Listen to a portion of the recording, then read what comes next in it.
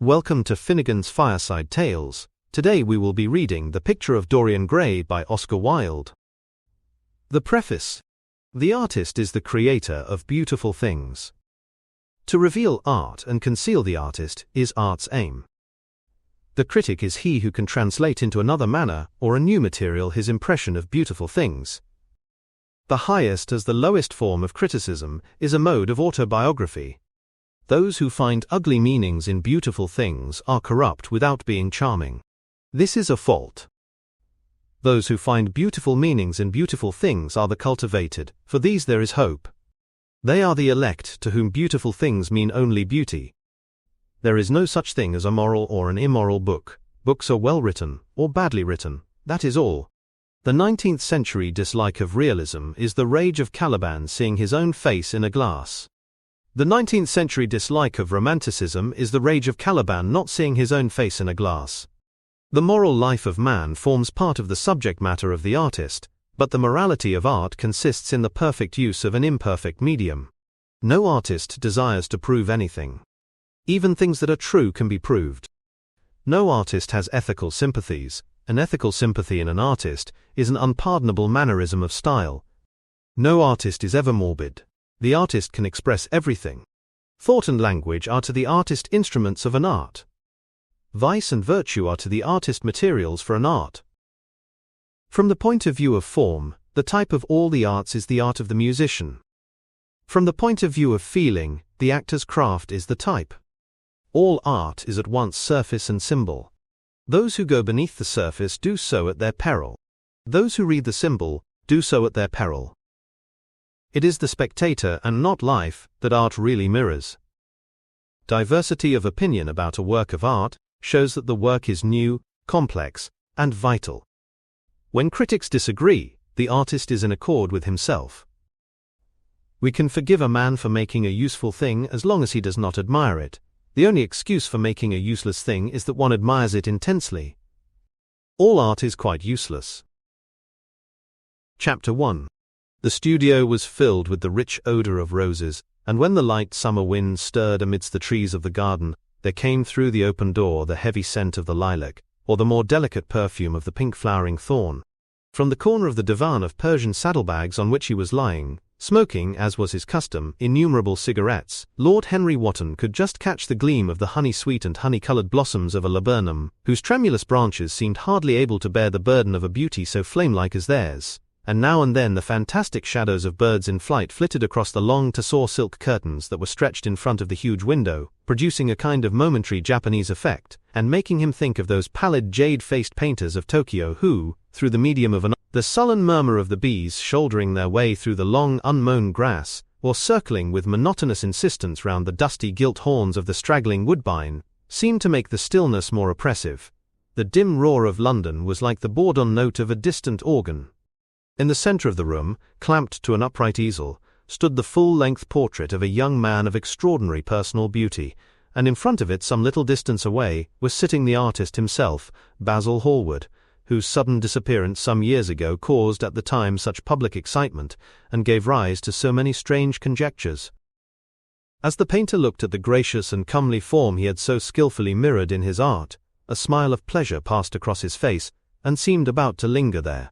But he suddenly started up, and closing his eyes, placed his fingers upon the lids, as though he sought to imprison within his brain some curious dream from which he feared he might awake. "It is your best work, Basil, the best thing you have ever done," said Lord Henry languidly. "You must certainly send it next year to the Grosvenor. The Academy is too large and too vulgar. Whenever I have gone there have been either so many people that I have not been able to see the pictures, which was dreadful, or so many pictures that I have not been able to see the people, which was worse. The Grosvenor is really the only place."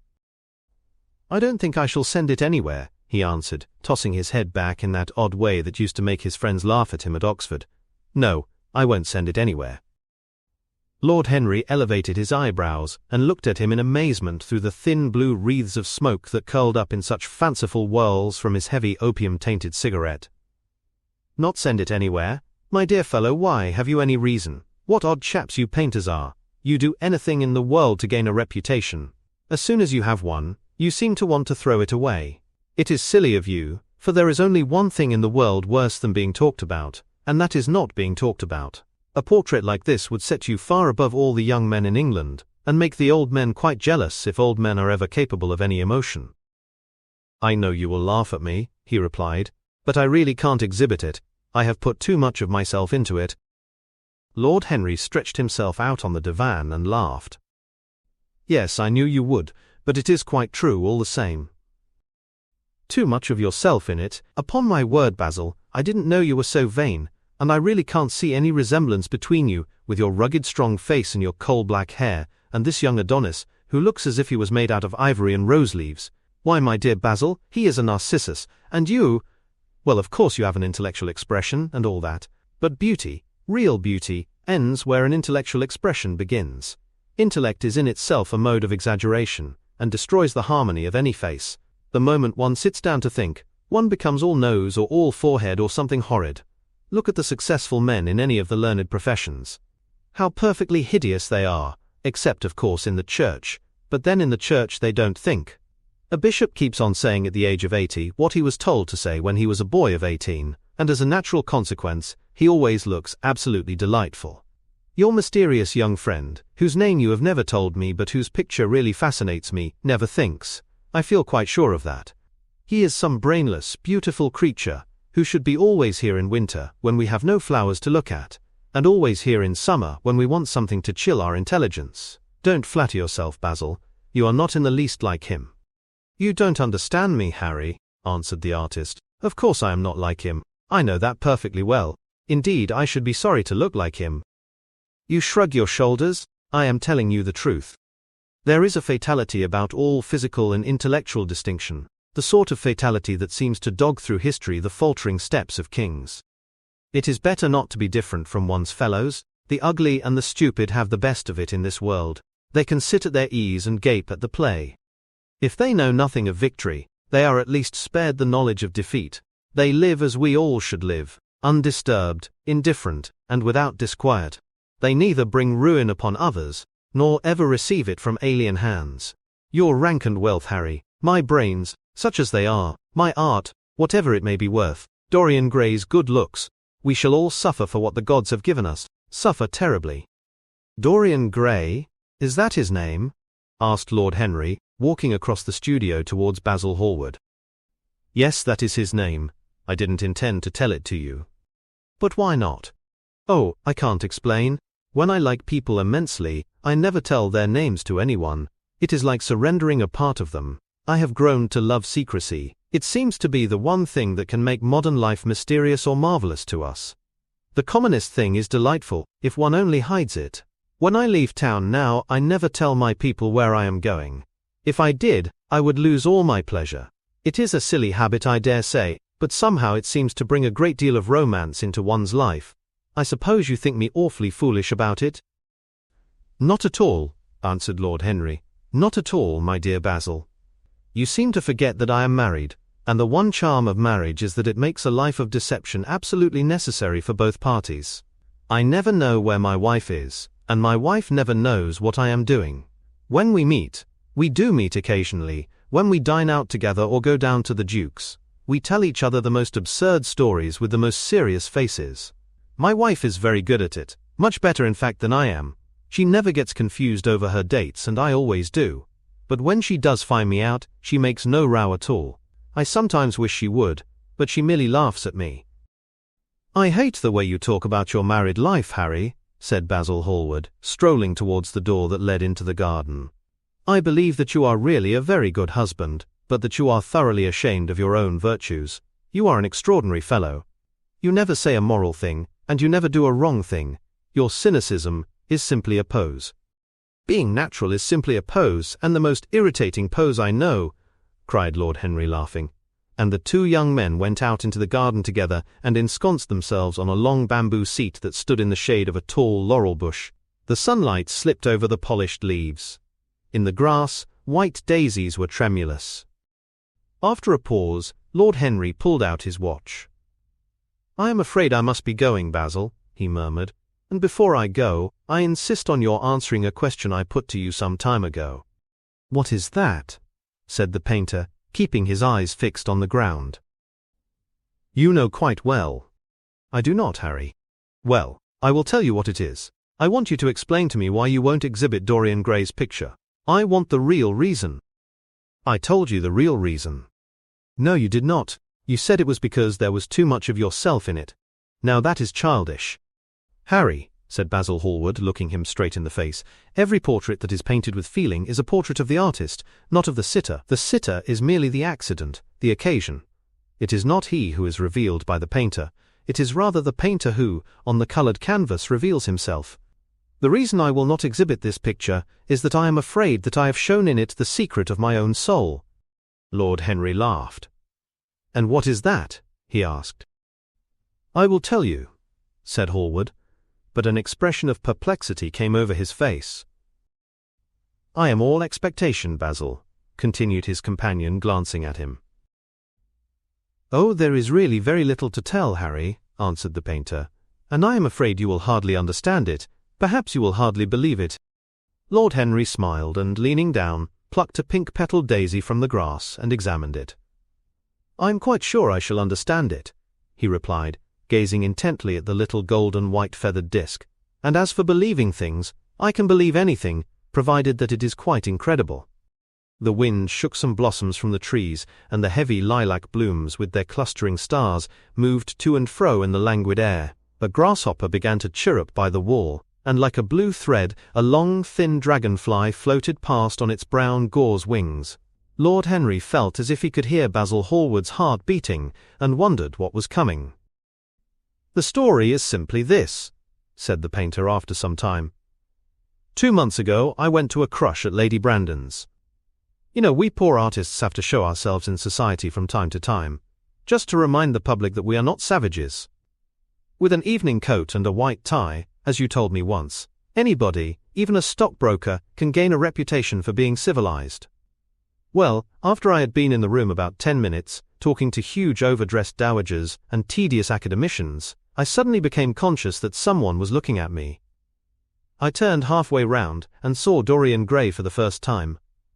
When our eyes met, I felt that I was growing pale.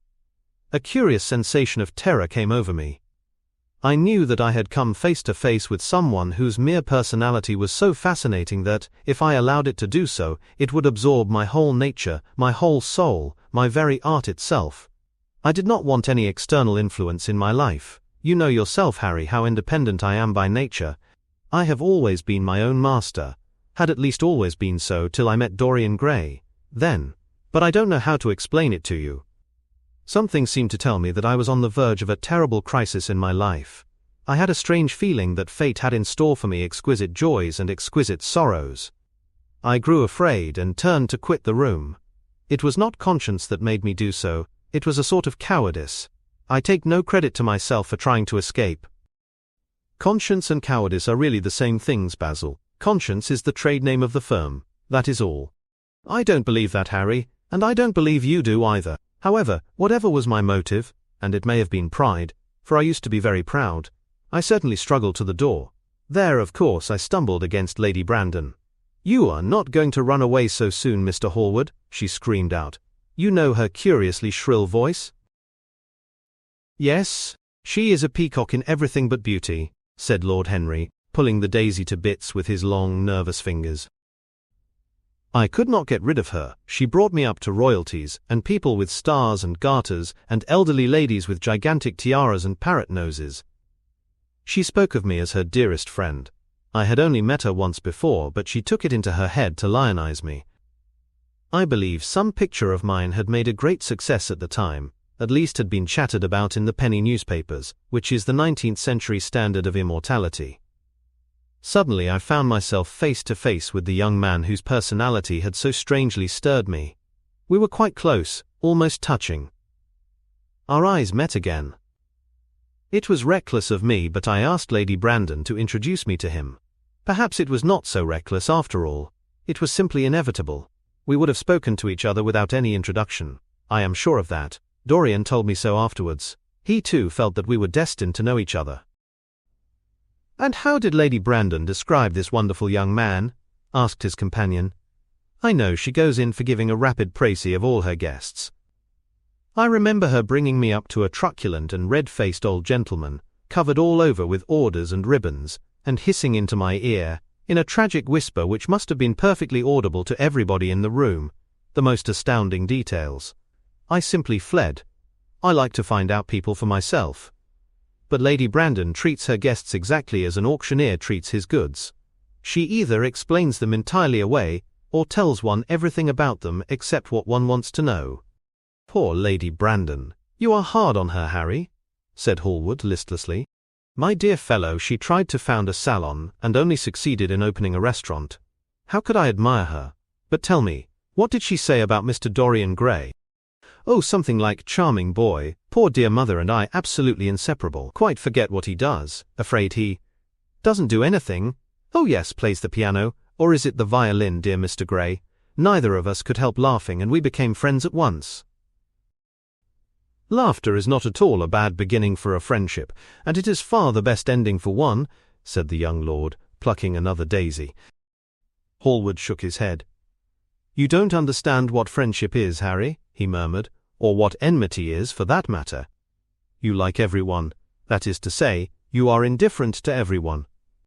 How horribly unjust of you, cried Lord Henry, tilting his hat back, and looking up at the little clouds that, like ravelled skeins of glossy white silk, were drifting across the hollowed turquoise of the summer sky. Yes, horribly unjust of you. I make a great difference between people. I choose my friends for their good looks, my acquaintances for their good characters, and my enemies for their good intellects. A man cannot be too careful in the choice of his enemies. I have not got one who is a fool. They are all men of some intellectual power, and consequently, they all appreciate me. Is that very vain of me? I think it is rather vain. I should think it was, Harry, but according to your category I must be merely an acquaintance. My dear old Basil, you are much more than an acquaintance. And much less than a friend. A sort of brother, I suppose. Oh, brothers. I don't care for brothers. My elder brother won't die, and my younger brothers seem never to do anything else. Harry, exclaimed Hallward, frowning. My dear fellow, I am not quite serious, but I can't help detesting my relations. I suppose it comes from the fact that none of us can stand other people having the same faults as ourselves. I quite sympathize with the rage of the English democracy against what they call the vices of the upper orders. The masses feel that drunkenness, stupidity and immorality should be their own special property, and that if any one of us makes an ass of himself, he is poaching on their preserves. When poor Southwark got into the divorce court, their indignation was quite magnificent. And yet I don't suppose that 10% of the proletariat live correctly. I don't agree with a single word that you have said, and what is more, Harry, I feel sure you don't either. Lord Henry stroked his pointed brown beard, and tapped the toe of his patent leather boot with a tasselled ebony cane. How English you are, Basil! That is the second time you have made that observation. If one puts forward an idea to a true Englishman, always a rash thing to do, he never dreams of considering whether the idea is right or wrong. The only thing he considers of any importance is whether one believes it oneself. Now, the value of an idea has nothing whatsoever to do with the sincerity of the man who expresses it. Indeed, the probabilities are that the more insincere the man is, the more purely intellectual will the idea be, as in that case it will not be colored by either his wants, his desires, or his prejudices. However, I don't propose to discuss politics, sociology or metaphysics with you. I like persons better than principles, and I like persons with no principles better than anything else in the world. Tell me more about Mr. Dorian Gray. How often do you see him? Every day. I couldn't be happy if I didn't see him every day. He is absolutely necessary to me. How extraordinary. I thought you would never care for anything but your art. He is all my art to me now, said the painter gravely.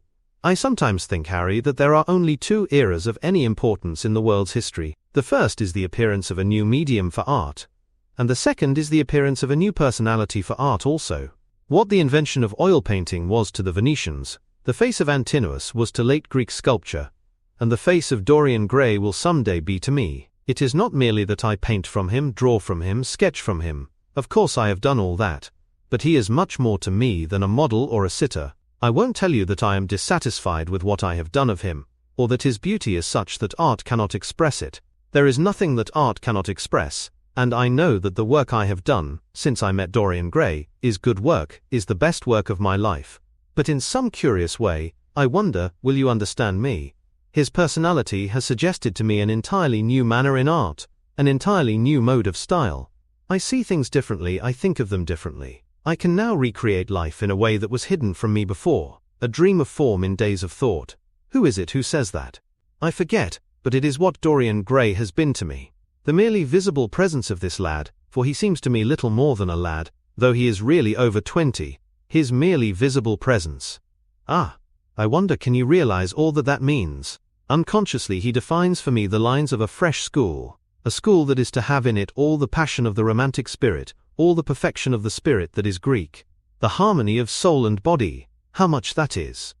We in our madness have separated the two, and have invented a realism that is vulgar, an ideality that is void. Harry, if you only knew what Dorian Gray is to me, you remember that landscape of mine, for which Agnew offered me such a huge price, but which I would not part with. It is one of the best things I have ever done. And why is it so? Because, while I was painting it, Dorian Gray sat beside me. Some subtle influence passed from him to me, and for the first time in my life I saw in the plain woodland the wonder I had always looked for, and always missed.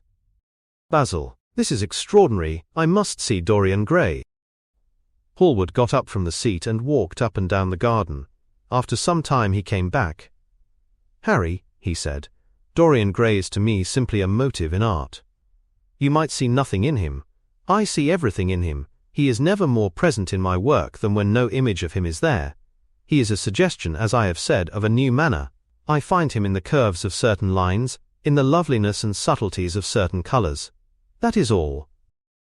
Then why won't you exhibit his portrait? Asked Lord Henry. Because, without intending it, I have put into it some expression of all this curious artistic idolatry, of which, of course, I have never cared to speak to him. He knows nothing about it, he shall never know anything about it, but the world might guess it, and I will not bare my soul to their shallow prying eyes. My heart shall never be put under their microscope. There is too much of myself in the thing, Harry, too much of myself. Poets are not so scrupulous as you are, they know how useful passion is for publication. Nowadays a broken heart will run to many editions. I hate them for it, cried Hallward. An artist should create beautiful things, but should put nothing of his own life into them. We live in an age when men treat art as if it were meant to be a form of autobiography. We have lost the abstract sense of beauty. Some day I will show the world what it is, and for that reason the world shall never see my portrait of Dorian Gray. I think you are wrong, Basil, but I won't argue with you. It is only the intellectually lost who ever argue. Tell me, is Dorian Gray very fond of you? The painter considered for a few moments. He likes me, he answered, after a pause. I know he likes me. Of course I flatter him dreadfully. I find a strange pleasure in saying things to him that I know I shall be sorry for having said. As a rule, he is charming to me, and we sit in the studio and talk of 1,000 things. Now and then, however, he is horribly thoughtless, and seems to take a real delight in giving me pain. Then I feel, Harry, that I have given away my whole soul to someone who treats it as if it were a flower to put in his coat, a bit of decoration to charm his vanity, an ornament for a summer's day. Days in summer, Basil, are apt to linger, murmured Lord Henry. Perhaps you will tire sooner than he will. It is a sad thing to think of, but there is no doubt that genius lasts longer than beauty. That accounts for the fact that we all take such pains to overeducate ourselves. In the wild struggle for existence, we want to have something that endures, and so we fill our minds with rubbish and facts, in the silly hope of keeping our place. The thoroughly well-informed man, that is the modern ideal, and the mind of the thoroughly well-informed man is a dreadful thing. It is like a bric-a-brac shop, all monsters and dust, with everything priced above its proper value. I think you will tire first, all the same. Some day you will look at your friend, and he will seem to you to be a little out of drawing, or you won't like his tone of color, or something. You will bitterly reproach him in your own heart, and seriously think that he has behaved very badly to you. The next time he calls, you will be perfectly cold and indifferent. It will be a great pity, for it will alter you. What you have told me is quite a romance of art one might call it, and the worst of having a romance of any kind is that it leaves one so unromantic. Harry, don't talk like that. As long as I live, the personality of Dorian Gray will dominate me. You can't feel what I feel, you change too often. Ah, my dear Basil, that is exactly why I can feel it. Those who are faithful know only the trivial side of love. It is the faithless who know love's tragedies. And Lord Henry struck a light on a dainty silver case, and began to smoke a cigarette with a self-conscious and satisfied air, as if he had summed up the world in a phrase. There was a rustle of chirruping sparrows in the green lacquer leaves of the ivy, and the blue cloud shadows chased themselves across the grass like swallows. How pleasant it was in the garden, and how delightful other people's emotions were, much more delightful than their ideas it seemed to him. One's own soul, and the passions of one's friends, those were the fascinating things in life. He pictured to himself with silent amusement the tedious luncheon that he had missed by staying so long with Basil Hallward. Had he gone to his aunt's, he would have been sure to have met Lord Goodbody there, and the whole conversation would have been about the feeding of the poor, and the necessity for model lodging-houses. Each class would have preached the importance of those virtues, for whose exercise there was no necessity in their own lives. The rich would have spoken on the value of thrift, and the idle grown eloquent over the dignity of labour. It was charming to have escaped all that. As he thought of his aunt, an idea seemed to strike him. He turned to Hallward and said, "My dear fellow, I have just remembered." "Remembered what, Harry?" "Where I heard the name of Dorian Gray." "Where was it?" asked Hallward with a slight frown. "Don't look so angry, Basil. It was at my aunt, Lady Agatha's. She told me she had discovered a wonderful young man who was going to help her in the East End, and that his name was Dorian Gray. I am bound to state that she never told me he was good-looking. Women have no appreciation of good looks, at least good women have not. She said that he was very earnest, and had a beautiful nature. I at once pictured to myself a creature with spectacles and lank hair, horribly freckled, and tramping about on huge feet. I wish I had known it was your friend." "I am very glad you didn't, Harry." "Why?" "I don't want you to meet him." "You don't want me to meet him?" "No."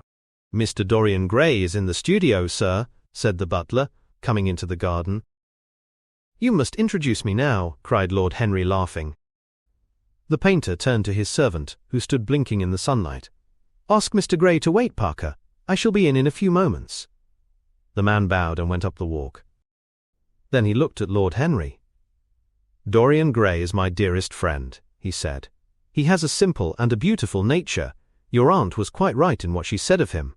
Don't spoil him, don't try to influence him, your influence would be bad. The world is wide, and has many marvelous people in it. Don't take away from me the one person who gives to my art whatever charm it possesses. My life as an artist depends on him. Mind, Harry, I trust you." He spoke very slowly, and the words seemed wrung out of him, almost against his will. "What nonsense you talk," said Lord Henry, smiling, and, taking Hallward by the arm, he almost led him into the house. Chapter 2. As they entered, they saw Dorian Gray. He was seated at the piano, with his back to them, turning over the pages of a volume of Schumann's Forest Scenes. "You must lend me these, Basil," he cried. "I want to learn them. They are perfectly charming."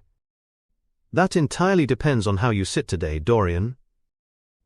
"Oh, I am tired of sitting, and I don't want a life-sized portrait of myself," answered the lad, swinging round on the music-stool in a wilful, petulant manner. When he caught sight of Lord Henry, a faint blush coloured his cheeks for a moment, and he started up. "I beg your pardon, Basil, but I didn't know you had anyone with you." "This is Lord Henry Wotton, Dorian, an old Oxford friend of mine. I have just been telling him what a capital sitter you were, and now you have spoiled everything." "You have not spoiled my pleasure in meeting you, Mr. Gray," said Lord Henry, stepping forward and extending his hand. "My aunt has often spoken to me about you. You are one of her favourites, and I am afraid one of her victims also."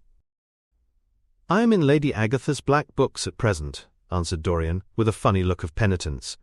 "I promised to go to a club in Whitechapel with her last Tuesday, and I really forgot all about it.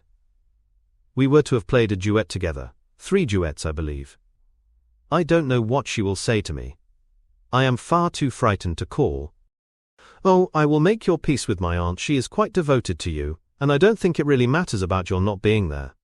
The audience probably thought it was a duet. When Aunt Agatha sits down to the piano, She makes quite enough noise for 2 people.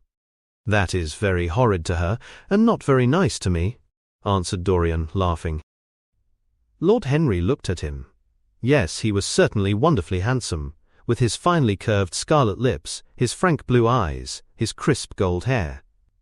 There was something in his face that made one trust him at once. All the candour of youth was there, as well as all youth's passionate purity. One felt that he had kept himself unspotted from the world. No wonder Basil Hallward worshipped him. "You are too charming to go in for philanthropy, Mr. Gray, far too charming." And Lord Henry flung himself down on the divan and opened his cigarette case. The painter had been busy mixing his colours and getting his brushes ready. He was looking worried, and when he heard Lord Henry's last remark, he glanced at him, hesitated for a moment, and then said, "Harry, I want to finish this picture today. Would you think it awfully rude of me if I asked you to go away?" Lord Henry smiled and looked at Dorian Gray. "Am I to go, Mr. Gray?" he asked. "Oh, please don't, Lord Henry. I see that Basil is in one of his sulky moods, and I can't bear him when he sulks. Besides, I want you to tell me why I should not go in for philanthropy." "I don't know that I shall tell you that, Mr. Gray. It is so tedious a subject that one would have to talk seriously about it, but certainly shall not run away, now that you have asked me to stop. You don't really mind Basil, do you? You have often told me that you liked your sitters to have someone to chat to." Hallward bit his lip. "If Dorian wishes it, of course you must stay. Dorian's whims are laws to everybody, except himself." Lord Henry took up his hat and gloves. "You are very pressing, Basil, but I am afraid I must go. I have promised to meet a man at the Orleans. Goodbye, Mr. Gray. Come and see me some afternoon in Curzon Street. I am nearly always at home at 5 o'clock. Write to me when you are coming. I should be sorry to miss you." "Basil," cried Dorian Gray, "if Lord Henry Wotton goes, I shall go too. You never open your lips while you're painting, and it is horribly dull standing on a platform and trying to look pleasant. Ask him to stay.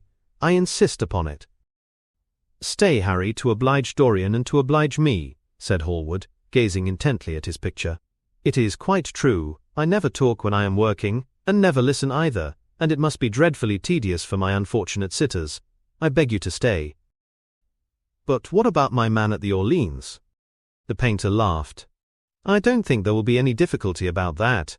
Sit down again, Harry. And now, Dorian, get up on the platform, and don't move about too much, or pay any attention to what Lord Henry says. He has a very bad influence over all his friends, with the single exception of myself." Dorian Gray stepped up on the dais, with the air of a young Greek martyr, and made a little moo of discontent to Lord Henry, to whom he had rather taken a fancy. He was so unlike Basil, they made a delightful contrast. And he had such a beautiful voice. After a few moments he said to him, "Have you really a very bad influence, Lord Henry? As bad as Basil says?" "There is no such thing as a good influence, Mr. Gray. All influence is immoral. Immoral from the scientific point of view." "Why?" "Because to influence a person is to give him one's own soul. He does not think his natural thoughts, or burn with his natural passions. His virtues are not real to him. His sins, if there are such things as sins, are borrowed. He becomes an echo of someone else's music, an actor of a part that has not been written for him. The aim of life is self-development. To realize one's nature perfectly, that is what each of us is here for. People are afraid of themselves nowadays. They have forgotten the highest of all duties, the duty that one owes to one's self. Of course they are charitable. They feed the hungry and clothe the beggar. But their own souls starve, and are naked. Courage has gone out of our race.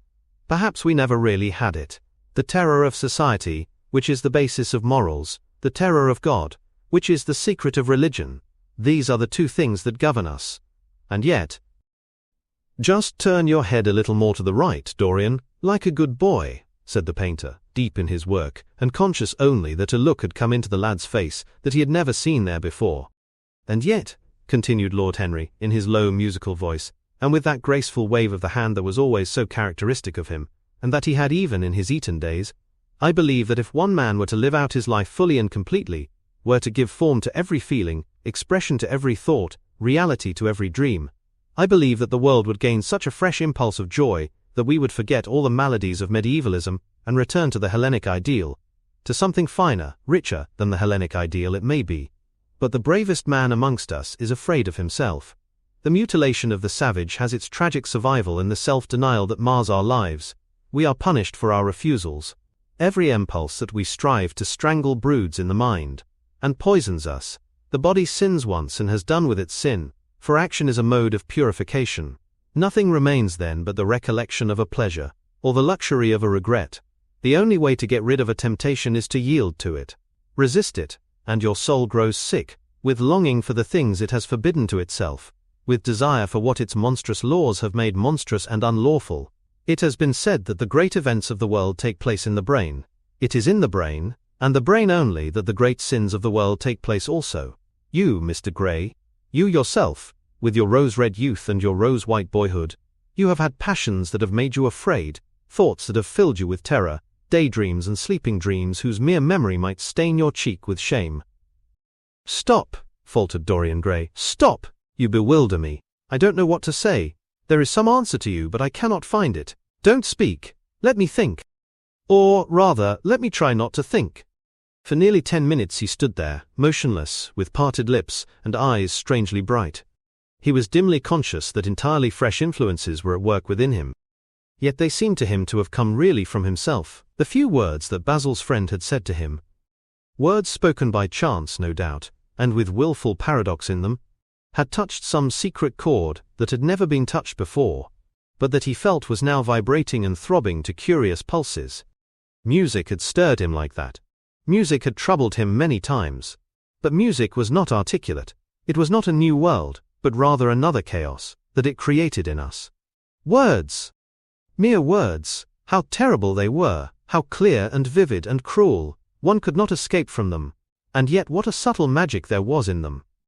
They seemed to be able to give a plastic form to formless things, and to have a music of their own as sweet as that of viol, or of lute. Mere words! Was there anything so real as words? Yes, there had been things in his boyhood that he had not understood. He understood them now. Life suddenly became fiery-colored to him. It seemed to him that he had been walking in fire. Why had he not known it? With his subtle smile, Lord Henry watched him. He knew the precise psychological moment when to say nothing. He felt intensely interested. He was amazed at the sudden impression that his words had produced, and, remembering a book that he had read when he was 16, a book which had revealed to him much that B had not known before, he wondered whether Dorian Gray was passing through a similar experience. He had merely shot an arrow into the air. Had it hit the mark? How fascinating the lad was!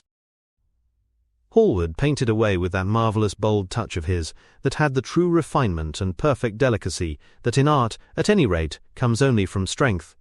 He was unconscious of the silence. "Basil, I am tired of standing," cried Dorian Gray suddenly. "I must go out and sit in the garden. The air is stifling here." "My dear fellow, I am so sorry. When I am painting, I can't think of anything else. But you never sat better. You were perfectly still, and I have caught the effect I wanted, the half-parted lips, and the bright look in the eyes. I don't know what Harry has been saying to you, but he has certainly made you have the most wonderful expression. I suppose he has been paying you compliments. You mustn't believe a word that he says." "He has certainly not been paying me compliments. Perhaps that is the reason that I don't believe anything he has told me." "You know you believe it all," said Lord Henry, looking at him with his dreamy, languorous eyes. "I will go out to the garden with you. It is horribly hot in the studio. Basil, let us have something iced to drink, something with strawberries in it." "Certainly, Harry. Just touch the bell, and when Parker comes I will tell him what you want. I have got to work up this background, so I will join you later on. Don't keep Dorian too long. I have never been in better form for painting than I am today. This is going to be my masterpiece. It is my masterpiece as it stands." Lord Henry went out to the garden and found Dorian Gray burying his face in the great cool lilac blossoms, feverishly drinking in their perfume as if it had been wine.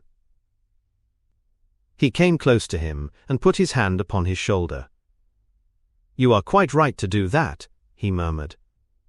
"Nothing can cure the soul but the senses, just as nothing can cure the senses but the soul." The lad started and drew back. He was bareheaded, and the leaves had tossed his rebellious curls and tangled all their gilded threads. There was a look of fear in his eyes, such as people have when they are suddenly awakened. His finely chiseled nostrils quivered. and some hidden nerve shook the scarlet of his lips, and left them trembling. "Yes," continued Lord Henry, "that is one of the great secrets of life, to cure the soul by means of the senses, and the senses by means of the soul. You are a wonderful creation. You know more than you think you know, just as you know less than you want to know."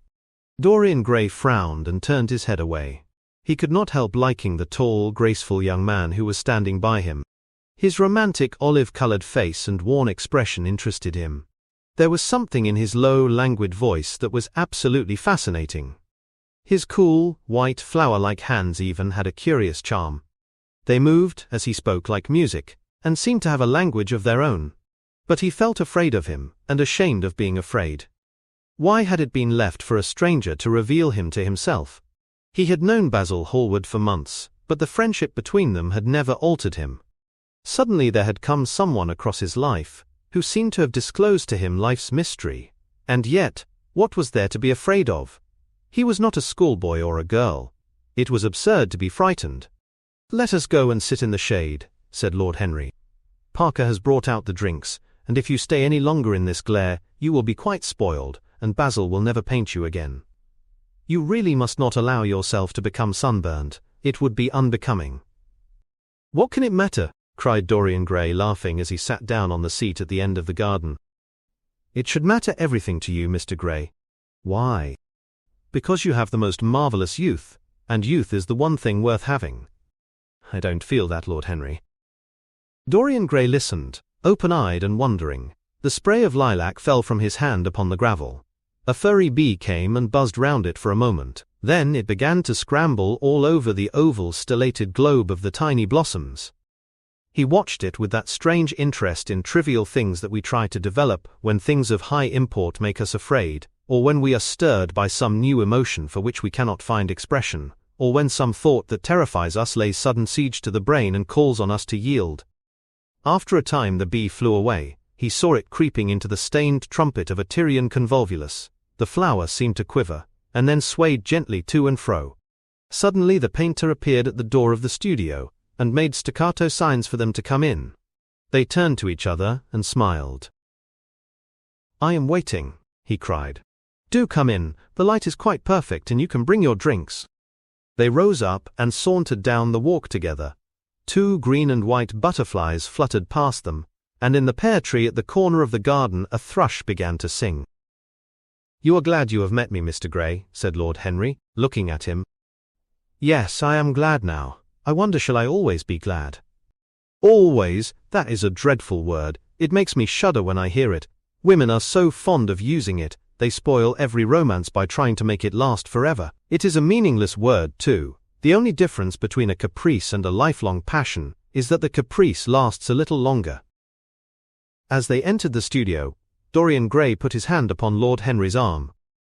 "In that case, let our friendship be a caprice," he murmured, flushing at his own boldness, then stepped up on the platform and resumed his pose. Lord Henry flung himself into a large wicker armchair and watched him. The sweep and dash of the brush on the canvas made the only sound that broke the stillness, except when, now and then, Hallward stepped back to look at his work from a distance. In the slanting beams that streamed through the open doorway the dust danced and was golden. The heavy scent of the roses seemed to brood over everything. After about a quarter of an hour Hallward stopped painting, looked for a long time at Dorian Gray, and then for a long time at the picture, biting the end of one of his huge brushes, and frowning. "It is quite finished," he cried at last, and stooping down he wrote his name in long vermilion letters on the left-hand corner of the canvas. Lord Henry came over and examined the picture. It was certainly a wonderful work of art, and a wonderful likeness as well. "My dear fellow, I congratulate you most warmly," he said. "It is the finest portrait of modern times. Mr. Gray, come over and look at yourself." The lad started, as if awakened from some dream. "Is it really finished?" he murmured, stepping down from the platform. "Quite finished," said the painter, "and you have sat splendidly today. I am awfully obliged to you." "That is entirely due to me," broke in Lord Henry. "Isn't it, Mr. Gray?" Dorian made no answer, but passed listlessly in front of his picture, and turned towards it. When he saw it he drew back, and his cheeks flushed for a moment with pleasure. A look of joy came into his eyes, as if he had recognized himself for the first time. He stood there motionless and in wonder, dimly conscious that Hallward was speaking to him, but not catching the meaning of his words. The sense of his own beauty came on him like a revelation. He had never felt it before. Basil Hallward's compliments had seemed to him to be merely the charming exaggerations of friendship. He had listened to them, laughed at them, forgotten them. They had not influenced his nature. Then had come Lord Henry Wotton with his strange panegyric on youth, his terrible warning of its brevity. That had stirred him at the time, and now, as he stood gazing at the shadow of his own loveliness, the full reality of the description flashed across him. Yes, there would be a day when his face would be wrinkled and wizen, his eyes dim and colourless, the grace of his figure broken and deformed. The scarlet would pass away from his lips, and the gold steal from his hair. The life that was to make his soul would mar his body. He would become dreadful, hideous, and uncouth. As he thought of it, a sharp pang of pain struck through him like a knife, and made each delicate fibre of his nature quiver. His eyes deepened into amethyst, and across them came a mist of tears. He felt as if a hand of ice had been laid upon his heart. "Don't you like it?" cried Hallward at last, stung a little by the lad's silence, not understanding what it meant. "Of course he likes it," said Lord Henry. "Who wouldn't like it? It is one of the greatest things in modern art. I will give you anything you like to ask for it. I must have it." "It is not my property, Harry." "Whose property is it?" "Dorian's, of course," answered the painter. "He is a very lucky fellow." "How sad it is," murmured Dorian Gray, with his eyes still fixed upon his own portrait. "How sad it is. I shall grow old and horrible and dreadful. But this picture will remain always young. It will never be older than this particular day of June. If it were only the other way.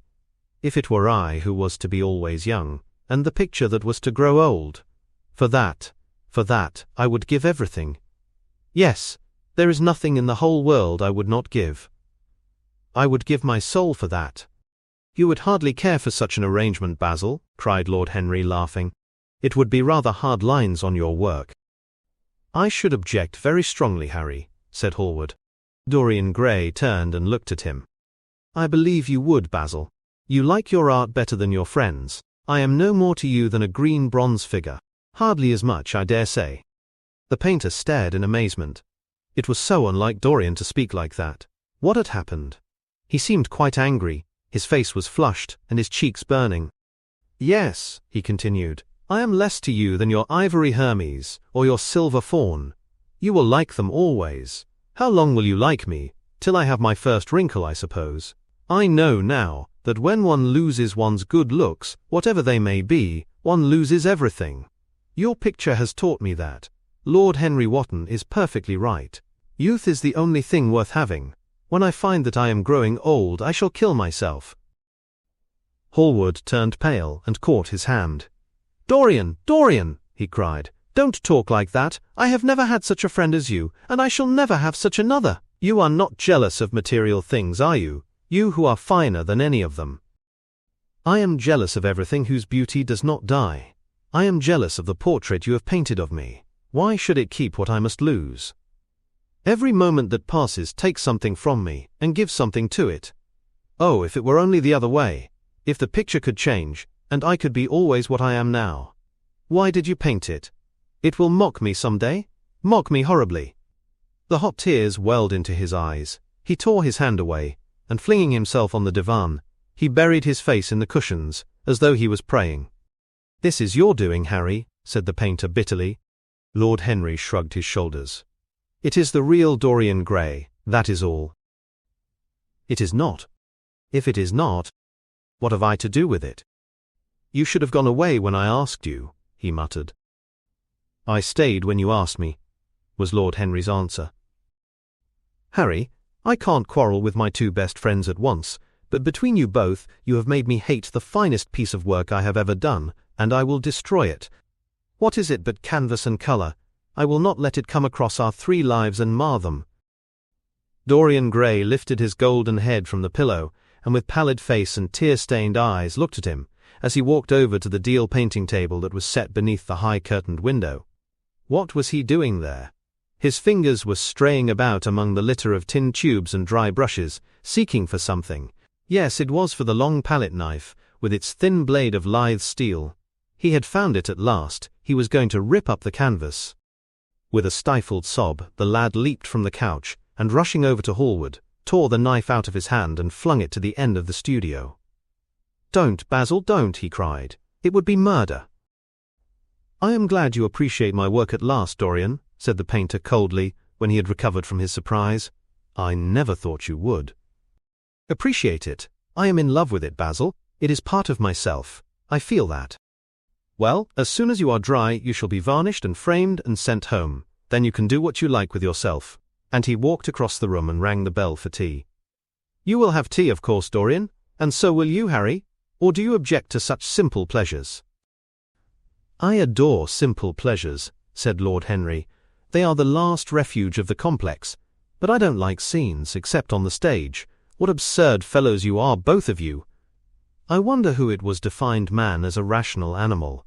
It was the most premature definition ever given. Man is many things, but he is not rational. I am glad he is not, after all. Though I wish you chaps would not squabble over the picture. You had much better let me have it, Basil. This silly boy doesn't really want it, and I really do." "If you let anyone have it but me, Basil, I shall never forgive you," cried Dorian Gray. "And I don't allow people to call me a silly boy. You know the picture is yours, Dorian. I gave it to you before it existed. And you know you have been a little silly, Mr. Gray, and that you don't really object to being reminded that you are extremely young." "I should have objected very strongly this morning, Lord Henry." "Ah, this morning. You have lived since then."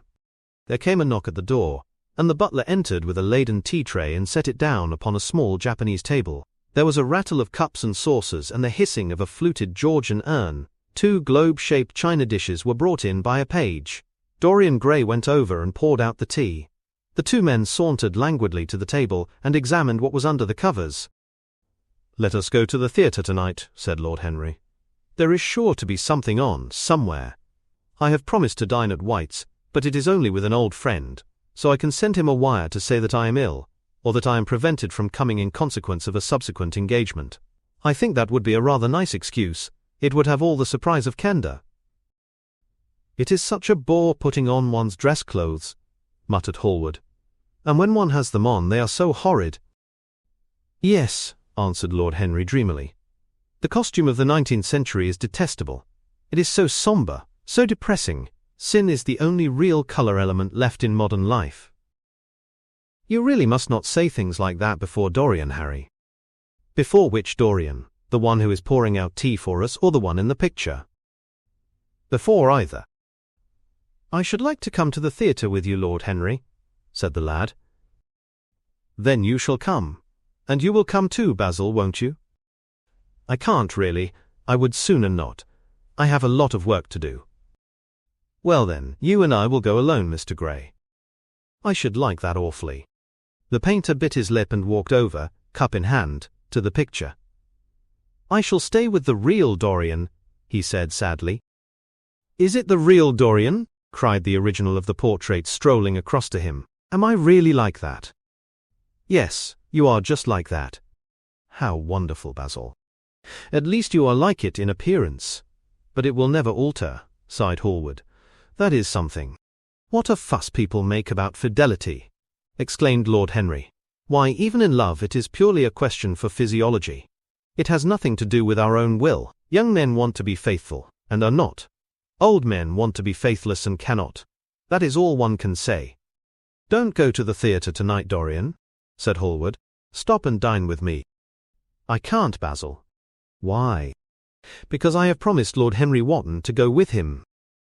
"He won't like you the better for keeping your promises. He always breaks his own. I beg you not to go." Dorian Gray laughed and shook his head. "I entreat you." The lad hesitated and looked over at Lord Henry, who was watching them from the tea table with an amused smile. "I must go, Basil," he answered. "Very well," said Hallward, and he went over and laid down his cup on the tray. "It is rather late, and, as you have to dress, you had better lose no time. Goodbye, Harry. Goodbye, Dorian. Come and see me soon. Come tomorrow." "Certainly. You won't forget?" "No, of course not," cried Dorian. And, Harry. Yes, Basil? Remember what I asked you when we were in the garden this morning? I have forgotten it. I trust you. I wish I could trust myself, said Lord Henry, laughing. Come, Mr. Gray, my hansom is outside, and I can drop you at your own place. Goodbye, Basil. It has been a most interesting afternoon. As the door closed behind them, the painter flung himself down on a sofa, and a look of pain came into his face. Chapter 3. At 12:30 next day, Lord Henry Wotton strolled from Curzon Street over to the Albany to call on his uncle, Lord Fermor, a genial if somewhat rough-mannered old bachelor, whom the outside world called selfish because it derived no particular benefit from him, but who was considered generous by society as he fed the people who amused him. His father had been our ambassador at Madrid when Isabella was young, and prim unthought of, but had retired from the diplomatic service in a capricious moment of annoyance on not being offered the embassy at Paris, a post to which he considered that he was fully entitled by reason of his birth, his indolence, the good English of his dispatches, and his inordinate passion for pleasure. The son, who had been his father's secretary, had resigned along with his chief, somewhat foolishly as was thought at the time, and on succeeding some months later to the title, had set himself to the serious study of the great aristocratic art of doing absolutely nothing. He had 2 large townhouses but preferred to live in chambers as it was less trouble, and took most of his meals at his club. He paid some attention to the management of his collieries in the Midland counties, excusing himself for this taint of industry, on the ground that the one advantage of having coal was that it enabled a gentleman to afford the decency of burning wood on his own hearth. In politics he was a Tory, except when the Tories were in office, during which period he roundly abused them for being a pack of radicals. He was a hero to his valet, who bullied him, and a terror of his relations, whom he bullied in turn. Only England could have produced him, and he always said that the country was going to the dogs. His principles were out of date, but there was a good deal to be said for his prejudices. When Lord Henry entered the room, he found his uncle sitting in a rough shooting coat, smoking a cheroot, and grumbling over the Times. "Well, Harry," said the old gentleman, "what brings you out so early? I thought you dandies never got up till 2, and were not visible till 5. Pure family affection, I assure you, Uncle George. I want to get something out of you." "Money, I suppose," said Lord Fermor, making a wry face. "Well, sit down and tell me all about it. Young people nowadays imagine that money is everything." "Yes," murmured Lord Henry, settling his buttonhole in his coat, "and when they grow older they know it. But I don't want money. It is only people who pay their bills who want that, Uncle George, and I never pay mine. Credit is the capital of a younger son, and one lives charmingly upon it. Besides, I always deal with Dartmoor's tradesmen, and consequently they never bother me. What I want is information. Not useful information, of course, useless information." "Well, I can tell you anything that is in an English Blue Book, Harry, although those fellows nowadays write a lot of nonsense. When I was in the diplomatic things were much better. But I hear they let them in now by examination. What can you expect?" "Examinations, sir, are pure humbug from beginning to end. If a man is a gentleman, he knows quite enough. And if he is not a gentleman, whatever he knows is bad for him." "Mr. Dorian Gray does not belong to Blue Books, Uncle George," said Lord Henry languidly. "Mr. Dorian Gray? Who is he?" asked Lord Fermor, knitting his bushy white eyebrows. "That is what I have come to learn, Uncle George, or rather I know who he is. He is the last Lord Kelso's grandson. His mother was a Devereux, Lady Margaret Devereux. I want you to tell me about his mother. What was she like? Whom did she marry? You have known nearly everybody in your time, so you might have known her. I am very much interested in Mr. Gray at present. I have only just met him." "Kelso's grandson," echoed the old gentleman. "Kelso's grandson, of course. I knew his mother intimately. I believe I was at her christening. She was an extraordinarily beautiful girl, Margaret Devereux, and made all the men frantic by running away with a penniless young fellow, a mere nobody, sir, a subaltern in a foot regiment, or something of that kind." "Certainly. I remember the whole thing as if it happened yesterday. The poor chap was killed in a duel at Spa a few months after the marriage. There was an ugly story about it. They said Kelso got some rascally adventurer, some Belgian brute, to insult his son-in-law in public. Paid him, sir, to do it. Paid him. And that the fellow spitted his man as if he had been a pigeon. The thing was hushed up, but, egad, Kelso ate his chop alone at the club for some time afterwards. He brought his daughter back with him, I was told, and she never spoke to him again. Oh yes, it was a bad business. The girl died too. died within a year. So she left a son, did she? I had forgotten that. What sort of boy is he?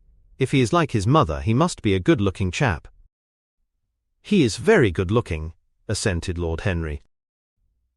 "I hope he will fall into proper hands," continued the old man. "He should have a pot of money waiting for him if Kelso did the right thing by him. His mother had money too. All the Selby property came to her, through her grandfather. Her grandfather hated Kelso, thought him a mean dog. He was too. Came to Madrid once when I was there. Egad, I was ashamed of him. The Queen used to ask me about the English noble, who was always quarrelling with the cabmen about their fares. They made quite a story of it. I didn't dare show my face at court for a month. I hope he treated his grandson better than he did the Jarvies." "I don't know," answered Lord Henry. "I fancy that the boy will be well off. He is not of age yet. He has Selby, I know, he told me so. And his mother was very beautiful." "Margaret Devereux was one of the loveliest creatures I ever saw, Harry. What on earth induced her to behave as she did, I never could understand. She could have married anybody she chose. Carlington was mad after her. She was romantic, though. All the women of that family were. The men were a poor lot, but, egad, the women were wonderful. Carlington went on his knees to her, told me so himself. She laughed at him, and there wasn't a girl in London at the time who wasn't after him. And by the way, Harry, talking about silly marriages, what is this humbug your father tells me about Dartmoor wanting to marry an American? Ain't English girls good enough for him?" "It is rather fashionable to marry Americans just now, Uncle George." "I'll back English women against the world, Harry," said Lord Fermor, striking the table with his fist. "The betting is on the Americans." "They don't last, I am told," muttered his uncle. "A long engagement exhausts them, but they are capital at a steeplechase. They take things flying. I don't think Dartmoor has a chance." "Who are her people?" grumbled the old gentleman. "Has she got any?" Lord Henry shook his head. "American girls are as clever at concealing their parents as English women are at concealing their past," he said, rising to go. "They are pork packers, I suppose." "I hope so, Uncle George, for Dartmoor's sake. I am told that pork packing is the most lucrative profession in America, after politics." "Is she pretty?" "She behaves as if she was beautiful. Most American women do. It is the secret of their charm. Why can't these American women stay in their own country? They are always telling us that it is the paradise for women." "It is. That is the reason why, like Eve, they are so excessively anxious to get out of it," said Lord Henry. "Goodbye, Uncle George. I shall be late for lunch if I stop any longer. Thanks for giving me the information I wanted. I always like to know everything about my new friends, and nothing about my old ones." "Where are you lunching, Harry?" "At Aunt Agatha's. I have asked myself and Mr. Gray. He is her latest protégé." "Humph. Tell your Aunt Agatha, Harry, not to bother me any more with her charity appeals. I am sick of them." "Why, the good woman thinks that I have nothing to do but to write checks for her silly fads." "All right, Uncle George. I'll tell her, but it won't have any effect. Philanthropic people lose all sense of humanity. It is their distinguishing characteristic." The old gentleman growled approvingly, and rang the bell for his servant. Lord Henry passed up the low arcade into Burlington Street, and turned his steps in the direction of Berkeley Square. Suddenly he stopped, and glanced up at the houses. He found that he had passed his aunt some distance, and, smiling to himself, turned back. When he entered the somewhat sombre hall, the butler told him that they had gone in to lunch. He gave one of the footmen his hat and stick, and passed into the dining room.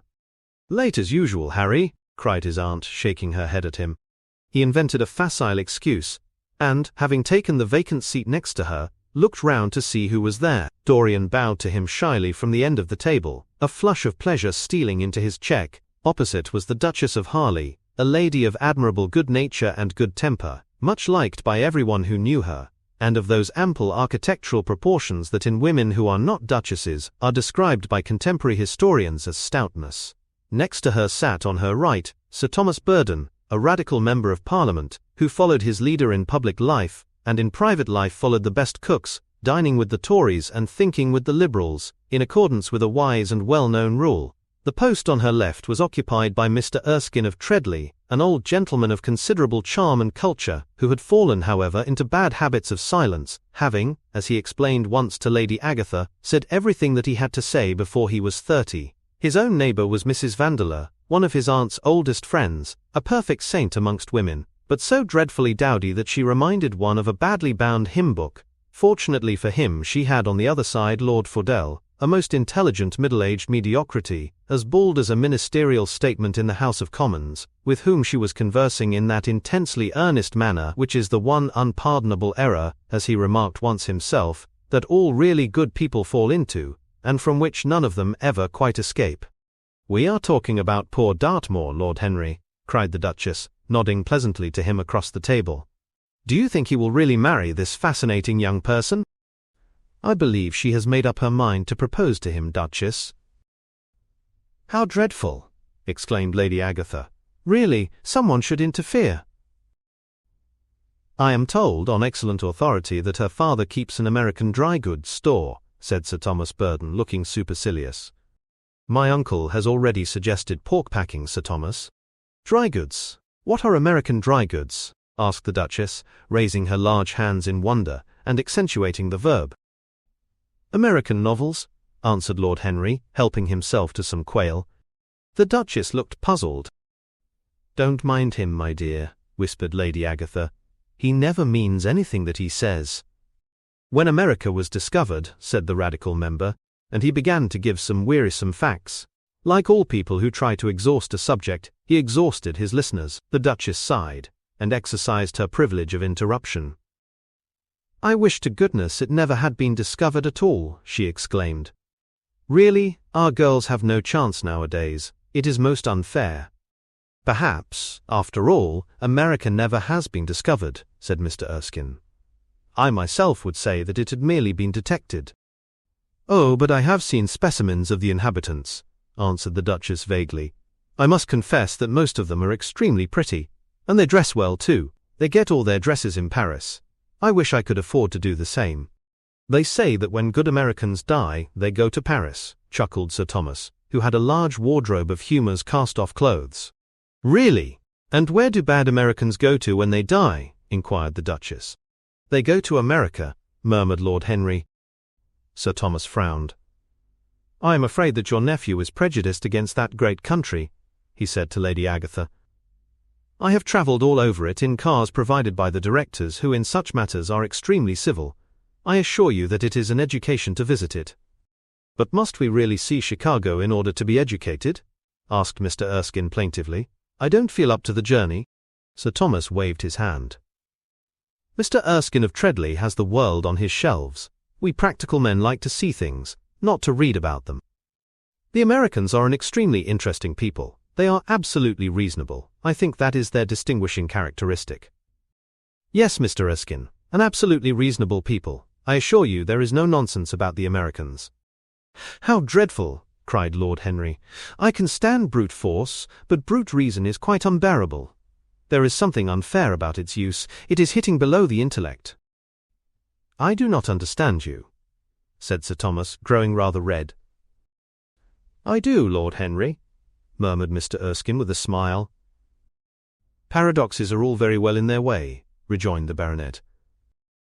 "Was that a paradox?" asked Mr. Erskine. "I did not think so. Perhaps it was. Well, the way of paradoxes is the way of truth. To test reality we must see it on the tightrope. When the verities become acrobats, we can judge them." "Dear me," said Lady Agatha, "how you men argue. I am sure I never can make out what you are talking about. Oh, Harry, I am quite vexed with you. Why do you try to persuade our nice Mr. Dorian Gray to give up the East End? I assure you he would be quite invaluable. They would love his playing." "I want him to play to me," cried Lord Henry, smiling, and he looked down the table and caught a bright answering glance. "But they are so unhappy in Whitechapel," continued Lady Agatha. "I can sympathize with everything, except suffering," said Lord Henry, shrugging his shoulders. "I cannot sympathize with that. It is too ugly, too horrible, too distressing. There is something terribly morbid in the modern sympathy with pain. One should sympathize with the color, the beauty, the joy of life." The less said about life's sores the better. Still, the East End is a very important problem, remarked Sir Thomas with a grave shake of the head. Quite so, answered the young lord. It is the problem of slavery, and we try to solve it by amusing the slaves. The politician looked at him keenly. What change do you propose then? He asked. Lord Henry laughed. I don't desire to change anything in England except the weather, he answered. I am quite content with philosophic contemplation, but, as the 19th century has gone bankrupt through an over-expenditure of sympathy, I would suggest that we should appeal to science to put us straight. The advantage of the emotions is that they lead us astray, and the advantage of science is that it is not emotional. But we have such grave responsibilities, ventured Mrs. Vandeleur timidly. Terribly grave, echoed Lady Agatha. Lord Henry looked over at Mr. Erskine.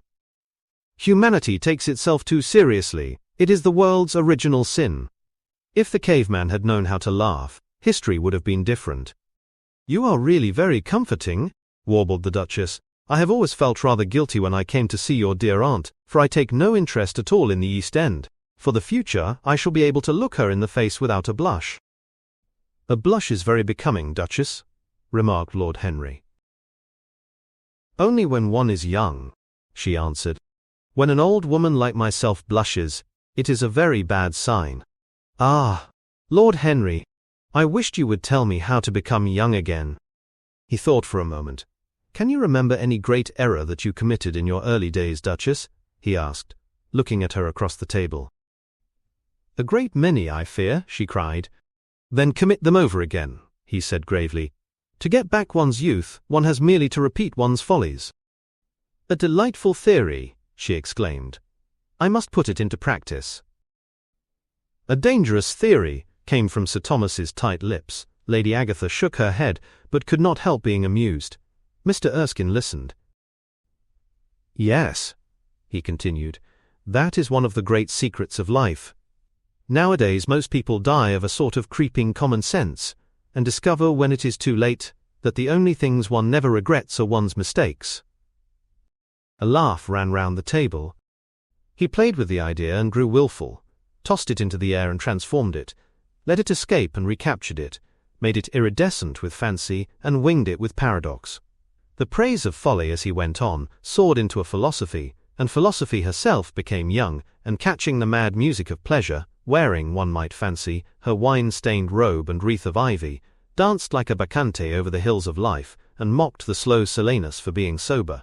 Facts fled before her, like frightened forest things. Her white feet trod the huge press at which wise Omar sits, till the seething grape juice rose round her bare limbs in waves of purple bubbles, or crawled in red foam over the vat's black, dripping, sloping sides. It was an extraordinary improvisation. He felt that the eyes of Dorian Gray were fixed on him, and the consciousness that amongst his audience there was one whose temperament he wished to fascinate, seemed to give his wit keenness, and to lend colour to his imagination. He was brilliant, fantastic, irresponsible. He charmed his listeners out of themselves, and they followed his pipe laughing. Dorian Gray never took his gaze off him, but sat like one under a spell, smiles chasing cash other over his lips, and wonder growing grave in his darkening eyes. At last, liveried in the costume of the age, reality entered the room in the shape of a servant, to tell the Duchess that her carriage was waiting. She wrung her hands in mock despair. How annoying, she cried. I must go. I have to call for my husband at the club, to take him to some absurd meeting at Willis's rooms, where he is going to be in the chair. If I am late he is sure to be furious, and I couldn't have a scene in this bonnet, it is far too fragile, a harsh word would ruin it.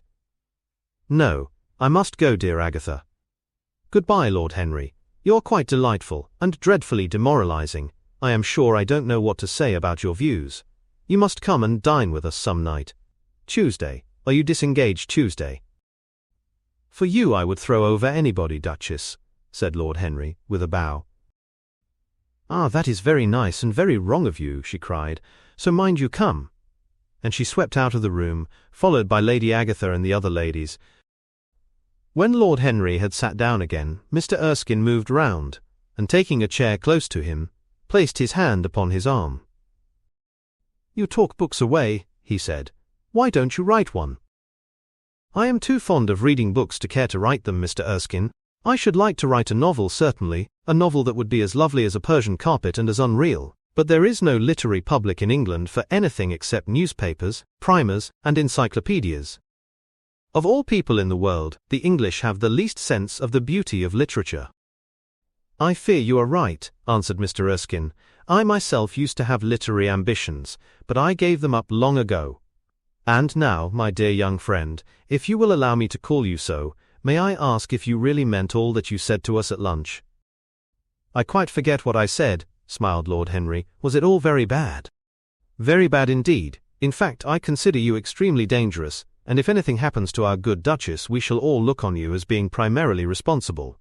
But I should like to talk to you about life. The generation into which I was born was tedious.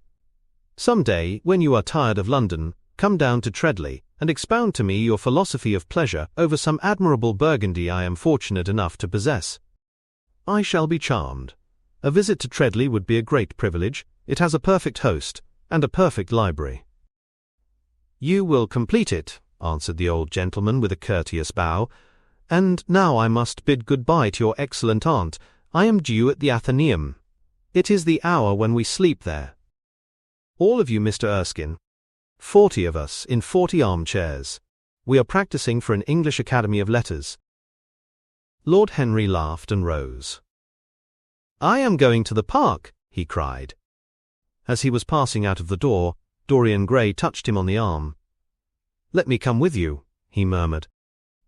But I thought you had promised Basil Hallward to go and see him, answered Lord Henry. I would sooner come with you. Yes, I feel I must come with you. Do let me. And you will promise to talk to me all the time? No one talks so wonderfully as you do. I have talked quite enough for today, said Lord Henry, smiling. All I want now is to look at life. You may come and look at it with me if you care to. Chapter 4. One afternoon, a month later, Dorian Gray was reclining in a luxurious armchair in the little library of Lord Henry's house in Mayfair. It was in its way a very charming room, with its high-panelled wainscoting of olive-stained oak, its cream-coloured frieze and ceiling of raised plasterwork, and its brick-dust felt carpet strewn with silk, long-fringed Persian rugs. On a tiny satin wood table stood a statuette by Claudian, and beside it lay a copy of Les Cent Nouvelles, bound for Margaret of Valois by Clovis Eve, and powdered with the gilt daisies that Queen had selected for her device.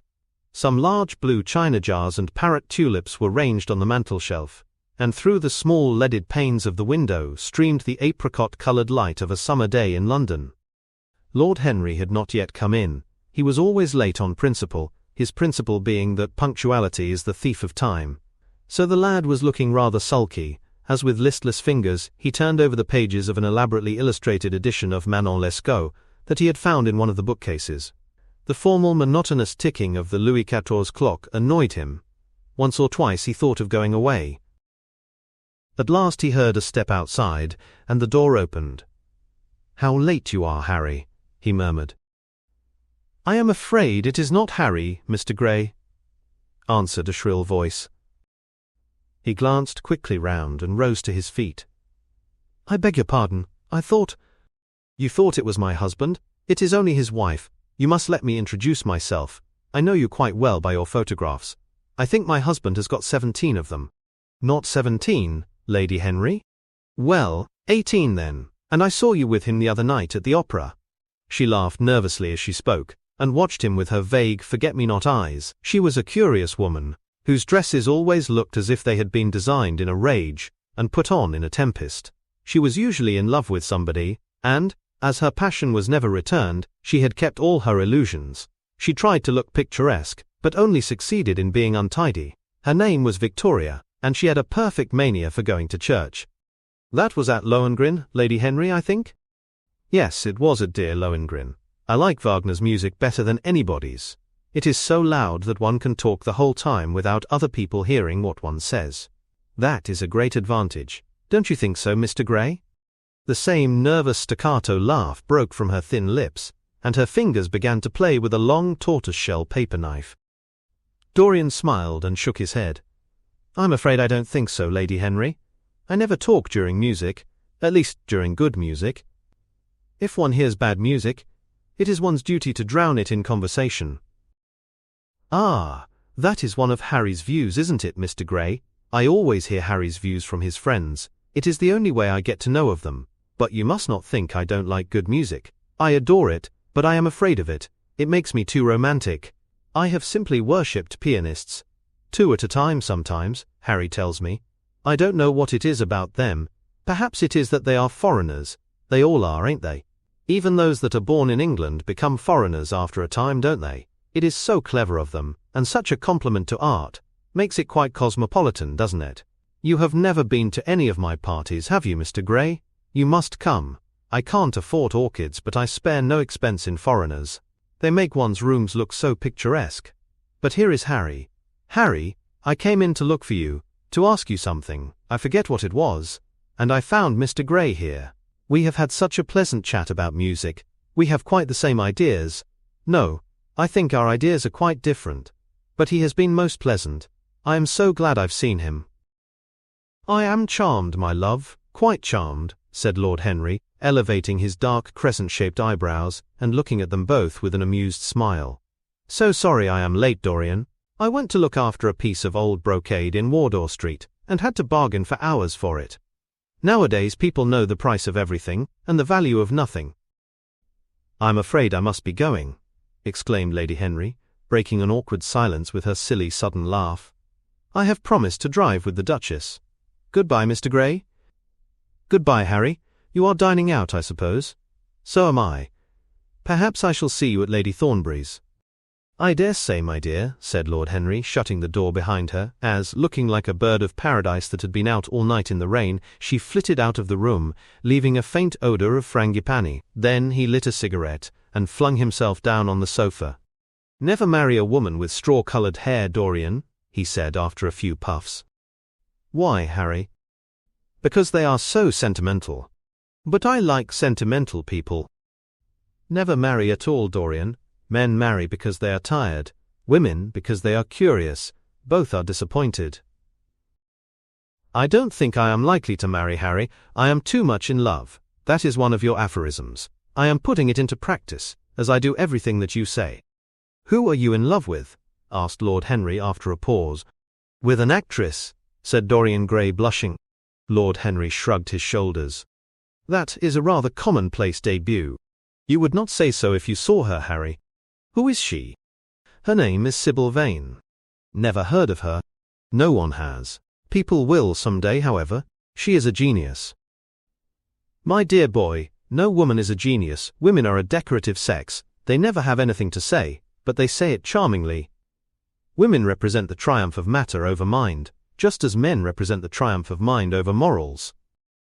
Harry, how can you? My dear Dorian, it is quite true. I am analysing women at present, so I ought to know. The subject is not so abstruse as I thought it was. I find that ultimately there are only 2 kinds of women, the plain and the coloured. The plain women are very useful. If you want to gain a reputation for respectability, you have merely to take them down to supper. The other women are very charming. They commit one mistake, however. They paint in order to try and look young. Our grandmothers painted in order to try and talk brilliantly. Rouge and esprit used to go together. That is all over now.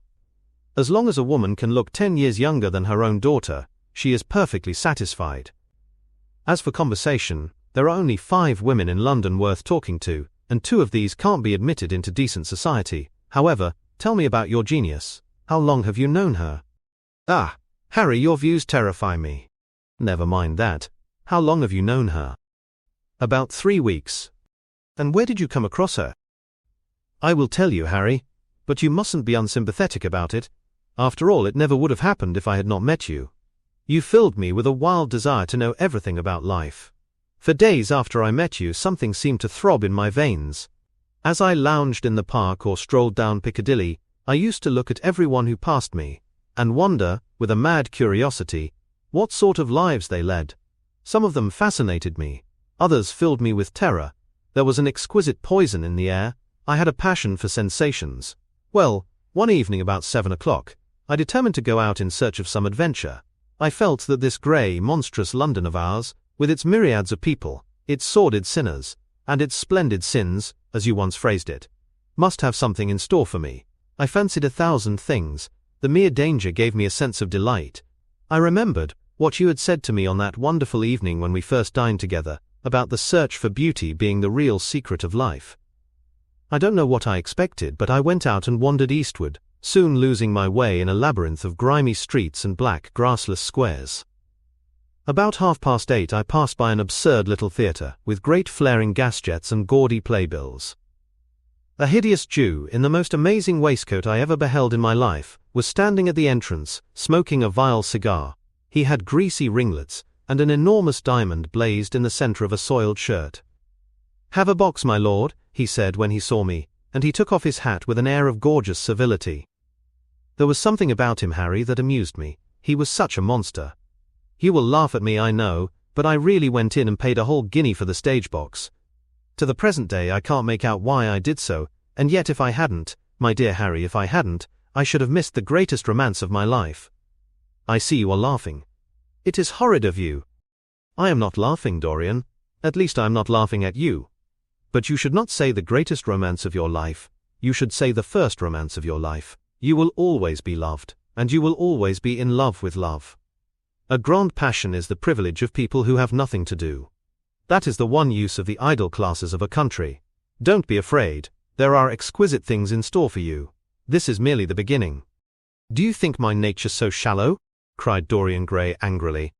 No, I think your nature so deep. How do you mean? My dear boy, the people who love only once in their lives are really the shallow people.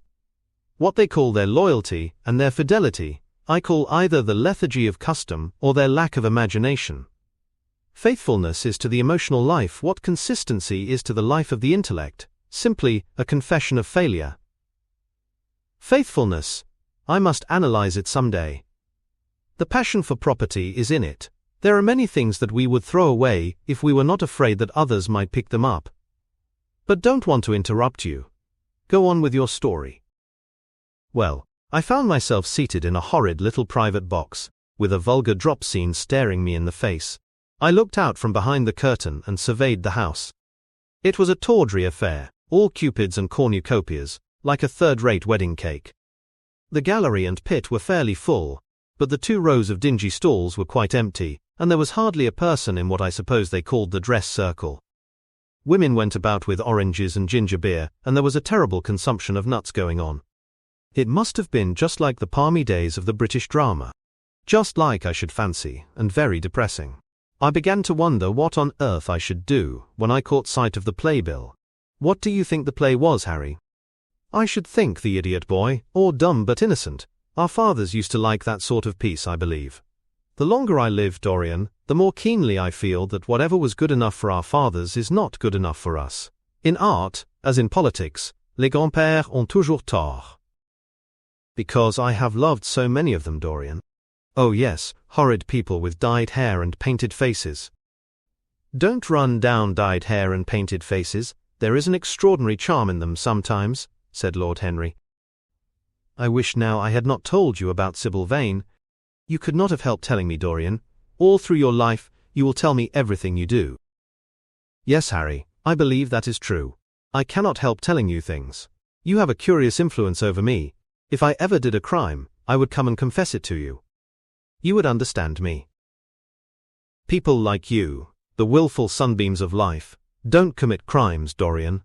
But I am much obliged for the compliment, all the same. And now tell me, reach me the matches, like a good boy. Thanks. What are your actual relations with Sybil Vane? Dorian Gray leaped to his feet with flushed cheeks and burning eyes. Harry, Sybil Vane is sacred.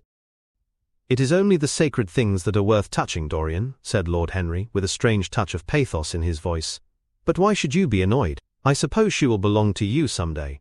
When one is in love, one always begins by deceiving one's self, and one always ends by deceiving others. That is what the world calls a romance. You know her at any rate, I suppose. Of course I know her. On the first night I was at the theatre, the horrid old Jew came round to the box after the performance was over, and offered to take me behind the scenes and introduce me to her. I was furious with him, and told him that Juliet had been dead for hundreds of years, and that her body was lying in a marble tomb in Verona. I think from his blank look of amazement that he was under the impression that I had taken too much champagne or something. I am not surprised. Then he asked me if I wrote for any of the newspapers. I told him I never even read them. He seemed terribly disappointed at that, and confided to me that all the dramatic critics were in a conspiracy against him, and that they were every one of them to be bought. I should not wonder if he was quite right there, but on the other hand, judging from their appearance, most of them cannot be at all expensive. Well, he seemed to think they were beyond his means, laughed Dorian. By this time, however, the lights were being put out in the theatre, and I had to go. He wanted me to try some cigars that he strongly recommended. I declined. The next night, of course, I arrived at the place again. When he saw me, he made me a low bow, and assured me that I was a munificent patron of art. He was a most offensive brute, though he had an extraordinary passion for Shakespeare. He told me once, with an air of pride, that his 5 bankruptcies were entirely due to the bard, as he insisted on calling him. He seemed to think it a distinction. It was a distinction, my dear Dorian, a great distinction. Most people become bankrupt through having invested too heavily in the prose of life. To have ruined oneself over poetry is an honor. But when did you first speak to Miss Sybil Vane? The 3rd night. She had been playing Rosalind. I could not help going round. I had thrown her some flowers and she had looked at me. At least I fancied that she had. The old Jew was persistent. He seemed determined to take me behind, so I consented. It was curious my not wanting to know her, wasn't it? No, I don't think so. My dear Harry, why? I will tell you some other time. Now I want to know about the girl. Sybil? Oh, she was so shy and so gentle. There is something of a child about her.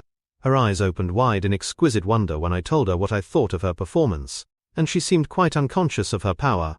I think we were both rather nervous. The old Jew stood grinning at the doorway of the dusty green room, making elaborate speeches about us both, while we stood looking at each other like children. He would insist on calling me my lord, so I had to assure Sybil that I was not anything of the kind. She said quite simply to me, "You look more like a prince. I must call you Prince Charming." Upon my word, Dorian, Miss Sybil knows how to pay compliments. You don't understand her, Harry.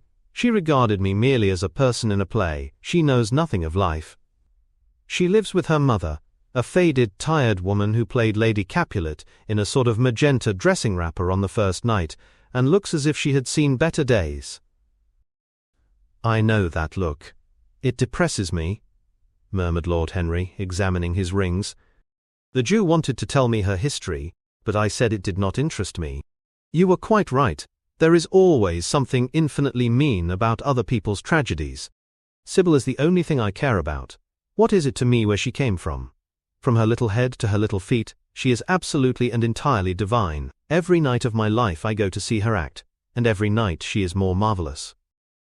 That is the reason, I suppose, that you never dine with me now. I thought you must have some curious romance on hand. You have, but it is not quite what I expected. My dear Harry, we either lunch or sup together every day, and I have been to the opera with you several times, said Dorian, opening his blue eyes in wonder. You always come dreadfully late. Well, I can't help going to see Sybil play, he cried, even if it is only for a single act. I get hungry for her presence, and when I think of the wonderful soul that is hidden away in that little ivory body, I am filled with awe. You can dine with me tonight, Dorian, can't you? He shook his head. Tonight she is Imogen, he answered, and tomorrow night she will be Juliet. When is she Sybil Vane? Never. I congratulate you. How horrid you are. She is all the great heroines of the world in one. She is more than an individual. You laugh, but I tell you she has genius. I love her, and I must make her love me. You, who know all the secrets of life, tell me how to charm Sybil Vane to love me. I want to make Romeo jealous. I want the dead lovers of the world to hear our laughter and grow sad. I want a breath of our passion to stir their dust into consciousness, to wake their ashes into pain. My God, Harry, how I worship her. He was walking up and down the room as he spoke. Hectic spots of red burned on his cheeks. He was terribly excited. Lord Henry watched him with a subtle sense of pleasure. How different he was now from the shy, frightened boy he had met in Basil Hallward's studio. His nature had developed like a flower, had borne blossoms of scarlet flame. Out of its secret hiding place had crept his soul, and desire had come to meet it on the way. "And what do you propose to do?" said Lord Henry at last. "I want you and Basil to come with me some night and see her act. I have not the slightest fear of the result. You are certain to acknowledge her genius. Then we must get her out of the Jew's hands. She is bound to him for 3 years, at least for 2 years and 8 months, from the present time. I shall have to pay him something, of course. When all that is settled, I shall take a West End theatre and bring her out properly. She will make the world as mad as she has made me." "That would be impossible, my dear boy." "Yes, she will. She has not merely consummate art instinct in her, but she has personality also. And you have often told me that it is personalities, not principles, that move the age." "Well, what night shall we go?" "Let me see. Today is Tuesday. Let us fix tomorrow. She plays Juliet tomorrow." "All right. The Bristol at 8 o'clock, and I will get Basil." "Not 8, Harry, please. 6:30. We must be there before the curtain rises. You must see her in the first act, where she meets Romeo. 6:30. What an hour! It will be like having a meat tea or reading an English novel. It must be 7. No gentleman dines before 7. Shall you see Basil between this and then, or shall I write to him?" "Dear Basil, I have not laid eyes on him for a week. It is rather horrid of me, as he has sent me my portrait in the most wonderful frame, specially designed by himself, and, though I am a little jealous of the picture for being a whole month younger than I am, I must admit that I delight in it. Perhaps you had better write to him. I don't want to see him alone. He says things that annoy me. He gives me good advice." Lord Henry smiled. "People are very fond of giving away what they need most themselves. It is what I call the depth of generosity." "Oh, Basil is the best of fellows, but he seems to me to be just a bit of a Philistine. Since I have known you, Harry, I have discovered that. Basil, my dear boy, puts everything that is charming in him into his work. The consequence is that he has nothing left for life but his prejudices, his principles, and his common sense. The only artists I have ever known, who are personally delightful, are bad artists. Good artists exist simply in what they make, and consequently are perfectly uninteresting in what they are. A great poet, a really great poet, is the most unpoetical of all creatures. But inferior poets are absolutely fascinating. The worse their rhymes are, the more picturesque they look. The mere fact of having published a book of second-rate sonnets makes a man quite irresistible. He lives the poetry that he cannot write. The others write the poetry that they dare not realize." "I wonder, is that really so, Harry?" said Dorian Gray, putting some perfume on his handkerchief out of a large gold-topped bottle that stood on the table. "It must be, if you say it. And now I am off. Imogen is waiting for me. Don't forget about tomorrow. Goodbye." As he left the room, Lord Henry's heavy eyelids drooped, and he began to think. Certainly few people had ever interested him so much as Dorian Gray, and yet the lad's mad adoration of someone else caused him not the slightest pang of annoyance or jealousy. He was pleased by it. It made him a more interesting study. He had been always enthralled by the methods of natural science, but the ordinary subject matter of that science had seemed to him trivial and of no import. And so he had begun by vivisecting himself, as he had ended by vivisecting others. Human life, that appeared to him the one thing worth investigating. Compared to it, there was nothing else of any value. It was true that as one watched life in its curious crucible of pain and pleasure, one could not wear over one's face a mask of glass, nor keep the sulphurous fumes from troubling the brain and making the imagination turbid with monstrous fancies and misshapen dreams. There were poisons so subtle that to know their properties, one had to sicken of them. There were maladies so strange that one had to pass through them if one sought to understand their nature, and yet, what a great reward one received! How wonderful the whole world became to one! To note the curious hard logic of passion and the emotional colored life of the intellect, to observe where they met and where they separated, at what point they were in unison, and at what point they were at discord, there was a delight in that. What matter what the cost was, one could never pay too high a price for any sensation. He was conscious, and the thought brought a gleam of pleasure into his brown agate eyes, that it was through certain words of his, musical words said with musical utterance, that Dorian Gray's soul had turned to this white girl and bowed in worship before her. To a large extent the lad was his own creation. He had made him premature, That was something. Ordinary people waited till life disclosed to them its secrets, but to the few, to the elect, the mysteries of life were revealed before the veil was drawn away. Sometimes this was the effect of art, and chiefly of the art of literature, which dealt immediately with the passions and the intellect. But now and then a complex personality took the place, and assumed the office of art, was indeed in its way a real work of art, life having its elaborate masterpieces, just as poetry has, or sculpture, or painting. Yes, the lad was premature, he was gathering his harvest while it was yet spring. The pulse and passion of youth were in him, but he was becoming self-conscious. It was delightful to watch him. With his beautiful face, and his beautiful soul, he was a thing to wonder at. It was no matter how it all ended, or was destined to end. He was like one of those gracious figures in a pageant or a play, whose joys seem to be remote from one, but whose sorrows stir one's sense of beauty, and whose wounds are like red roses. Soul and body, body and soul, how mysterious they were.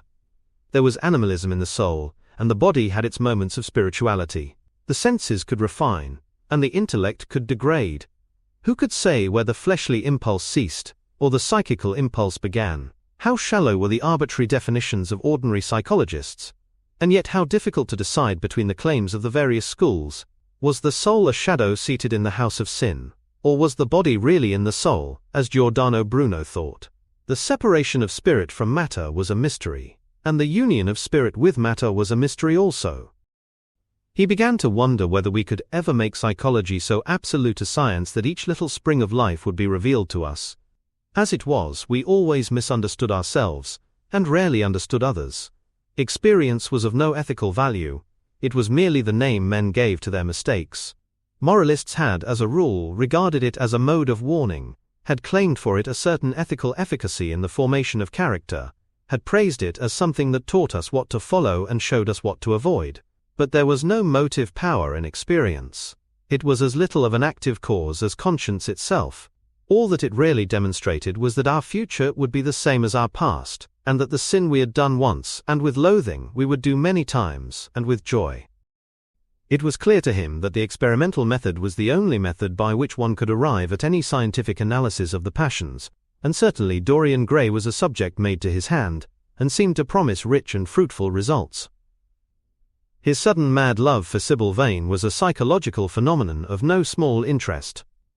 There was no doubt that curiosity had much to do with it, curiosity, and the desire for new experiences, yet it was not a simple, but rather a very complex passion. What there was in it of the purely sensuous instinct of boyhood had been transformed by the workings of the imagination, changed into something that seemed to the lad himself to be remote from sense, and was for that very reason all the more dangerous. It was the passions about whose origin we deceived ourselves that tyrannized most strongly over us. Our weakest motives were those of whose nature we were conscious. It often happened that when we thought we were experimenting on others, we were really experimenting on ourselves. While Lord Henry sat dreaming on these things, a knock came to the door, and his valet entered, and reminded him it was time to dress for dinner. He got up and looked out into the street. The sunset had smitten into scarlet gold the upper windows of the houses opposite. The panes glowed like plates of heated metal. The sky above was like a faded rose. He thought of his friend's young, fiery-colored life, and wondered how it was all going to end. When he arrived home, about 12:30, he saw a telegram lying on the hall table. He opened it, and found it was from Dorian Gray. It was to tell him that he was engaged to be married to Sybil Vane. Chapter 5. "Mother, mother, I am so happy," whispered the girl, burying her face in the lap of the faded, tired-looking woman, who, with back turned to the shrill, intrusive light, was sitting in the one armchair that their dingy sitting-room contained. "I am so happy," she repeated, "and you must be happy too." Mrs. Vane winced, and put her thin bismuth-whitened hands on her daughter's head. "Happy," she echoed. "I am only happy, Sybil, when I see you act. You must not think of anything but your acting. Mr. Isaacs has been very good to us, and we owe him money." The girl looked up and pouted. "Money, mother," she cried. "What does money matter? Love is more than money. Mr. Isaacs has advanced us £50 to pay off our debts, and to get a proper outfit for James. You must not forget that, Sybil. £50 is a very large sum. Mr. Isaacs has been most considerate." "He is not a gentleman, mother, and I hate the way he talks to me," said the girl, rising to her feet and going over to the window. "I don't know how we could manage without him," answered the elder woman querulously. Sybil Vane tossed her head and laughed. "We don't want him any more, mother. Prince Charming rules life for us now." Then she paused. A rose shook in her blood and shadowed her cheeks. Quick breath parted the petals of her lips. They trembled. Some southern wind of passion swept over her and stirred the dainty folds of her dress. "I love him," she said simply. "Foolish child! Foolish child!" was the parrot phrase flung in answer. The waving of crooked, false-jeweled fingers gave grotesqueness to the words.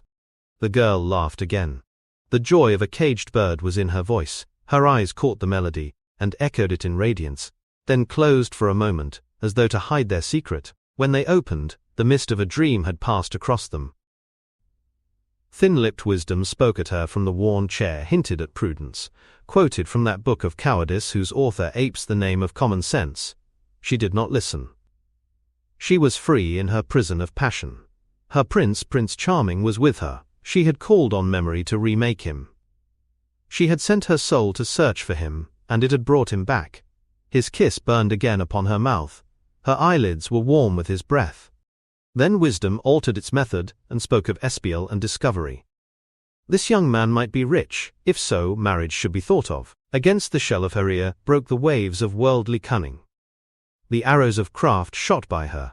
She saw the thin lips moving, and smiled. Suddenly she felt the need to speak. The wordy silence troubled her. "Mother, mother," she cried, "why does he love me so much? I know why I love him. I love him because he is like what love himself should be, but what does he see in me? I am not worthy of him, and yet why I cannot tell. Though I feel so much beneath him, I don't feel humble. I feel proud, terribly proud. Mother, did you love my father as I love Prince Charming?" The elder woman grew pale beneath the coarse powder that daubed her cheeks, and her dry lips twitched with a spasm of pain. Sybil rushed to her, flung her arms round her neck and kissed her. "Forgive me, mother. I know it pains you to talk about our father, but it only pains you because you loved him so much. Don't look so sad. I am as happy today as you were 20 years ago. Ah, let me be happy forever." "My child, you are far too young to think of falling in love. Besides, what do you know of this young man? You don't even know his name. The whole thing is most inconvenient, and really, when James is going away to Australia, and I have so much to think of, I must say that you should have shown more consideration.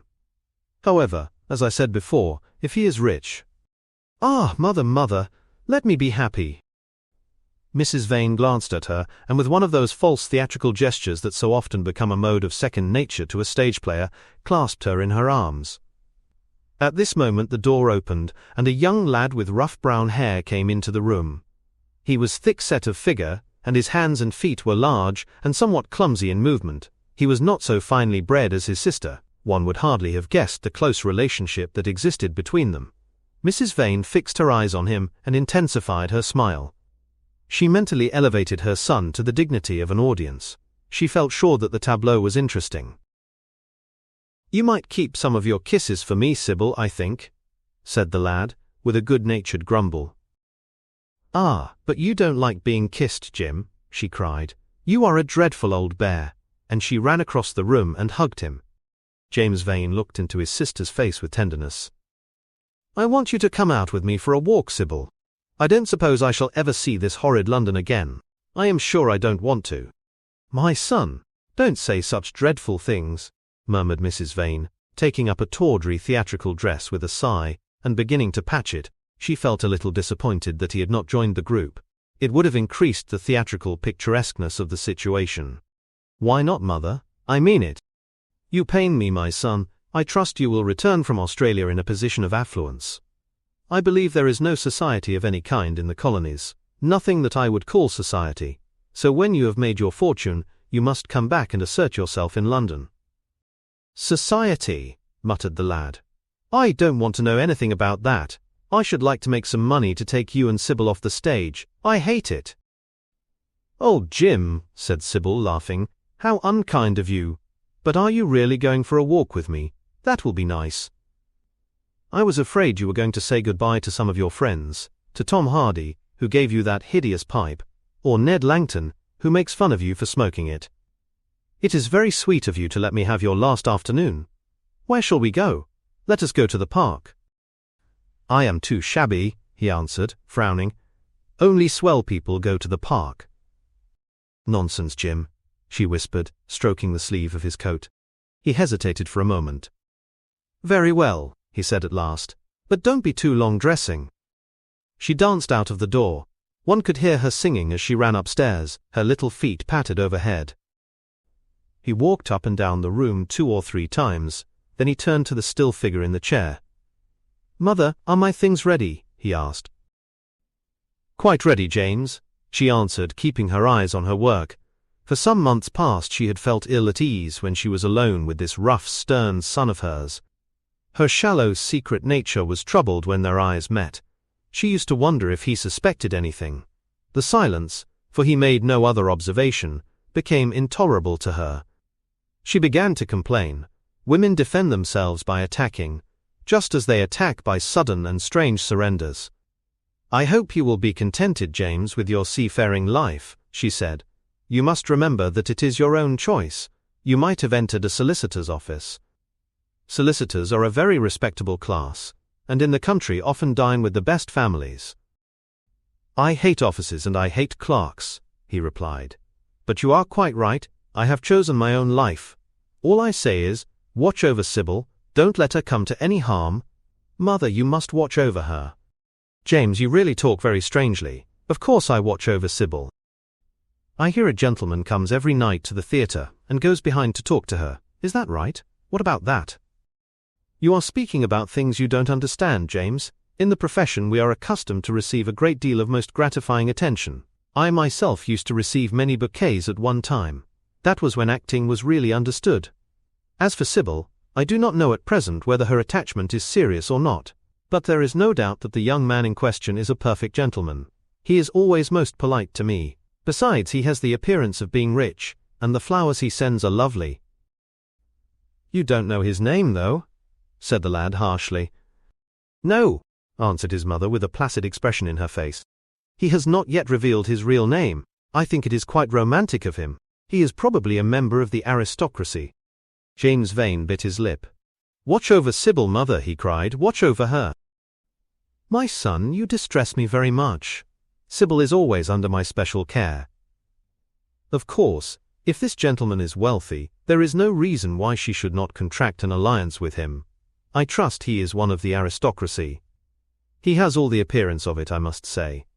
It might be a most brilliant marriage for Sybil. They would make a charming couple. His good looks are really quite remarkable. Everybody notices them. The lad muttered something to himself and drummed on the window pane with his coarse fingers. He had just turned round to say something when the door opened and Sybil ran in. How serious you both are, she cried. What is the matter? Nothing, he answered. I suppose one must be serious sometimes. Goodbye, mother. I will have my dinner at 5 o'clock. Everything is packed, except my shirts, so you need not trouble. Goodbye, my son, she answered with a bow of strained stateliness. She was extremely annoyed at the tone he had adopted with her, and there was something in his look that had made her feel afraid. Kiss me, mother, said the girl. Her flower-like lips touched the withered cheek and warmed its frost.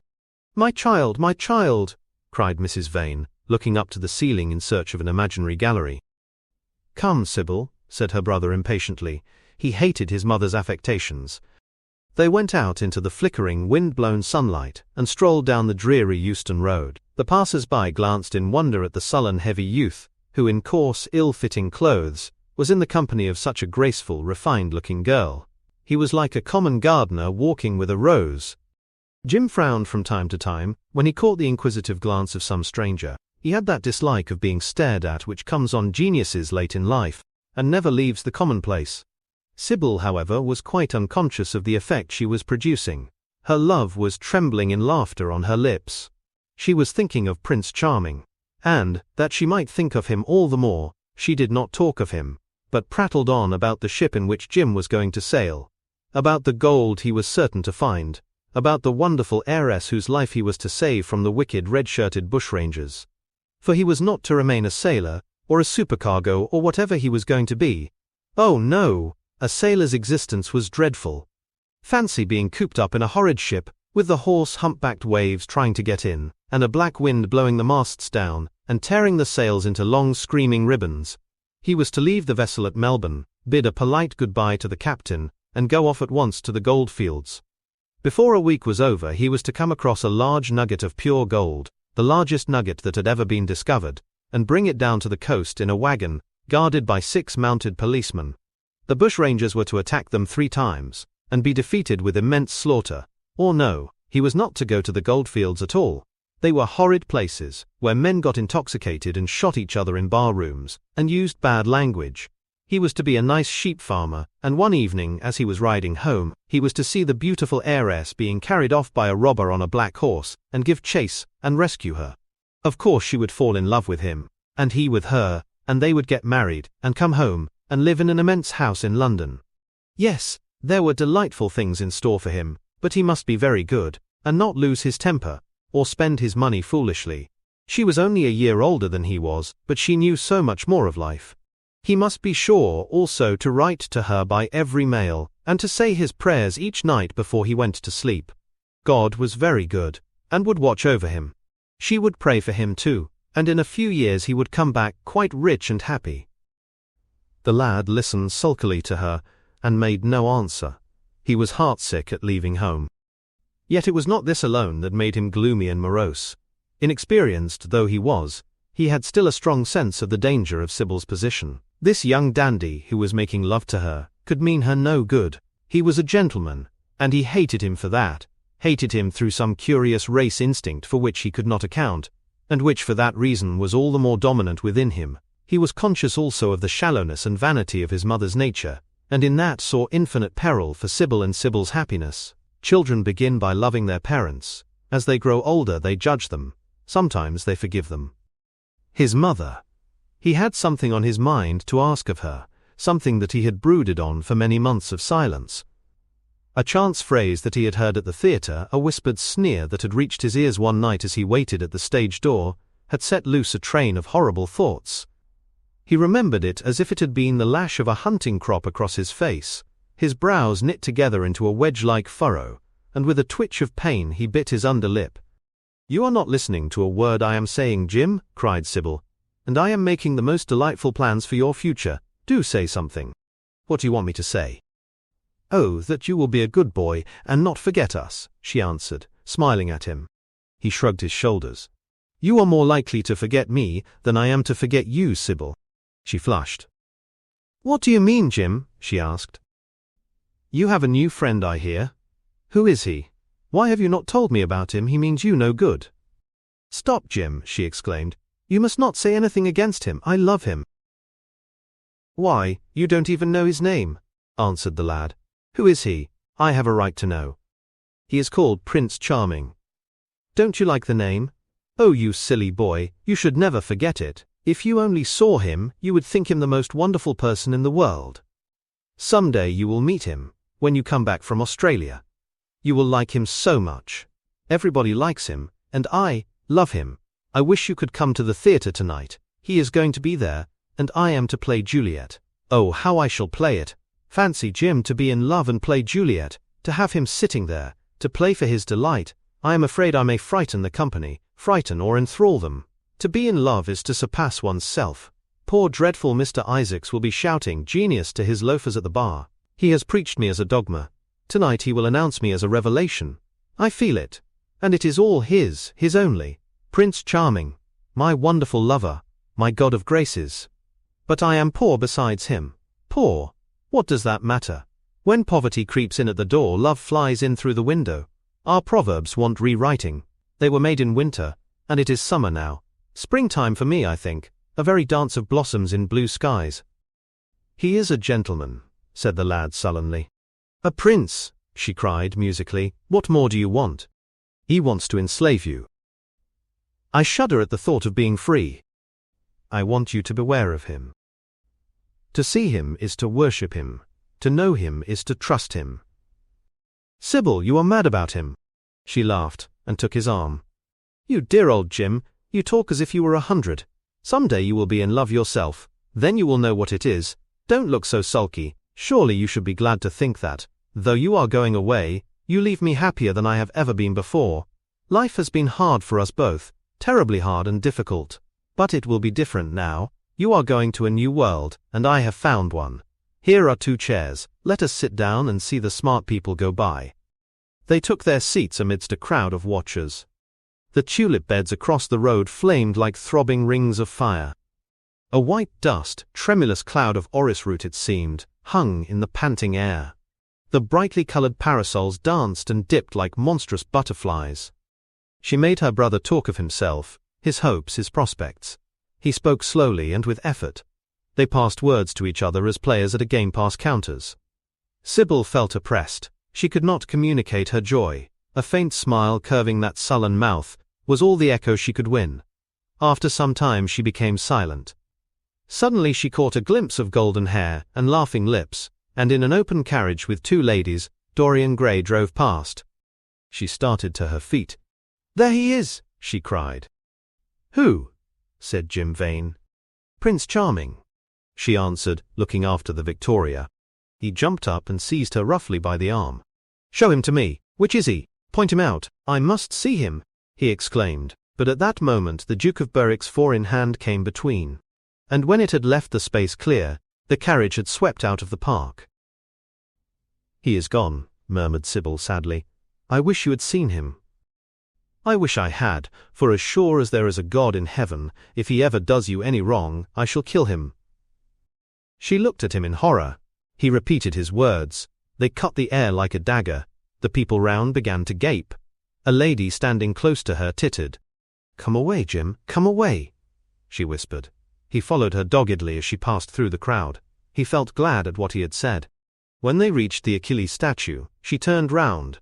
There was pity in her eyes that became laughter on her lips. She shook her head at him. "You are foolish, Jim, utterly foolish. A bad-tempered boy, that is all. How can you say such horrible things? You don't know what you are talking about. You are simply jealous and unkind.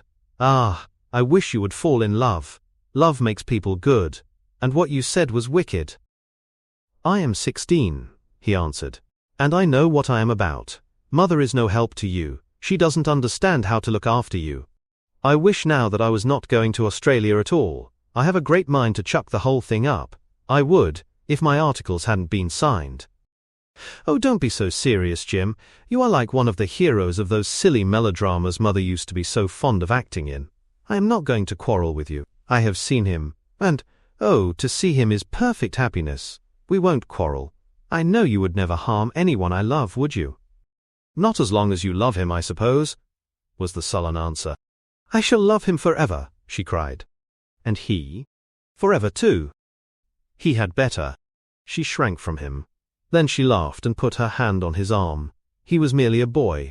At the Marble Arch they hailed an omnibus, which left them close to their shabby home in the Euston Road.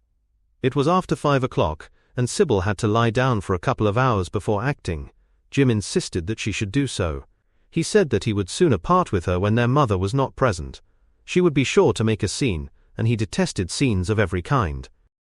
In Sybil's own room they parted.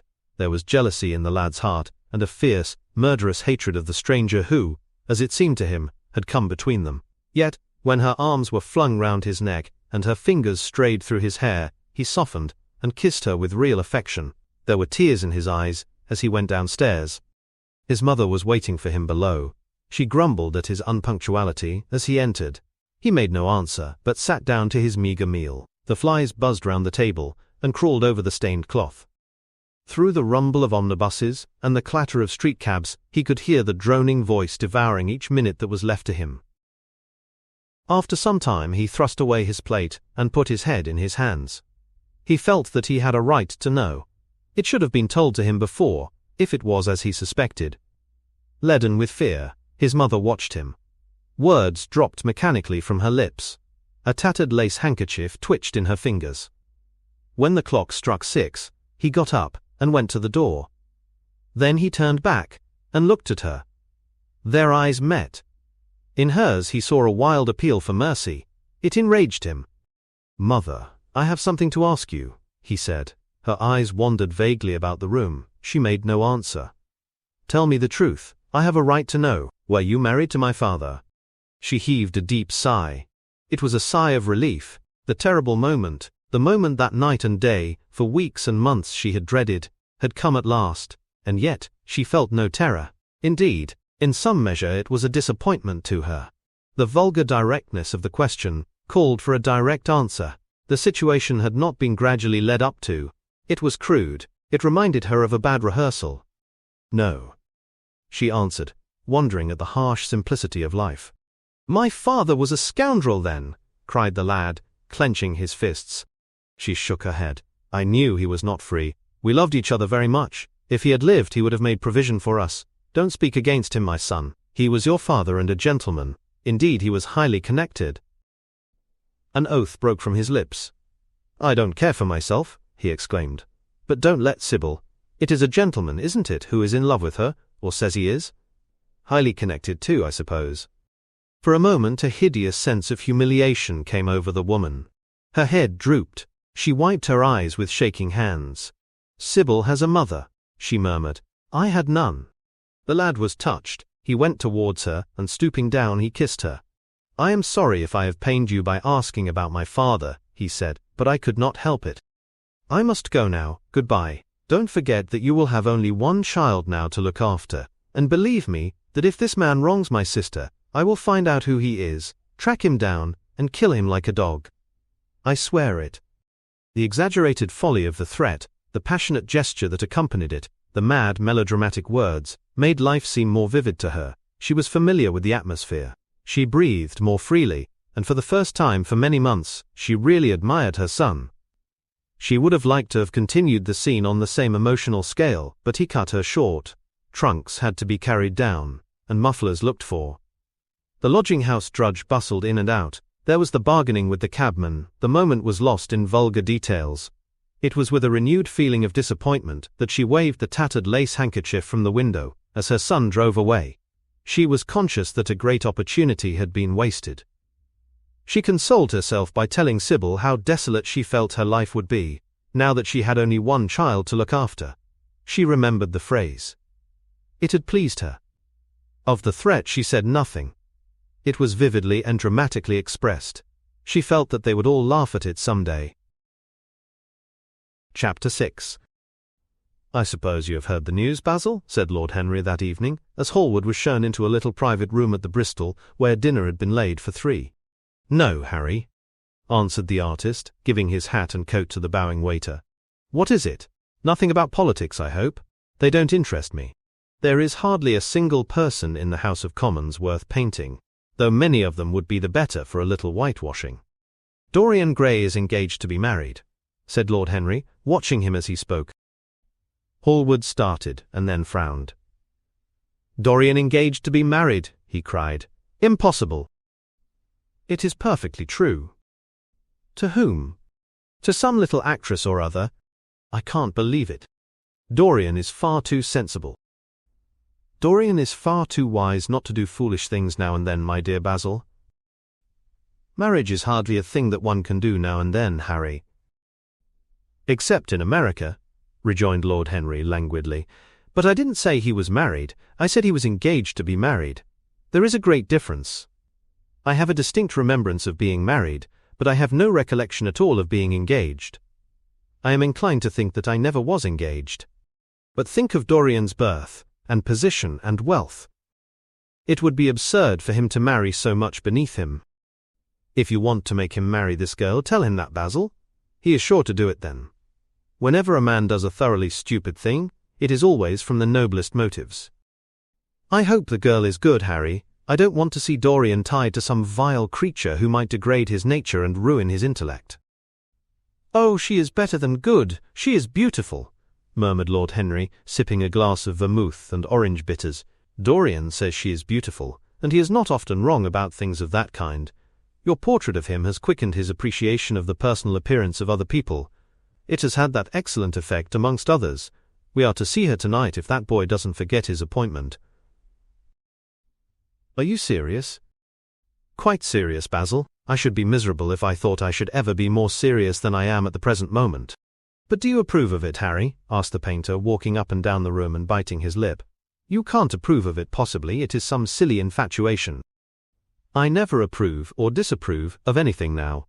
It is an absurd attitude to take towards life. We are not sent into the world to air our moral prejudices. I never take any notice of what common people say, and I never interfere with what charming people do. If a personality fascinates me, whatever mode of expression that personality selects is absolutely delightful to me. Dorian Gray falls in love with a beautiful girl who acts Juliet, and proposes to marry her. Why not? If he wedded Messalina, he would be none the less interesting. You know I am not a champion of marriage. The real drawback to marriage is that it makes one unselfish. And unselfish people are colorless, they lack individuality. Still, there are certain temperaments that marriage makes more complex. They retain their egotism, and add to it many other egos. They are forced to have more than one life. They become more highly organized, and to be highly organized is, I should fancy, the object of man's existence. Besides, every experience is of value, and, whatever one may say against marriage, it is certainly an experience. I hope that Dorian Gray will make this girl his wife, passionately adore her for 6 months, and then suddenly become fascinated by someone else. He would be a wonderful study. You don't mean a single word of all that, Harry. You know you don't. If Dorian Gray's life were spoiled, no one would be sorrier than yourself. You are much better than you pretend to be. Lord Henry laughed. The reason we all like to think so well of others is that we are all afraid for ourselves. The basis of optimism is sheer terror. We think that we are generous because we credit our neighbor with the possession of those virtues that are likely to be a benefit to us. We praise the banker that we may overdraw our account and find good qualities in the highwayman in the hope that he may spare our pockets. I mean everything that I have said. I have the greatest contempt for optimism. As for a spoiled life, no life is spoiled but one whose growth is arrested. If you want to mar a nature, you have merely to reform it. As for marriage, of course that would be silly, but there are other and more interesting bonds between men and women. I will certainly encourage them. They have the charm of being fashionable. But here is Dorian himself. He will tell you more than I can. My dear Harry, my dear Basil, you must both congratulate me, said the lad, throwing off his evening cape with its satin-lined wings and shaking each of his friends by the hand in turn. I have never been so happy. Of course it is sudden. All really delightful things are, and yet it seems to me to be the one thing I have been looking for all my life. He was flushed with excitement and pleasure, and looked extraordinarily handsome. I hope you will always be very happy, Dorian, said Hallward, but I don't quite forgive you for not having let me know of your engagement. You let Harry know. And I don't forgive you for being late for dinner, broke in Lord Henry, putting his hand on the lad's shoulder and smiling as he spoke. Come, let us sit down and try what the new chef here is like, and then you will tell us how it all came about. There is really not much to tell, cried Dorian as they took their seats at the small round table. What happened was simply this. After I left you yesterday evening, Harry I dressed, had some dinner at that little Italian restaurant in Rupert Street you introduced me to, and went down at 8 o'clock to the theatre. Sybil was playing Rosalind. Of course the scenery was dreadful, and the Orlando absurd. But Sybil, you should have seen her. When she came on in her boy's clothes, she was perfectly wonderful. She wore a moss-coloured velvet jerkin with cinnamon sleeves, slim brown cross-gartered hose, a dainty little green cap with a hawk's feather caught in a jewel, and a hooded cloak lined with dull red. She had never seemed to me more exquisite. She had all the delicate grace of that Tanagra figurine that you have in your studio, Basil. Her hair clustered round her face like dark leaves round a pale rose. As for her acting, well, you shall see her tonight. She is simply a born artist. I sat in the dingy box, absolutely enthralled. I forgot that I was in London, and in the 19th century. I was away with my love in a forest that no man had ever seen. After the performance was over, I went behind, and spoke to her. As we were sitting together, suddenly there came into her eyes a look that I had never seen there before. My lips moved towards hers. We kissed each other. I can't describe to you what I felt at that moment. It seemed to me that all my life had been narrowed to one perfect point of rose-colored joy. She trembled all over and shook like a white narcissus. Then she flung herself on her knees and kissed my hands. I feel that I should not tell you all this, but I can't help it. Of course our engagement is a dead secret. She has not even told her own mother. I don't know what my guardians will say. Lord Radley is sure to be furious. I don't care. I shall be of age in less than a year, and then I can do what I like. I have been right, Basil, haven't I, to take my love out of poetry, and to find my wife in Shakespeare's plays. Lips that Shakespeare taught to speak have whispered their secret in my ear. I have had the arms of Rosalind around me, and kissed Juliet on the mouth. Yes, Dorian, I suppose you were right, said Hallward slowly. Have you seen her today? Asked Lord Henry. Dorian Gray shook his head. I left her in the forest of Arden. I shall find her in an orchard in Verona. Lord Henry sipped his champagne in a meditative manner. At what particular point did you mention the word marriage, Dorian, and what did she say in answer? Perhaps you forgot all about it. My dear Harry, I did not treat it as a business transaction, and I did not make any formal proposal. I told her that I loved her, and she said she was not worthy to be my wife. Not worth? Why, the whole world is nothing to me compared with her. Women are wonderfully practical, murmured Lord Henry. Much more practical than we are. In situations of that kind we often forget to say anything about marriage, and they always remind us. Hallward laid his hand upon his arm. Don't, Harry. You have annoyed Dorian. He is not like other men. He would never bring misery upon anyone. His nature is too fine for that. Lord Henry looked across the table. Dorian is never annoyed with me, he answered. I asked the question for the best reason possible, for the only reason, indeed, that excuses one for asking any question. Simple curiosity. I have a theory that it is always the women who propose to us, and not we who propose to the women. Except, of course, in middle-class life. But then the middle classes are not modern. Dorian Gray laughed and tossed his head. You are quite incorrigible, Harry, but I don't mind. It is impossible to be angry with you. When you see Sybil Vane, you will feel that the man who could wrong her would be a beast without a heart. I cannot understand how anyone can wish to shame the thing he loves. I love Sybil Vane. I want to place her on a pedestal of gold, and to see the world worship the woman who is mine. What is marriage? An irrevocable vow. You mock at it for that. Ah, don't mock. It is an irrevocable vow that I want to take. Her trust makes me faithful, her belief makes me good. When I am with her I regret all that you have taught me. I become different from what you have known me to be. I am changed, and the mere touch of Sybil Vane's hand makes me forget you and all your wrong, fascinating, poisonous, delightful theories. And those are? Asked Lord Henry, helping himself to some salad. Oh, your theories about life, your theories about love, your theories about pleasure. All your theories, in fact, Harry. Pleasure is the only thing worth having a theory about, he answered, in his slow, melodious voice. But I am afraid I cannot claim my theory as my own. It belongs to nature, not to me. Pleasure is nature's test, her sign of approval. When we are happy we are always good, but when we are good we are not always happy. Ah, but what do you mean by good? Cried Basil Hallward. Yes, echoed Dorian, leaning back in his chair and looking at Lord Henry over the heavy clusters of purple-lipped irises that stood in the centre of the table. What do you mean by good, Harry?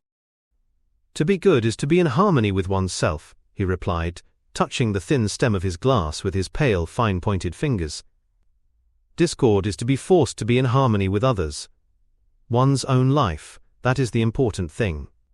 As for the lives of one's neighbours, if one wishes to be a prig or a Puritan, one can flaunt one's moral views about them, but they are not one's concern. Besides, individualism has really the higher aim. Modern morality consists in accepting the standard of one's age. I consider that for any man of culture to accept the standard of his age is a form of the grossest immorality. But surely if one lives merely for oneself, Harry, one pays a terrible price for doing so, suggested the painter. Yes, we are overcharged for everything nowadays.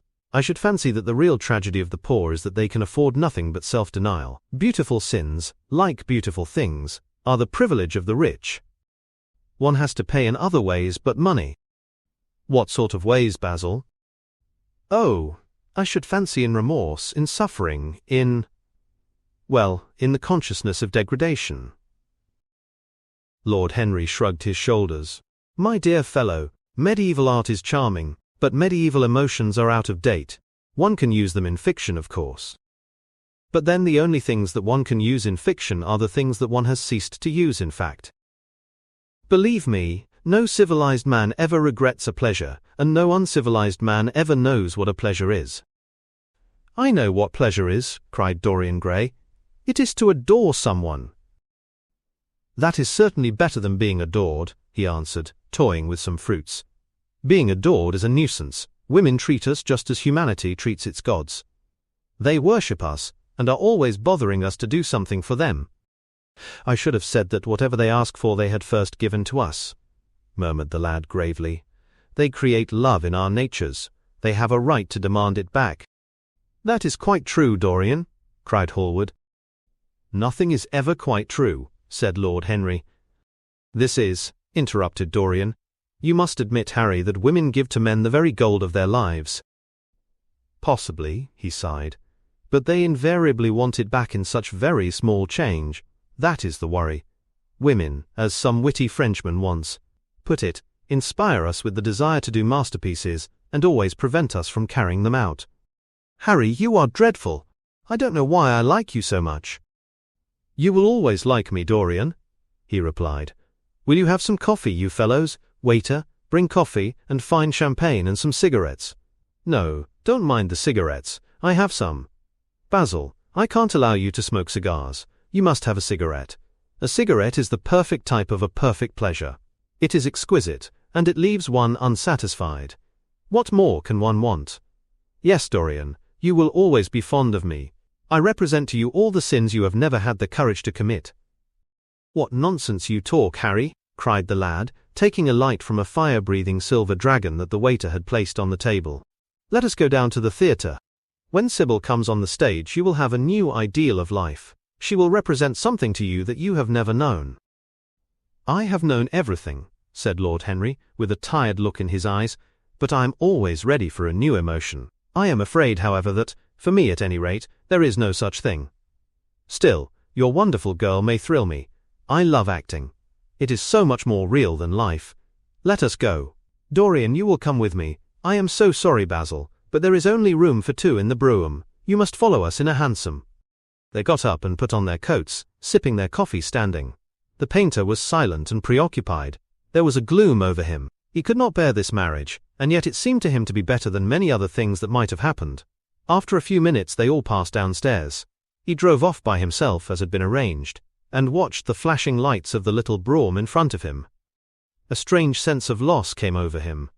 He felt that Dorian Gray would never again be to him all that he had been in the past. Life had come between them. His eyes darkened, and the crowded, flaring streets became blurred to his eyes. When the cab drew up at the theatre, it seemed to him that he had grown years older. Chapter 7. For some reason or other, the house was crowded that night, and the fat Jew manager who met them at the door was beaming from ear to car with an oily, tremulous smile. He escorted them to their box with a sort of pompous humility, waving his fat jeweled hands and talking at the top of his voice.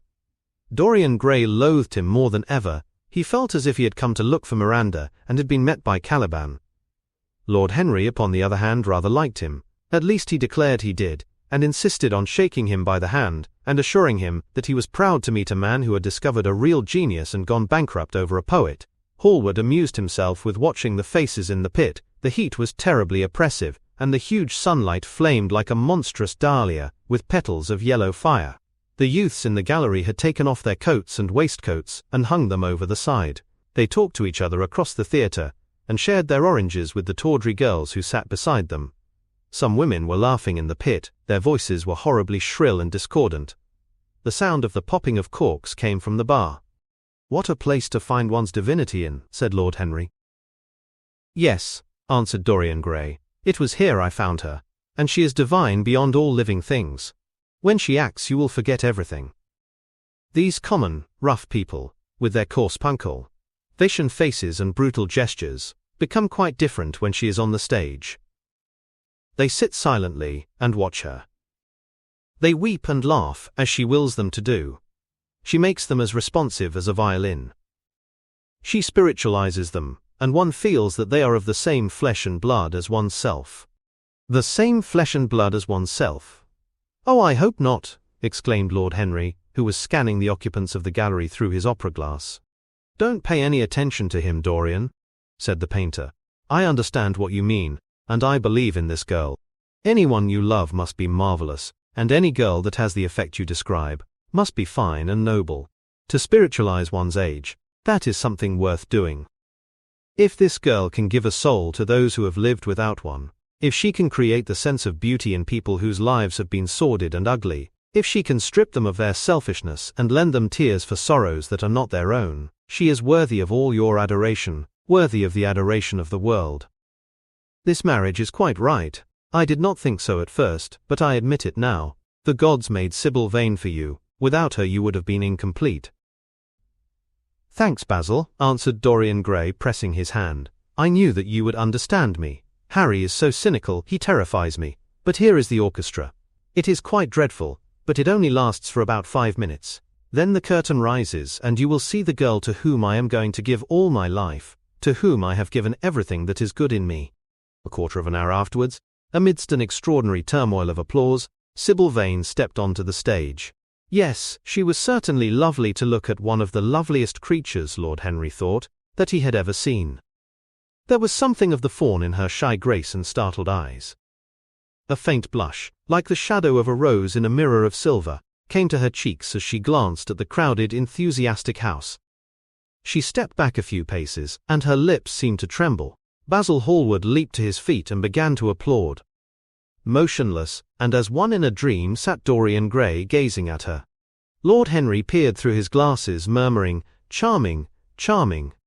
The scene was the hall of Capulet's house, and Romeo, in his pilgrim's dress, had entered with Mercutio and his other friends. The band, such as it was, struck up a few bars of music, and the dance began. Through the crowd of ungainly, shabbily dressed actors, Sybil Vane moved like a creature from a finer world. Her body swayed, while she danced, as a plant sways in the water. The curves of her throat were the curves of a white lily. Her hands seemed to be made of cool ivory. Yet she was curiously listless. She showed no sign of joy when her eyes rested on Romeo, the few words she had to speak. "Good pilgrim, you do wrong your hand too much." Which mannerly devotion shows in this? For saints have hands, that pilgrims' hands do touch, and palm to palm is holy palmers kiss. With the brief dialogue that follows, were spoken in a thoroughly artificial manner. The voice was exquisite, but from the point of view of tone it was absolutely false. It was wrong in color, it took away all the life from the verse, it made the passion unreal. Dorian Gray grew pale as he watched her. He was puzzled and anxious. Neither of his friends dared to say anything to him. She seemed to them to be absolutely incompetent. They were horribly disappointed. Yet they felt that the true test of any Juliet is the balcony scene of the second act. They waited for that. If she failed there was nothing in her. She looked charming as she came out in the moonlight. That could not be denied. But the staginess of her acting was unbearable, and grew worse as she went on. Her gestures became absurdly artificial. She overemphasized everything that she had to say. The beautiful passage, "Thou knowest the mask of night is on my face. Else would a maiden blush bepaint my cheek.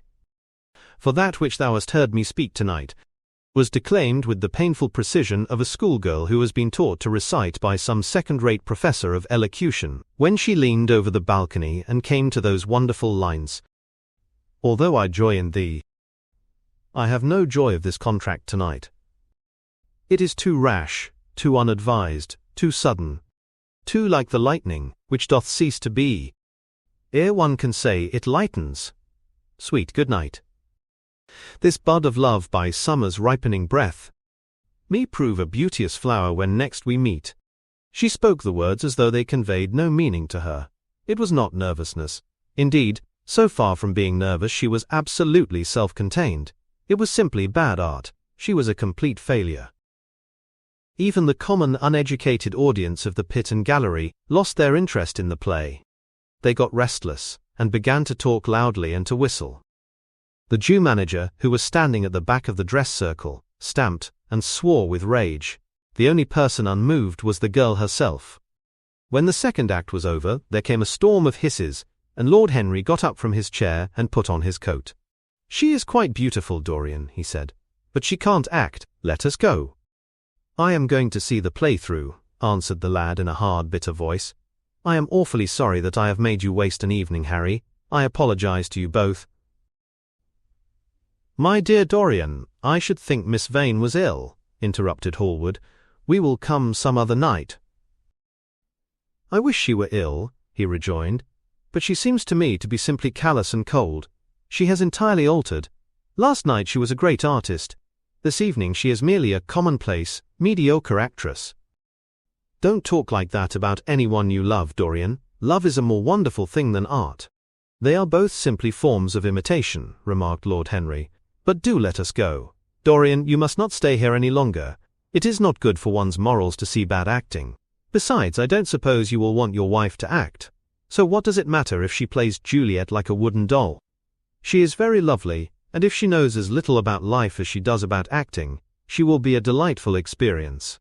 There are only two kinds of people who are really fascinating: people who know absolutely everything, and people who know absolutely nothing. Good heavens, my dear boy, don't look so tragic. The secret of remaining young is never to have an emotion that is unbecoming. Come to the club with Basil and myself. We will smoke cigarettes and drink to the beauty of Sybil Vane. She is beautiful. What more can you want? Go away, Harry, cried the lad. I want to be alone. Basil, you must go. Ah, can't you see that my heart is breaking? The hot tears came to his eyes. His lips trembled, and, rushing to the back of the box, he leaned up against the wall, hiding his face in his hands. Let us go, Basil, said Lord Henry with a strange tenderness in his voice, and the two young men passed out together. A few moments afterwards the footlights flared up, and the curtain rose on the third act. Dorian Gray went back to his seat. He looked pale, and proud, and indifferent. The play dragged on and seemed interminable. Half of the audience went out, tramping in heavy boots and laughing. The whole thing was a fiasco. The last act was played to almost empty benches. The curtain went down on a titter, and some groans. As soon as it was over, Dorian Gray rushed behind the scenes into the green room. The girl was standing there alone, with a look of triumph on her face. Her eyes were lit with an exquisite fire. There was a radiance about her. Her parted lips were smiling over some secret of their own. When he entered, she looked at him, and an expression of infinite joy came over her. "How badly I acted tonight, Dorian," she cried. "Horribly," he answered, gazing at her in amazement. "Horribly. It was dreadful. Are you ill? You have no idea what it was. You have no idea what I suffered." The girl smiled. "Dorian," she answered, lingering over his name with long-drawn music in her voice, as though it were sweeter than honey to the red petals of her mouth. "Dorian, you should have understood, but you understand now, don't you?" "Understand what?" he asked angrily. "Why I was so bad tonight. Why I shall always be bad. Why I shall never act well again." He shrugged his shoulders.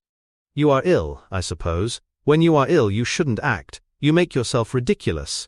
My friends were bored. I was bored." She seemed not to listen to him. She was transfigured with joy. An ecstasy of happiness dominated her.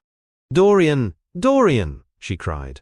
"Before I knew you, acting was the one reality of my life. It was only in the theatre that I lived. I thought that it was all true. I was Rosalind one night, and Portia the other. The joy of Beatrice was my joy, and the sorrows of Cordelia were mine also. I believed in everything. The common people who acted with me seemed to me to be godlike. The painted scenes were my world. I knew nothing but shadows, and I thought them real. You came, oh my beautiful love, and you freed my soul from prison. You taught me what reality really is. Tonight, for the first time in my life, I saw through the hollowness, the sham, the silliness of the empty pageant in which I had always played. Tonight, for the first time, I became conscious that the Romeo was hideous, and old, and painted, that the moonlight in the orchard was false, that the scenery was vulgar, and that the words I had to speak were unreal, were not my words, were not what I wanted to say. You had brought me something higher, something of which all art is but a reflection. You had made me understand what love really is. My love, Prince Charming, Prince of Life. I have grown sick of shadows. You are more to me than all art can ever be. What have I to do with the puppets of a play? When I came on tonight, I could not understand how it was that everything had gone from me. I thought that I was going to be wonderful. I found that I could do nothing. Suddenly it dawned on my soul what it all meant. The knowledge was exquisite to me. I heard them hissing, and I smiled. What could they know of love such as ours? Take me away, Dorian, take me away with you, where we can be quite alone. I hate the stage. I might mimic a passion that I do not feel, but I cannot mimic one that burns me like fire. Oh, Dorian, Dorian, you understand now what it signifies. Even if I could do it, it would be profanation for me to play at being in love. You have made me see that. He flung himself down on the sofa and turned away his face. "You have killed my love," he muttered. She looked at him in wonder and laughed. He made no answer. She came across to him, and with her little fingers stroked his hair. She knelt down and pressed his hands to her lips. He drew them away, and a shudder ran through him. Then he leaped up and went to the door. "Yes," he cried, "you have killed my love. You used to stir my imagination. Now you don't even stir my curiosity. You simply produce no effect. I loved you because you were marvelous, because you had genius and intellect, because you realized the dreams of great poets, and gave shape and substance to the shadows of art. You have thrown it all away. You are shallow and stupid. My God, how mad I was to love you. What a fool I have been. You are nothing to me now. I will never see you again. I will never think of you. I will never mention your name. You don't know what you were to me once. Why once? Oh, I can't bear to think of it. I wish I had never laid eyes upon you. You have spoiled the romance of my life. How little you can know of love, if you say it mars your art. Without your art you are nothing. I would have made you famous, splendid, magnificent. The world would have worshipped you, and you would have borne my name. What are you now? A third-rate actress with a pretty face." The girl grew white and trembled. She clenched her hands together, and her voice seemed to catch in her throat. "You are not serious, Dorian," she murmured. "You are acting." "Acting? I leave that to you. You do it so well," he answered bitterly. She rose from her knees and, with a piteous expression of pain in her face, came across the room to him. She put her hand upon his arm and looked into his eyes. He thrust her back. "Don't touch me!" he cried. A low moan broke from her, and she flung herself at his feet and lay there like a trampled flower. "Dorian, Dorian, don't leave me," she whispered. "I am so sorry I didn't act well. I was thinking of you all the time. But I will try, indeed, I will try. It came so suddenly across me, my love for you. I think I should never have known it if you had not kissed me, if we had not kissed each other. Kiss me again, my love. Don't go away from me, I couldn't bear it. Oh, don't go away from me. My brother? No, never mind, he didn't mean it. He was in jest. But you. Oh, can't you forgive me for tonight? I will work so hard, and try to improve. Don't be cruel to me because I love you better than anything in the world. After all, it is only once that I have not pleased you. But you are quite right, Dorian. I should have shown myself more of an artist. It was foolish of me, and yet I couldn't help it. Oh, don't leave me. Don't leave me." A fit of passionate sobbing choked her. She crouched on the floor like a wounded thing, and Dorian Gray, with his beautiful eyes, looked down at her, and his chiseled lips curled in exquisite disdain. There is always something ridiculous about the emotions of people whom one has ceased to love. Sybil Vane seemed to him to be absurdly melodramatic. Her tears and sobs annoyed him. "I am going," he said at last in his calm, clear voice. "I don't wish to be unkind, but I can't see you again. You have disappointed me." She wept silently, and made no answer, but crept nearer. Her little hands stretched blindly out, and appeared to be seeking for him. He turned on his heel and left the room. In a few moments he was out of the theatre. Where he went to he hardly knew. He remembered wandering through dimly lit streets, past gaunt black-shadowed archways and evil-looking houses. Women with hoarse voices and harsh laughter had called after him. Drunkards had reeled by cursing and chattering to themselves like monstrous apes. He had seen grotesque children huddled upon doorsteps, and heard shrieks and oaths from gloomy courts. As the dawn was just breaking, he found himself close to Covent Garden. The darkness lifted, and, flushed with faint fires, the sky hollowed itself into a perfect pearl. Huge carts filled with nodding lilacs rumbled slowly down the polished empty street. The air was heavy with the perfume of the flowers, and their beauty seemed to bring him an anodyne for his pain. He followed into the market and watched the men unloading their wagons. A white-smocked carter offered him some cherries. He thanked him, wondered why he refused to accept any money for them, and began to eat them listlessly. They had been plucked at midnight, and the coldness of the moon had entered into them. A long line of boys carrying crates of striped tulips and of yellow and red roses defiled in front of him, threading their way through the huge jade-green piles of vegetables. Under the portico, with its grey sun-bleached pillars, loitered a troop of draggled bare-headed girls, waiting for the auction to be over. Others crowded round the swinging doors of the coffee-house in the piazza. The heavy cart horses slipped and stamped upon the rough stones, shaking their bells and trappings. Some of the drivers were lying asleep on a pile of sacks. Iris-necked and pink-footed, the pigeons ran about picking up seeds. After a little while he hailed a hansom and drove home. For a few moments he loitered upon the doorstep, looking round at the silent square with its blank, close-shuttered windows and its staring blinds. The sky was pure opal now, and the roofs of the houses glistened like silver against it. From some chimney opposite a thin wreath of smoke was rising. It curled, a violet riband, through the nacre-coloured air. In the huge gilt Venetian lantern, spoil of some doge's barge, that hung from the ceiling of the great oak-panelled hall of entrance, lights were still burning from 3 flickering jets.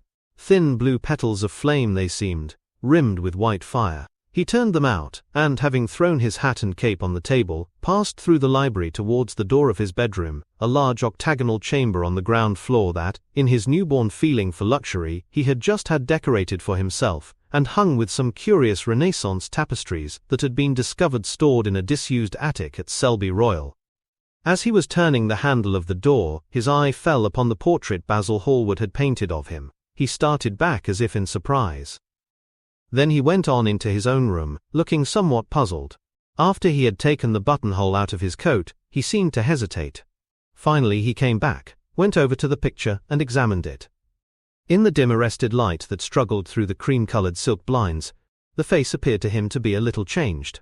The expression looked different. One would have said that there was a touch of cruelty in the mouth.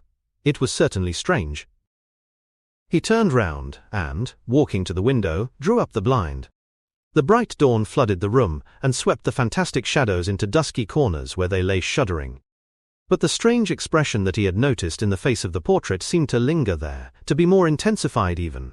The quivering, ardent sunlight showed him the lines of cruelty round the mouth as clearly as if he had been looking into a mirror after he had done some dreadful thing. He winced and, taking up from the table an oval glass framed in ivory cupids, one of Lord Henry's many presents to him, glanced hurriedly into its polished depths. No line like that warped his red lips. What did it mean? He rubbed his eyes, and came close to the picture, and examined it again. There were no signs of any change when he looked into the actual painting, and yet there was no doubt that the whole expression had altered. It was not a mere fancy of his own. The thing was horribly apparent. He threw himself into a chair and began to think. Suddenly there flashed across his mind what he had said in Basil Hallward's studio the day the picture had been finished. Yes, he remembered it perfectly. He had uttered a mad wish that he himself might remain young, and the portrait grow old, that his own beauty might be untarnished, and the face on the canvas bear the burden of his passions and his sins, that the painted image might be seared with the lines of suffering and thought, and that he might keep all the delicate bloom and loveliness of his then just conscious boyhood. Surely his wish had not been fulfilled. Such things were impossible. It seemed monstrous even to think of them, and yet there was the picture before him, with the touch of cruelty in the mouth. Cruelty! Had he been cruel? It was the girl's fault, not his. He had dreamed of her as a great artist, had given his love to her because he had thought her great. Then she had disappointed him. She had been shallow and unworthy. And yet, a feeling of infinite regret came over him, as he thought of her lying at his feet sobbing like a little child. He remembered with what callousness he had watched her. Why had he been made like that? Why had such a soul been given to him? But he had suffered also. During the 3 terrible hours that the play had lasted, he had lived centuries of pain, eon upon eon of torture. His life was well worth hers. She had marred him for a moment, if he had wounded her for an age. Besides, women were better suited to bear sorrow than men. They lived on their emotions. They only thought of their emotions. When they took lovers, it was merely to have someone with whom they could have scenes. Lord Henry had told him that, and Lord Henry knew what women were. Why should he trouble about Sybil Vane? She was nothing to him now. But the picture? What was he to say of that? It held the secret of his life, and told his story. It had taught him to love his own beauty. Would it teach him to loathe his own soul? Would he ever look at it again? No. It was merely an illusion wrought on the troubled senses. The horrible night that he had passed had left phantoms behind it. Suddenly there had fallen upon his brain that tiny scarlet speck that makes men mad. The picture had not changed. It was folly to think so. Yet it was watching him, with its beautiful marred face and its cruel smile. Its bright hair gleamed in the early sunlight. Its blue eyes met his own. A sense of infinite pity, not for himself, but for the painted image of himself, came over him. It had altered already, and would alter more. Its gold would wither into grey. Its red and white roses would die. For every sin that he committed, a stain would fleck and wreck its fairness, but he would not sin. The picture, changed or unchanged, would be to him the visible emblem of conscience. He would resist temptation. He would not see Lord Henry any more, would not, at any rate, listen to those subtle poisonous theories that in Basil Hallward's garden had first stirred within him the passion for impossible things. He would go back to Sybil Vane, make her amends, marry her, try to love her again. Yes, it was his duty to do so. She must have suffered more than he had. Poor child, he had been selfish and cruel to her. The fascination that she had exercised over him would return. They would be happy together. His life with her would be beautiful and pure. He got up from his chair, and drew a large screen right in front of the portrait, shuddering as he glanced at it. How horrible, he murmured to himself, and he walked across to the window and opened it. When he stepped out onto the grass, he drew a deep breath. The fresh morning air seemed to drive away all his somber passions. He thought only of Sybil. A faint echo of his love came back to him. He repeated her name over and over again. The birds that were singing in the dew-drenched garden seemed to be telling the flowers about her. Chapter 8. It was long past noon when he awoke. His valet had crept several times on tiptoe into the room to see if he was stirring, and had wondered what made his young master sleep so late. Finally his bell sounded, and Victor came in softly with a cup of tea and a pile of letters on a small tray of old Sèvres china, and drew back the olive satin curtains, with their shimmering blue lining, that hung in front of the 3 tall windows. "Monsieur has well slept this morning," he said, smiling. "What o'clock is it, Victor?" asked Dorian Gray drowsily. 1 hour and a quarter, monsieur." How late it was! He sat up, and having sipped some tea, turned over his letters. One of them was from Lord Henry, and had been brought by hand that morning. He hesitated for a moment, and then put it aside. The others he opened listlessly. They contained the usual collection of cards, invitations to dinner, tickets for private views, programs of charity concerts and the like, that are showered on fashionable young men every morning during the season. There was a rather heavy bill, for a chased silver Louis XV toilet set, that he had not yet had the courage to send on to his guardians, who were extremely old-fashioned people, and did not realize that we live in an age when unnecessary things are our only necessities. And there were several very courteously worded communications from Jermyn Street moneylenders, offering to advance any sum of money at a moment's notice, and at the most reasonable rates of interest. After about 10 minutes he got up, and, throwing on an elaborate dressing gown of silk-embroidered cashmere wool, passed into the onyx-paved bathroom. The cool water refreshed him after his long sleep. He seemed to have forgotten all that he had gone through. A dim sense of having taken part in some strange tragedy came to him once or twice, but there was the unreality of a dream about it. As soon as he was dressed, he went into the library and sat down to a light French breakfast that had been laid out for him on a small round table close to the open window. It was an exquisite day. The warm air seemed laden with spices. A bee flew in and buzzed round the blue dragon bowl that, filled with sulphur-yellow roses, stood before him. He felt perfectly happy. Suddenly his eye fell on the screen that he had placed in front of the portrait, and he started. "Too cold for monsieur?" asked his valet, putting an omelette on the table. "I shut the window." Dorian shook his head. "I am not cold," he murmured. Was it all true? Had the portrait really changed? Or had it been simply his own imagination that had made him see a look of evil, where there had been a look of joy? Surely a painted canvas could not alter. The thing was absurd. It would serve as a tale to tell Basil some day. It would make him smile. And yet how vivid was his recollection of the whole thing.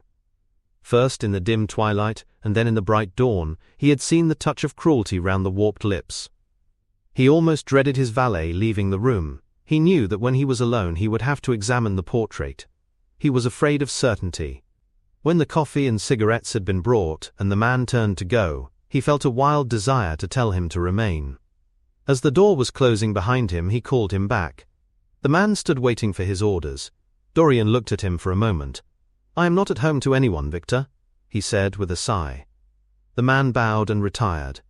Then he rose from the table, lit a cigarette, and flung himself down on a luxuriously cushioned couch that stood facing the screen. The screen was an old one, of gilt Spanish leather, stamped and wrought with a rather florid Louis XIV pattern. He scanned it curiously, wondering if ever before it had concealed the secret of a man's life. Should he move it aside after all? Why not let it stay there? What was the use of knowing? If the thing was true, it was terrible. If it was not true, why trouble about it? But what if, by some fate or deadlier chance, eyes other than his spied behind, and saw the horrible change? What should he do if Basil Hallward came and asked to look at his own picture? Basil would be sure to do that. No, the thing had to be examined, and at once. Anything would be better than this dreadful state of doubt. He got up and locked both doors. At least he would be alone when he looked upon the mask of his shame. Then he drew the screen aside and saw himself face to face. It was perfectly true. The portrait had altered. As he often remembered afterwards, and always with no small wonder, he found himself at first gazing at the portrait with a feeling of almost scientific interest. That such a change should have taken place was incredible to him, and yet it was a fact. Was there some subtle affinity between the chemical atoms that shaped themselves into form and color on the canvas and the soul that was within him? Could it be that what that soul thought, they realized, that what it dreamed they made true? Or was there some other, more terrible reason? He shuddered and felt afraid, and, going back to the couch, lay there, gazing at the picture in sickened horror. One thing, however, he felt that it had done for him. It had made him conscious how unjust, how cruel he had been to Sybil Vane. It was not too late to make reparation for that. She could still be his wife. His unreal and selfish love would yield to some higher influence, would be transformed into some nobler passion, and the portrait that Basil Hallward had painted of him would be a guide to him through life, would be to him what holiness is to some, and conscience to others, and the fear of God to us all. There were opiates for remorse, drugs that could lull the moral sense to sleep, but here was a visible symbol of the degradation of sin. Here was an ever-present sign of the ruin men brought upon their souls. 3 o'clock struck and 4, and the half-hour rang its double chime. But Dorian Gray did not stir. He was trying to gather up the scarlet threads of life, and to weave them into a pattern, to find his way through the sanguine labyrinth of passion through which he was wandering. He did not know what to do, or what to think. Finally, he went over to the table, and wrote a passionate letter to the girl he had loved, imploring her forgiveness, and accusing himself of madness. He covered page after page, with wild words of sorrow, and wilder words of pain. There is a luxury in self-reproach. When we blame ourselves, we feel that no one else has a right to blame us. It is the confession, not the priest, that gives us absolution. When Dorian had finished the letter, he felt that he had been forgiven. Suddenly there came a knock to the door, and he heard Lord Henry's voice outside. "My dear boy, I must see you. Let me in at once. I can't bear your shutting yourself up like this." He made no answer at first, but remained quite still. The knocking still continued, and grew louder. Yes, it was better to let Lord Henry in, and to explain to him the new life he was going to lead, to quarrel with him if it became necessary to quarrel, to part if parting was inevitable. He jumped up, drew the screen hastily across the picture, and unlocked the door. "I am so sorry for it all, Dorian," said Lord Henry as he entered, "but you must not think too much about it." "Do you mean about Sybil Vane?" asked the lad. "Yes, of course," answered Lord Henry, sinking into a chair and slowly pulling off his yellow gloves. "It is dreadful from one point of view, but it was not your fault. Tell me, did you go behind and see her after the play was over?" "Yes." "I felt sure you had. Did you make a scene with her?" "I was brutal, Harry, perfectly brutal. But it is all right now. I am not sorry for anything that has happened. It has taught me to know myself better." "Ah, Dorian, I'm so glad you take it in that way. I was afraid I would find you plunged in remorse, and tearing that nice curly hair of yours." "I have got through all that," said Dorian, shaking his head and smiling. "I am perfectly happy now. I know what conscience is to begin with. It is not what you told me it was. It is the divinest thing in us. Don't sneer at it, Harry, any more. At least not before me. I want to be good. I can't bear the idea of my soul being hideous." "A very charming artistic basis for ethics, Dorian. I congratulate you on it. But how are you going to begin?" "By marrying Sybil Vane." "Marrying Sybil Vane!" cried Lord Henry, standing up and looking at him in perplexed amazement. "But, my dear Dorian—" "Yes, Harry, I know what you are going to say. Something dreadful about marriage. Don't say it. Don't ever say things of that kind to me again. 2 days ago I asked Sybil to marry me. I am not going to break my word to her. She is to be my wife."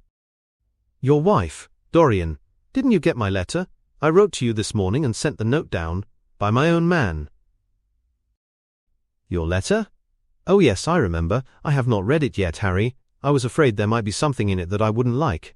You cut life to pieces with your epigrams." "You know nothing then? What do you mean?" Lord Henry walked across the room, and sitting down by Dorian Gray, took both his hands in his own, and held them tightly. "Dorian," he said, "my letter, don't be frightened, was to tell you that Sybil Vane is dead." A cry of pain broke from the lad's lips, and he leaped to his feet, tearing his hands away from Lord Henry's grasp. "Dead! Sybil dead! It is not true! It is a horrible lie! How dare you say it?" "It is quite true, Dorian," said Lord Henry gravely. "It is in all the morning papers. I wrote down to you to ask you not to see anyone till I came. There will have to be an inquest, of course, and you must not be mixed up in it. Things like that make a man fashionable in Paris. But in London, people are so prejudiced. Here one should never make one's debut with a scandal. One should reserve that to give an interest to one's old age. I suppose they don't know your name at the theatre. If they don't, it is all right. Did anyone see you going round to her room? That is an important point." Dorian did not answer for a few moments. He was dazed with horror. Finally he stammered, in a stifled voice, "Harry, did you say an inquest? What did you mean by that? Did Sybil—" "Oh, Harry, I can't bear it, but be quick, tell me everything at once." "I have no doubt it was not an accident, Dorian, though it must be put in that way to the public. It seems that as she was leaving the theatre with her mother, about 12:30 or so, she said she had forgotten something upstairs. They waited some time for her, but she did not come down again. They ultimately found her lying dead on the floor of her dressing room. She had swallowed something by mistake, some dreadful thing they use at theatres. I don't know what it was, but it had either prussic acid or white lead in it. I should fancy it was prussic acid, as she seems to have died instantaneously." "Harry, Harry, it is terrible!" cried the lad. "Yes, it is very tragic, of course, but you must not get yourself mixed up in it. I see by the Standard that she was 17. I should have thought she was almost younger than that. She looked such a child, and seemed to know so little about acting.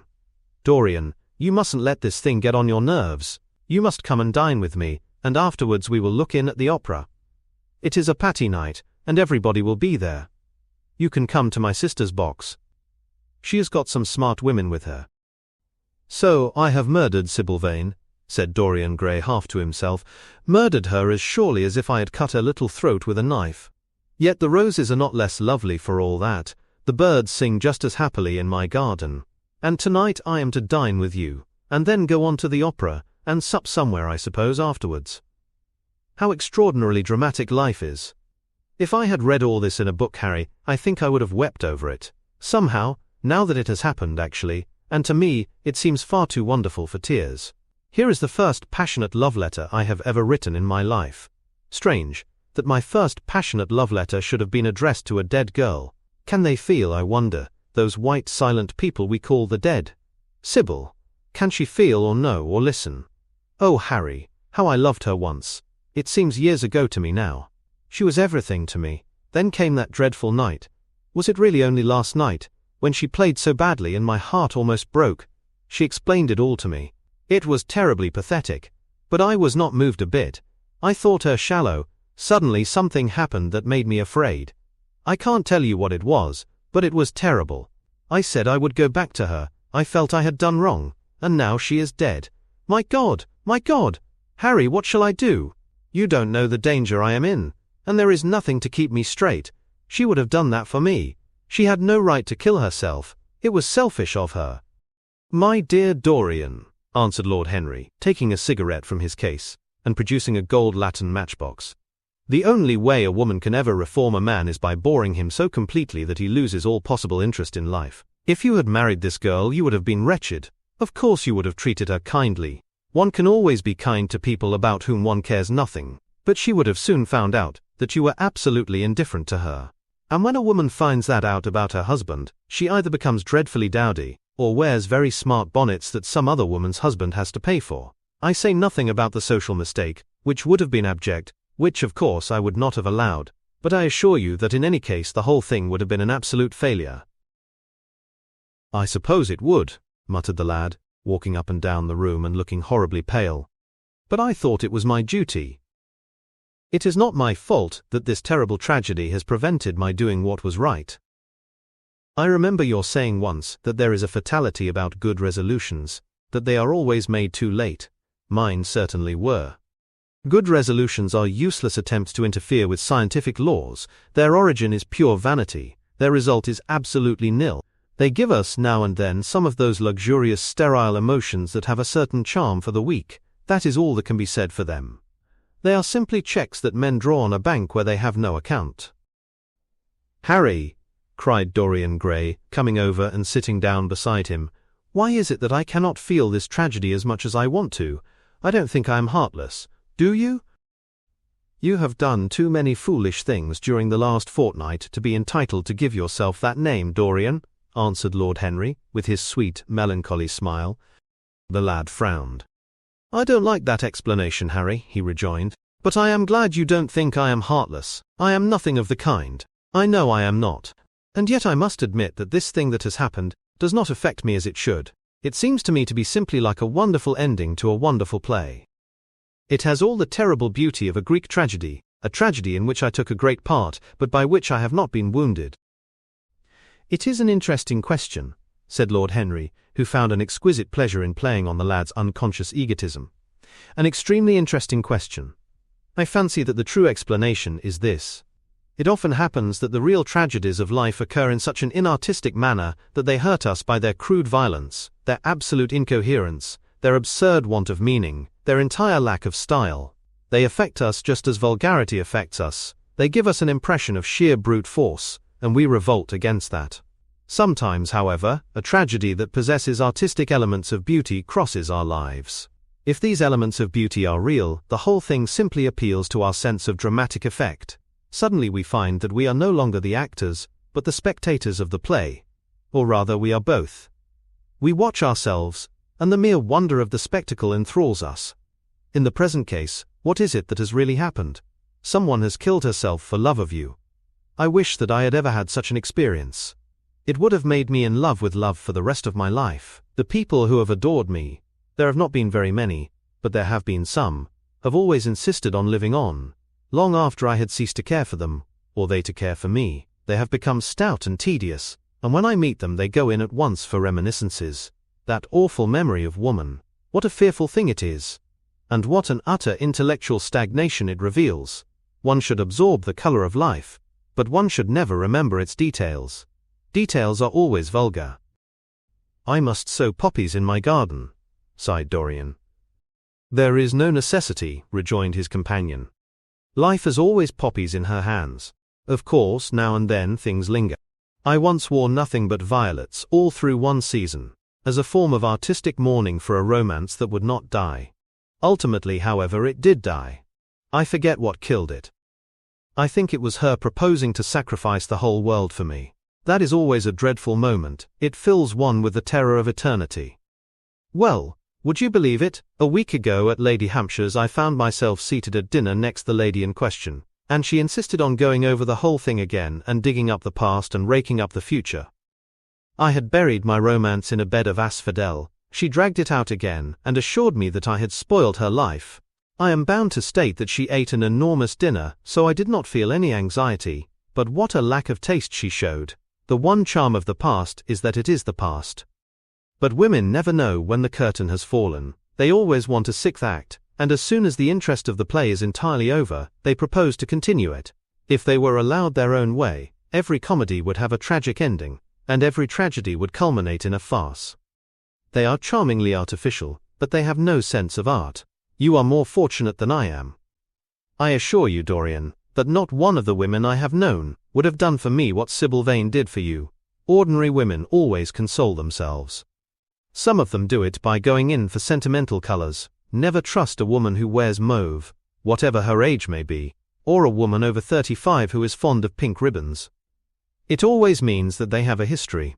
Others find a great consolation in suddenly discovering the good qualities of their husbands. They flaunt their conjugal felicity in one's face, as if it were the most fascinating of sins. Religion consoles some. Its mysteries have all the charm of a flirtation, a woman once told me, and I can quite understand it. Besides, nothing makes one so vain as being told that one is a sinner. Conscience makes egotists of us all. Yes, there is really no end to the consolations that women find in modern life. Indeed, I have not mentioned the most important one. "What is that, Harry?" said the lad listlessly. "Oh, the obvious consolation. Taking someone else's admirer when one loses one's own. In good society that always whitewashes a woman. But really, Dorian, how different Sybil Vane must have been from all the women one meets. There is something to me quite beautiful about her death. I am glad I am living in a century when such wonders happen. They make one believe in the reality of the things we all play with, such as romance, passion, and love. I was terribly cruel to her. You forget that. I am afraid that women appreciate cruelty, downright cruelty, more than anything else. They have wonderfully primitive instincts. We have emancipated them, but they remain slaves looking for their masters, all the same. They love being dominated. I am sure you were splendid. I have never seen you really, and absolutely angry, but I can fancy how delightful you looked. And after all, you said something to me the day before yesterday that seemed to me at the time to be merely fanciful, but that I see now was absolutely true, and it holds the key to everything." "What was that, Harry?" "You said to me that Sybil Vane represented to you all the heroines of romance, that she was Desdemona one night and Ophelia the other, that if she died as Juliet she came to life as Imogen." "She will never come to life again now," muttered the lad, burying his face in his hands. "No, she will never come to life. She has played her last part. But you must think of that lonely death in the tawdry dressing-room, simply as a strange, lurid fragment from some Jacobean tragedy, as a wonderful scene from Webster, or Ford, or Cyril Tourneur. The girl never really lived, and so she has never really died. To you at least she was always a dream, a phantom that flitted through Shakespeare's plays and left them lovelier for its presence, a reed through which Shakespeare's music sounded richer and more full of joy. The moment she touched actual life, she marred it, and it marred her, and so she passed away. Mourn for Ophelia if you like. Put ashes on your head because Cordelia was strangled. Cry out against heaven because the daughter of Brabantio died. But don't waste your tears over Sybil Vane. She was less real than they are." There was a silence. The evening darkened in the room, noiselessly, and with silver feet, the shadows crept in from the garden. The colors faded wearily out of things. After some time Dorian Gray looked up. "You have explained me to myself, Harry," he murmured, with something of a sigh of relief. "I felt all that you have said, but somehow I was afraid of it, and I could not express it to myself. How well you know me! But we will not talk again of what has happened. It has been a marvelous experience, that is all. I wonder if life has still in store for me anything as marvelous." "Life has everything in store for you, Dorian. There is nothing that you, with your extraordinary good looks, will not be able to do." "But suppose, Harry, I became haggard, and old and wrinkled. What then?" "Ah, then," said Lord Henry, rising to go, "then, my dear Dorian, you would have to fight for your victories. As it is, they are brought to you. No, you must keep your good looks. We live in an age that reads too much to be wise, and that thinks too much to be beautiful. We cannot spare you, and now you had better dress, and drive down to the club. We are rather late as it is." "I think I shall join you at the opera, Harry. I feel too tired to eat anything. What is the number of your sister's box?" 27, I believe. It is on the grand tier. You will see her name on the door, but I am sorry you won't come and dine." "I don't feel up to it," said Dorian listlessly. but I am awfully obliged to you for all that you have said to me. You are certainly my best friend. No one has ever understood me as you have." "We are only at the beginning of our friendship, Dorian," answered Lord Henry, shaking him by the hand. "Goodbye. I shall see you before 9:30, I hope. Remember, Patty is singing." As he closed the door behind him, Dorian Gray touched the bell, and in a few minutes Victor appeared with the lamps and drew the blinds down. He waited impatiently for him to go. The man seemed to take an interminable time over everything. As soon as he had left, he rushed to the screen and drew it back. No, there was no further change in the picture. It had received the news of Sybil Vane's death before he had known of it himself. It was conscious of the events of life as they occurred. The vicious cruelty that marred the fine lines of the mouth had, no doubt, appeared at the very moment that the girl had drunk the poison, whatever it was. Or was it indifferent to results? Did it merely take cognizance of what passed within the soul? He wondered and hoped that someday he would see the change taking place before his very eyes, shuddering as he hoped it. Poor Sybil, what a romance it had all been! She had often mimicked death on the stage. Then death himself had touched her, and taken her with him. How had she played that dreadful last scene? Had she cursed him as she died? No, she had died for love of him, and love would always be a sacrament to him now. She had atoned for everything, by the sacrifice she had made of her life. He would not think any more of what she had made him go through on that horrible night at the theatre. When he thought of her, it would be as a wonderful tragic figure sent onto the world's stage to show the supreme reality of love, a wonderful tragic figure. Tears came to his eyes as he remembered her childlike look and winsome fanciful ways and shy tremulous grace. He brushed them away hastily, and looked again at the picture. He felt that the time had really come for making his choice. Or had his choice already been made? Yes, life had decided that for him, life. And his own infinite curiosity about life. Eternal youth, infinite passion, pleasures subtle and secret, wild joys and wilder sins. He was to have all these things. The portrait was to bear the burden of his shame, that was all. A feeling of pain crept over him as he thought of the desecration that was in store for the fair face on the canvas. Once, in boyish mockery of Narcissus, he had kissed, or feigned to kiss, those painted lips that now smiled so cruelly at him. Morning after morning he had sat before the portrait wondering at its beauty, almost enamored of it, as it seemed to him at times. Was it to alter now with every mood to which he yielded? Was it to become a monstrous and loathsome thing, to be hidden away in a locked room, to be shut out from the sunlight that had so often touched to brighter gold the waving wonder of its hair? The pity of it, the pity of it! For a moment he thought of praying that the horrible sympathy that existed between him and the picture might cease. It had changed in answer to a prayer. Perhaps in answer to a prayer it might remain unchanged. And yet who that knew anything about life would surrender the chance of remaining always young, however fantastic that chance might be, or with what fateful consequences it might be fraught? Besides, was it really under his control? Had it indeed been prayer that had produced the substitution? Might there not be some curious scientific reason for it all? If thought could exercise its influence upon a living organism, might not thought exercise an influence upon dead and inorganic things? Nay, without thought or conscious desire, might not things external to ourselves vibrate in unison with our moods and passions, atom calling to atom in secret love or strange affinity? But the reason was of no importance. He would never again tempt by a prayer any terrible power. If the picture was to alter, it was to alter. That was all. Why inquire too closely into it? For there would be a real pleasure in watching it. He would be able to follow his mind into its secret places. This portrait would be to him the most magical of mirrors. As it had revealed to him his own body, so it would reveal to him his own soul. And when winter came upon it, he would still be standing where spring trembles on the verge of summer. When the blood crept from its face, and left behind a pallid mask of chalk with leaden eyes, he would keep the glamour of boyhood. Not one blossom of his loveliness would ever fade, not one pulse of his life would ever weaken. Like the gods of the Greeks, he would be strong, and fleet, and joyous. What did it matter what happened to the colored image on the canvas? He would be safe. That was everything. He drew the screen back into its former place in front of the picture, smiling as he did so, and passed into his bedroom, where his valet was already waiting for him.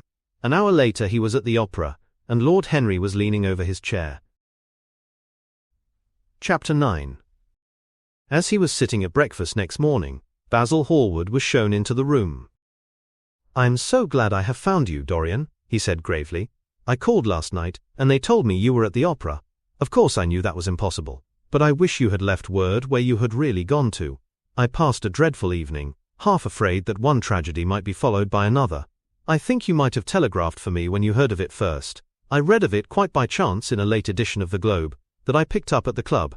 I came here at once, and was miserable at not finding you. I can't tell you how heartbroken I am about the whole thing. I know what you must suffer, but where were you? Did you go down and see the girl's mother? For a moment I thought of following you there. They gave the address in the paper. Somewhere in the Euston Road, isn't it? But I was afraid of intruding upon a sorrow that I could not lighten. Poor woman. What a state she must be in. And her only child, too. What did she say about it all?" "My dear Basil, how do I know?" murmured Dorian Gray, sipping some pale yellow wine from a delicate gold-beaded bubble of Venetian glass, and looking dreadfully bored. "I was at the opera. You should have come on there. I met Lady Gwendolen, Harry's sister, for the first time. We were in her box. She is perfectly charming. And Patty sang divinely. Don't talk about horrid subjects. If one doesn't talk about a thing, it has never happened. It is simply expression, as Harry says, that gives reality to things. I may mention that she was not the woman's only child. There is a son, a charming fellow, I believe. But he is not on the stage. He is a sailor or something. And now, tell me about yourself, and what you are painting." "You went to the opera?" said Hallward, speaking very slowly, and with a strained touch of pain in his voice. "You went to the opera while Sybil Vane was lying dead in some sordid lodging? You can talk to me of other women being charming, and of Patty singing divinely, before the girl you loved has even the quiet of a grave to sleep in. Why, man, there are horrors in store for that little white body of hers." "Stop, Basil! I won't hear it!" cried Dorian, leaping to his feet. "You must not tell me about things. What is done is done. What is past is past." "You call yesterday the past? What has the actual lapse of time got to do with it? It is only shallow people who require years to get rid of an emotion. A man who is master of himself can end a sorrow as easily as he can invent a pleasure. I don't want to be at the mercy of my emotions. I want to use them, to enjoy them, and to dominate them. Dorian, this is horrible. Something has changed you completely. You look exactly the same wonderful boy who, day after day, used to come down to my studio to sit for his picture. But you were simple, natural, and affectionate then. You were the most unspoiled creature in the whole world. Now I don't know what has come over you. You talk as if you had no heart, no pity in you. It is all Harry's influence. I see that." The lad flushed up and, going to the window, looked out for a few moments on the green, flickering, sun-lashed garden. "I owe a great deal to Harry, Basil," he said at last. "More than I owe to you. You only taught me to be vain." "Well, I am punished for that, Dorian, or shall be some day." "I don't know what you mean, Basil," he exclaimed, turning round. "I don't know what you want. What do you want?" "I want the Dorian Gray I used to paint," said the artist sadly. "Basil," said the lad, going over to him and putting his hand on his shoulder, "you have come too late. Yesterday, when I heard that Sybil Vane had killed herself—" "Killed herself? Good heavens! Is there no doubt about that?" cried Hallward, looking up at him with an expression of horror. "My dear Basil, surely you don't think it was a vulgar accident? Of course she killed herself." The elder man buried his face in his hands. "How fearful!" he muttered, and a shudder ran through him. The painter felt strangely moved. The lad was infinitely dear to him, and his personality had been the great turning point in his art. He could not bear the idea of reproaching him any more. After all, his indifference was probably merely a mood that would pass away. There was so much in him that was good, so much in him that was noble. "Well, Dorian," he said at length with a sad smile, "I won't speak to you again about this horrible thing after today. I only trust your name won't be mentioned in connection with it. The inquest is to take place this afternoon. Have they summoned you?" Dorian shook his head, and a look of annoyance passed over his face at the mention of the word inquest. There was something so crude and vulgar about everything of the kind. "They don't know my name," he answered. "But surely she did." "Only my Christian name, and that I am quite sure she never mentioned to anyone. She told me once that they were all rather curious to learn who I was, and that she invariably told them my name was Prince Charming. It was pretty of her. You must do me a drawing of Sybil, Basil. I should like to have something more of her than the memory of a few kisses and some broken pathetic words. I will try and do something, Dorian, if it would please you. But you must come and sit to me yourself again. I can't get on without you. I can never sit to you again, Basil. It is impossible, he exclaimed, starting back. The painter stared at him. My dear boy, what nonsense, he cried. Do you mean to say you don't like what I did of you? Where is it? Why have you pulled the screen in front of it? Let me look at it. It is the best thing I have ever done. Do take the screen away, Dorian. It is simply disgraceful of your servant hiding my work like that. I felt the room looked different as I came in. My servant has nothing to do with it, Basil. You don't imagine I let him arrange my room for me? He settles my flowers for me sometimes, that is all. No. I did it myself. The light was too strong on the portrait. Too strong. Surely not, my dear fellow, it is an admirable place for it. Let me see it. And Hallward walked towards the corner of the room. A cry of terror broke from Dorian Gray's lips, and he rushed between the painter and the screen. Basil, he said, looking very pale, you must not look at it. I don't wish you to. Not look at my own work? You are not serious. Why shouldn't I look at it? Exclaimed Hallward, laughing. If you try to look at it, Basil, on my word of honor I will never speak to you again as long as I live. I am quite serious. I don't offer any explanation, and you are not to ask for any. But remember, if you touch this screen, everything is over between us. Hallward was thunderstruck. He looked at Dorian Gray in absolute amazement. He had never seen him like this before. The lad was actually pallid with rage. His hands were clenched, and the pupils of his eyes were like discs of blue fire. He was trembling all over. Dorian! Don't speak. But what is the matter? Of course I won't look at it if you don't want me to, he said rather coldly, turning on his heel and going over towards the window. But really it seems rather absurd that I shouldn't see my own work, especially as I am going to exhibit it in Paris in the autumn. I shall probably have to give it another coat of varnish before that, so I must see it some day, and why not today? To exhibit it? You want to exhibit it? Exclaimed Dorian Gray, a strange sense of terror creeping over him. Was the world going to be shown his secret? Were people to gape at the mystery of his life? That was impossible. Something, he did not know what, had to be done at once. Yes, I don't suppose you will object to that. Georges Petit is going to collect all my best pictures for a special exhibition in the Rue de Sèze, which will open the first week in October. The portrait will only be away a month. I should think you could easily spare it for that time. In fact, you are sure to be out of town. And if you keep it always behind a screen, you can't care much about it. Dorian Gray passed his hand over his forehead. There were beads of perspiration there. He felt that he was on the brink of a horrible danger. You told me a month ago that you would never exhibit it, he cried. Why have you changed your mind? You people who go in for being consistent have just as many moods as others have. The only difference is that your moods are rather meaningless. You can't have forgotten that you assured me most solemnly that nothing in the world would induce you to send it to any exhibition. You told Harry exactly the same thing. He stopped suddenly, and a gleam of light came into his eyes. He remembered that Lord Henry had said to him once, half seriously and half in jest, "If you want to have a strange quarter of an hour, get Basil to tell you why he won't exhibit your picture." He told me why he wouldn't, and it was a revelation to me. Yes, perhaps Basil too had his secret. He would ask him and try. "Basil," he said, coming over quite close and looking him straight in the face, "we have each of us a secret. Let me know yours, and I shall tell you mine. What was your reason for refusing to exhibit my picture?" The painter shuddered in spite of himself. "Dorian, if I told you, you might like me less than you do, and you would certainly laugh at me. I could not bear your doing either of those two things. If you wish me never to look at your picture again, I am content. I have always you to look at. If you wish the best work I have ever done to be hidden from the world, I am satisfied. Your friendship is dearer to me than any fame or reputation." "No, Basil, you must tell me," insisted Dorian Gray. "I think I have a right to know." His feeling of terror had passed away, and curiosity had taken its place. He was determined to find out Basil Hallward's mystery. "Let us sit down, Dorian," said the painter, looking troubled. "Let us sit down, and just answer me one question. Have you noticed in the picture something curious?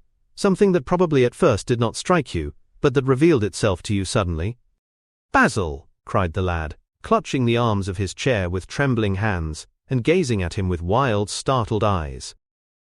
Dorian Gray drew a long breath. The color came back to his cheeks, and a smile played about his lips. The peril was over. He was safe for the time. Yet he could not help feeling infinite pity for the painter who had just made this strange confession to him, and wondered if he himself would ever be so dominated by the personality of a friend. Lord Henry had the charm of being very dangerous. But that was all. He was too clever and too cynical to be really fond of.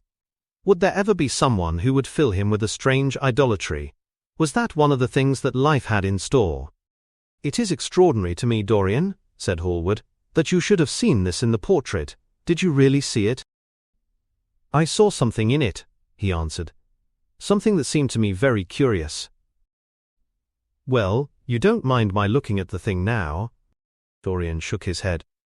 "You must not ask me that, Basil. I could not possibly let you stand in front of that picture." "You will some day, surely." "Never." "Well, perhaps you are right. And now goodbye, Dorian. You have been the one person in my life who has really influenced my art. Whatever I have done that is good, I owe to you." "Ah, you don't know what it cost me to tell you all that I have told you." "My dear Basil," said Dorian, "what have you told me? Simply that you felt that you admired me too much. That is not even a compliment." "It was not intended as a compliment. It was a confession. Now that I have made it, something seems to have gone out of me. Perhaps one should never put one's worship into words. It was a very disappointing confession." "Why, what did you expect, Dorian? Didn't see anything else in the picture, did you? There was nothing else to see." "No, there was nothing else to see. Why do you ask? But you mustn't talk about worship, it is foolish. You and I are friends, Basil, and we must always remain so." "You have got Harry," said the painter sadly. "Oh, Harry," cried the lad, with a ripple of laughter. "Harry spends his days in saying what is incredible, and his evenings in doing what is improbable. Just the sort of life I would like to lead. But still, I don't think I would go to Harry if I were in trouble. I would sooner go to you, Basil." "You will sit to me again?" "Impossible. You spoil my life as an artist by refusing, Dorian. No man came across two ideal things, few come across one." "I can't explain it to you, Basil, but I must never sit to you again. There is something fatal about a portrait. It has a life of its own. I will come and have tea with you. That will be just as pleasant." "Pleasanter for you, I am afraid," murmured Hallward regretfully. "And now goodbye. I am sorry you won't let me look at the picture once again. But that can't be helped. I quite understand what you feel about it." As he left the room, Dorian Gray smiled to himself. Poor Basil, how little he knew of the true reason! And how strange it was that, instead of having been forced to reveal his own secret, he had succeeded almost by chance in wresting a secret from his friend. How much that strange confession explained to him. The painter's absurd fits of jealousy, his wild devotion, his extravagant panegyrics, his curious reticences. He understood them all now. And he felt sorry. There seemed to him to be something tragic in a friendship so colored by romance. The portrait must be hidden away at all costs. He sighed and touched the bell. He could not run such a risk of discovery again. It had been mad of him to have allowed the thing to remain, even for an hour, in a room to which any of his friends had access. Chapter 10. When his servant entered, he looked at him steadfastly and wondered if he had thought of peering behind the screen. The man was quite impassive, and waited for his orders. Dorian lit a cigarette, and walked over to the glass and glanced into it. He could see the reflection of Victor's face. Perfectly. It was like a placid mask of civility. There was nothing to be afraid of there, yet he thought it best to be on his guard. Speaking very slowly, he told him to tell the housekeeper that he wanted to see her, and then to go to the frame-maker and ask him to send 2 of his men round at once. It seemed to him that as the man left the room his eyes wandered in the direction of the screen, or was that merely his own fancy? After a few moments, in her black silk dress, with old-fashioned thread mittens on her wrinkled hands, Mrs. Leaf bustled into the library. He asked her for the key of the schoolroom. "The old schoolroom, Mr. Dorian," she exclaimed. "Why, it is full of dust. I must get it arranged and put straight before you go into it. It is not fit for you to see, sir. It is not indeed." I don't want it put straight, Leaf. I only want the key. Well, sir, you'll be covered with cobwebs if you go into it. Why, it hasn't been opened for nearly 5 years, not since his lordship died. He winced at the mention of his grandfather. He had hateful memories of him. That does not matter, he answered. I simply want to see the place, that is all. Give me the key. And here is the key, sir, said the old lady, going over the contents of her bunch with tremulously uncertain hands. Here is the key. I'll have it off the bunch in a moment. But you don't think of living up there, sir, and you so comfortable here. No, no, he cried petulantly. Thank you, Leaf, that will do. She lingered for a few moments, and was garrulous over some detail of the household. He sighed, and told her to manage things as she thought best. She left the room, wreathed in smiles. As the door closed, Dorian put the key in his pocket and looked round the room. His eye fell on a large purple satin coverlet heavily embroidered with gold, a splendid piece of late 17th century Venetian work that his grandfather had found in a convent near Bologna. Yes, that would serve to wrap the dreadful thing in. It had perhaps served often as a pall for the dead.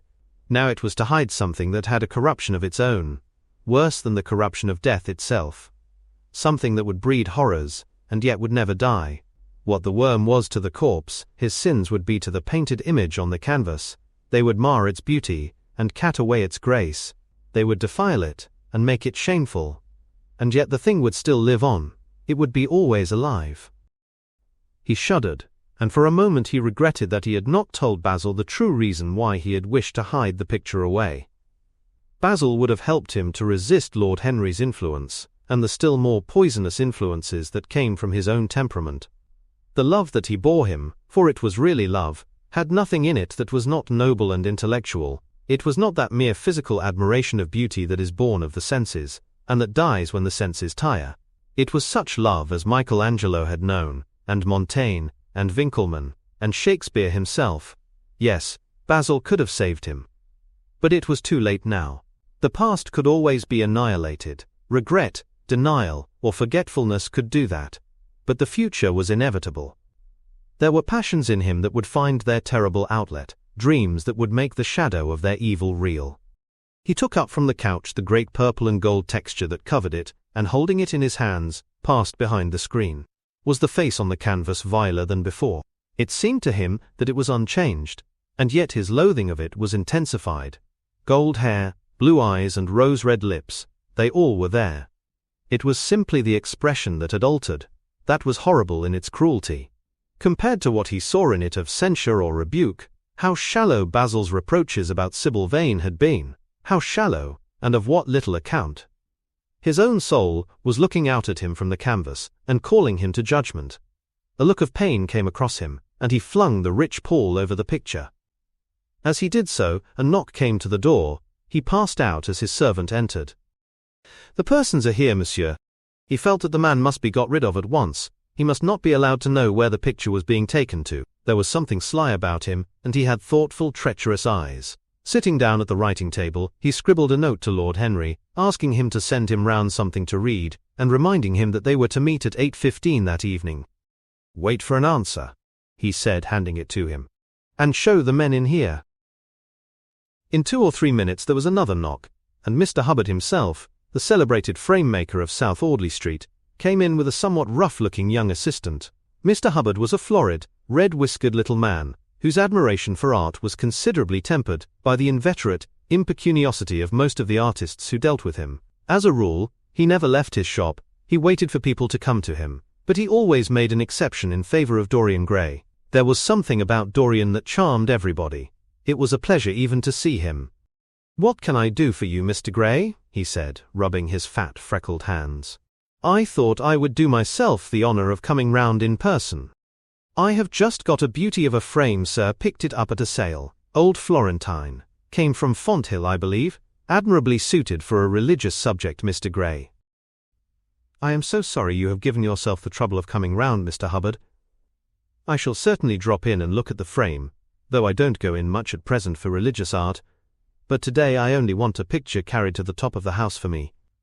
It is rather heavy, so I thought I would ask you to lend me a couple of your men." "No trouble at all, Mr. Gray. I am delighted to be of any service to you. Which is the work of art, sir?" "This," replied Dorian, moving the screen back. Can you move it, covering and all, just as it is? I don't want it to get scratched going upstairs." "There will be no difficulty, sir," said the genial frame maker, beginning, with the aid of his assistant, to unhook the picture from the long brass chains by which it was suspended. "And now, where shall we carry it to, Mr. Gray?" "I will show you the way, Mr. Hubbard, if you will kindly follow me, or perhaps you had better go in front. I am afraid it is right at the top of the house. We will go up by the front staircase, as it is wider." He held the door open for them, and they passed out into the hall and began the ascent. The elaborate character of the frame had made the picture extremely bulky, and now and then, in spite of the obsequious protests of Mr. Hubbard, who had the true tradesman's spirited dislike of seeing a gentleman doing anything useful, Dorian put his hand to it so as to help them. "Something of a load to carry, sir," gasped the little man when they reached the top landing, and he wiped his shiny forehead. "I am afraid it is rather heavy," murmured Dorian, as he unlocked the door that opened into the room that was to keep for him the curious secret of his life and hide his soul from the eyes of men. He had not entered the place for more than 4 years, not indeed since he had used it first as a playroom when he was a child, and then as a study when he grew somewhat older. It was a large, well-proportioned room, which had been specially built by the last Lord Kelso for the use of the little grandson whom, for his strange likeness to his mother, and also for other reasons, he had always hated and desired to keep at a distance. It appeared to Dorian to have but little changed. There was the huge Italian cassone with its fantastically painted panels and its tarnished gilt mouldings, in which he had so often hidden himself as a boy. There the satinwood bookcase filled with his dog-eared schoolbooks.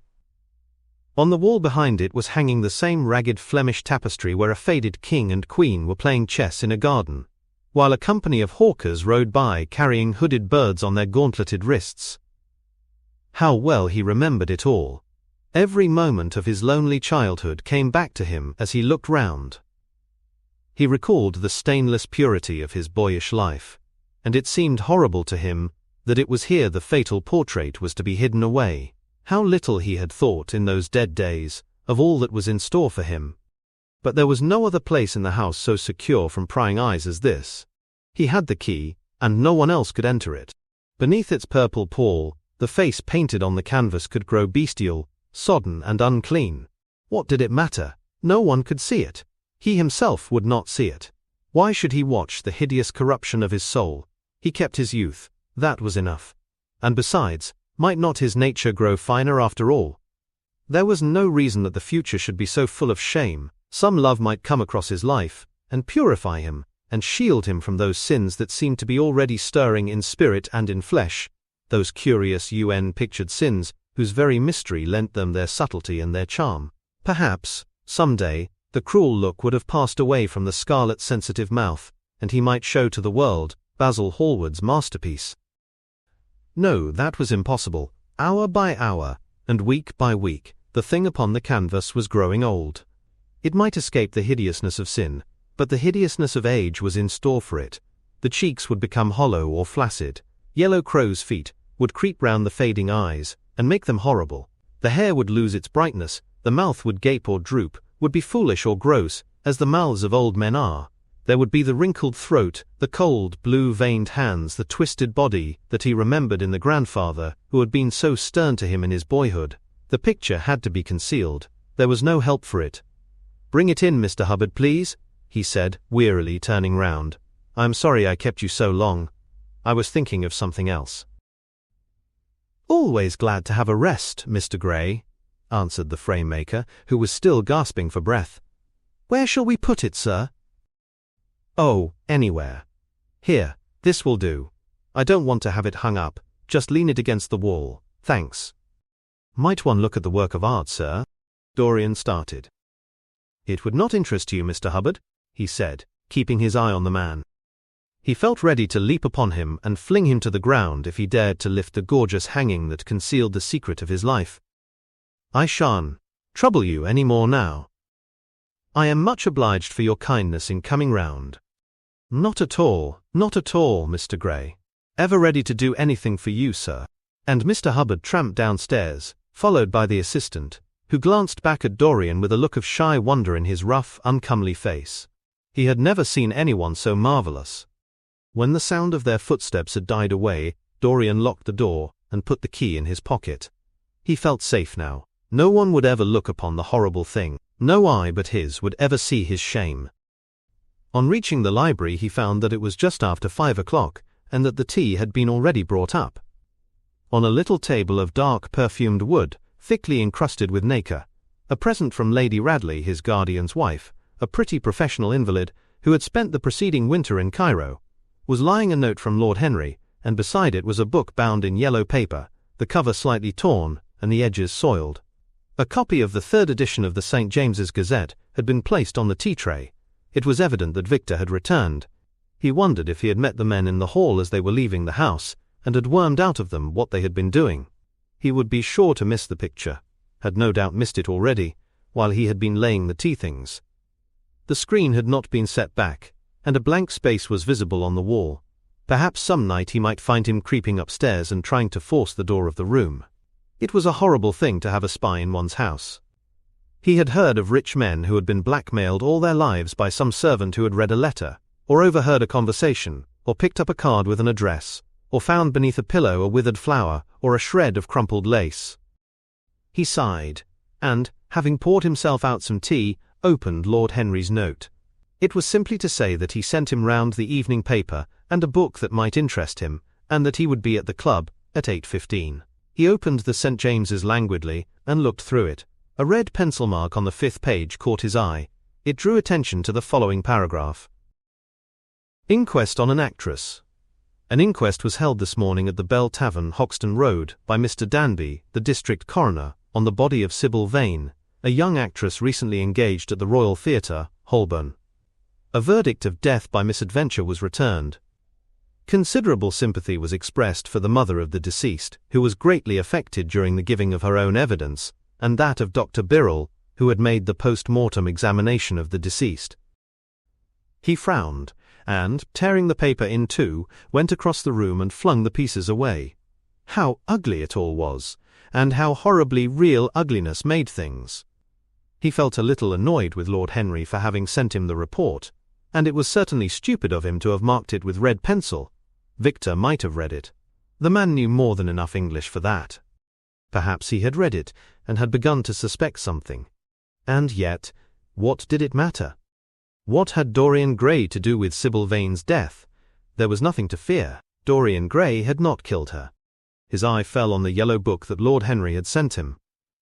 What was it? He wondered. He went towards the little pearl-coloured octagonal stand that had always looked to him like the work of some strange Egyptian bees that wrought in silver, and taking up the volume, flung himself into an armchair and began to turn over the leaves. After a few minutes he became absorbed. It was the strangest book that he had ever read. It seemed to him that in exquisite raiment, and to the delicate sound of flutes, the sins of the world were passing in dumb show before him. Things that he had dimly dreamed of were suddenly made real to him. Things of which he had never dreamed were gradually revealed. It was a novel without a plot and with only one character, being, indeed, simply a psychological study of a certain young Parisian, who spent his life trying to realize in the 19th century all the passions and modes of thought that belonged to every century except his own, and to sum up, as it were, in himself the various moods through which the world spirit had ever passed, loving for their mere artificiality those renunciations that men have unwisely called virtue, as much as those natural rebellions that wise men still call sin. The style in which it was written was that curious jeweled style, vivid and obscure at once, full of argot and of archaisms, of technical expressions and of elaborate paraphrases, that characterizes the work of some of the finest artists of the French school of symbolistes. There were in it metaphors as monstrous as orchids, and as subtle in color. The life of the senses was described in the terms of mystical philosophy. One hardly knew at times whether one was reading the spiritual ecstasies of some medieval saint, or the morbid confessions of a modern sinner. It was a poisonous book. The heavy odor of incense seemed to cling about its pages and to trouble the brain. The mere cadence of the sentences, the subtle monotony of their music, so full as it was of complex refrains and movements elaborately repeated, produced in the mind of the lad, as he passed from chapter to chapter, a form of reverie, a malady of dreaming, that made him unconscious of the falling day and creeping shadows. Cloudless and pierced by one solitary star, a copper-green sky gleamed through the windows. He read on by its wan light till he could read no more. Then, after his valet had reminded him several times of the lateness of the hour, he got up, and going into the next room, placed the book on the little Florentine table that always stood at his bedside, and began to dress for dinner. It was almost 9 o'clock before he reached the club, where he found Lord Henry sitting alone, in the morning room, looking very much bored. "I am so sorry, Harry," he cried, "but really it is entirely your fault. That book you sent me so fascinated me that I forgot how the time was going." "Yes, I thought you would like it," replied his host, rising from his chair. "I didn't say I liked it, Harry. I said it fascinated me. There is a great difference." "Ah, you have discovered that," murmured Lord Henry, and they passed into the dining room. Chapter 11. For years Dorian Gray could not free himself from the influence of this book. Or perhaps it would be more accurate to say that he never sought to free himself from it. He procured from Paris no less than 9 large paper copies of the first edition, and had them bound in different colors, so that they might suit his various moods and the changing fancies of a nature over which he seemed at times to have almost entirely lost control. The hero, the wonderful young Parisian, in whom the romantic and the scientific temperaments were so strangely blended, became to him a kind of prefiguring type of himself. And indeed, the whole book seemed to him to contain the story of his own life, written before he had lived it. In one point he was more fortunate than the novel's fantastic hero. He never knew, never indeed had any cause to know, that somewhat grotesque dread of mirrors, and polished metal surfaces, and still water, which came upon the young Parisian so early in his life, and was occasioned by the sudden decay of a beauty that had once, apparently, been so remarkable.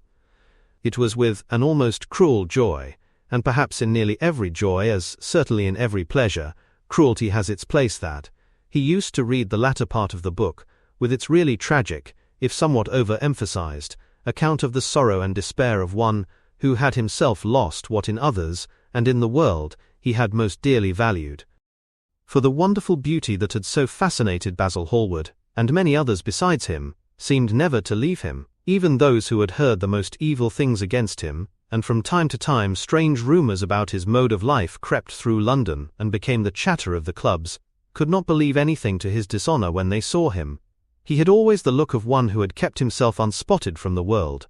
Men who talked grossly became silent when Dorian Gray entered the room. There was something in the purity of his face that rebuked them. His mere presence seemed to recall to them the memory of the innocence that they had tarnished. They wondered how one so charming and graceful as he was could have escaped the stain of an age that was at once sordid and sensual.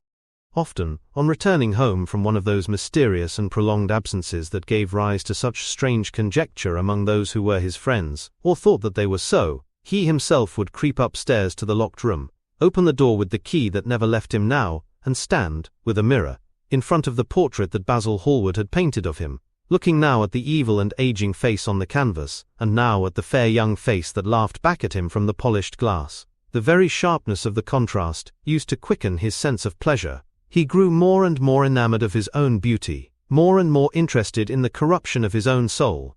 He would examine with minute care, and sometimes with a monstrous and terrible delight, the hideous lines that seared the wrinkling forehead or crawled around the heavy sensual mouth, wondering sometimes which were the more horrible, the signs of sin, or the signs of age.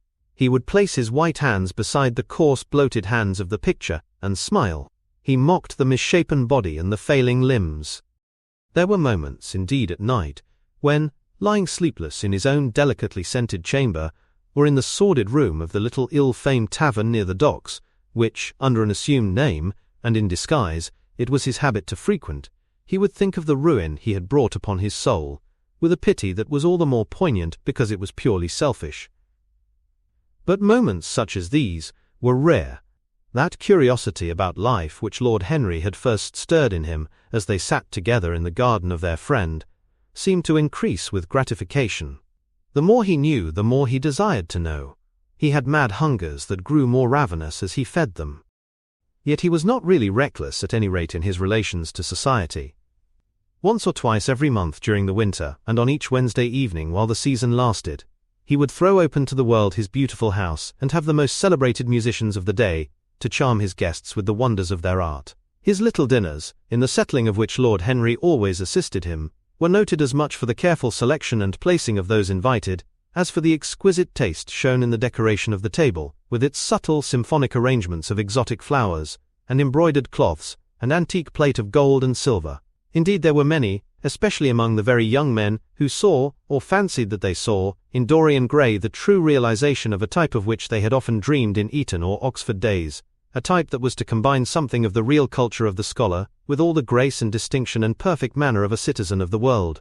To them he seemed to be of the company of those whom Dante describes as having sought to make themselves perfect by the worship of beauty. Like Gautier, he was one for whom the visible world existed.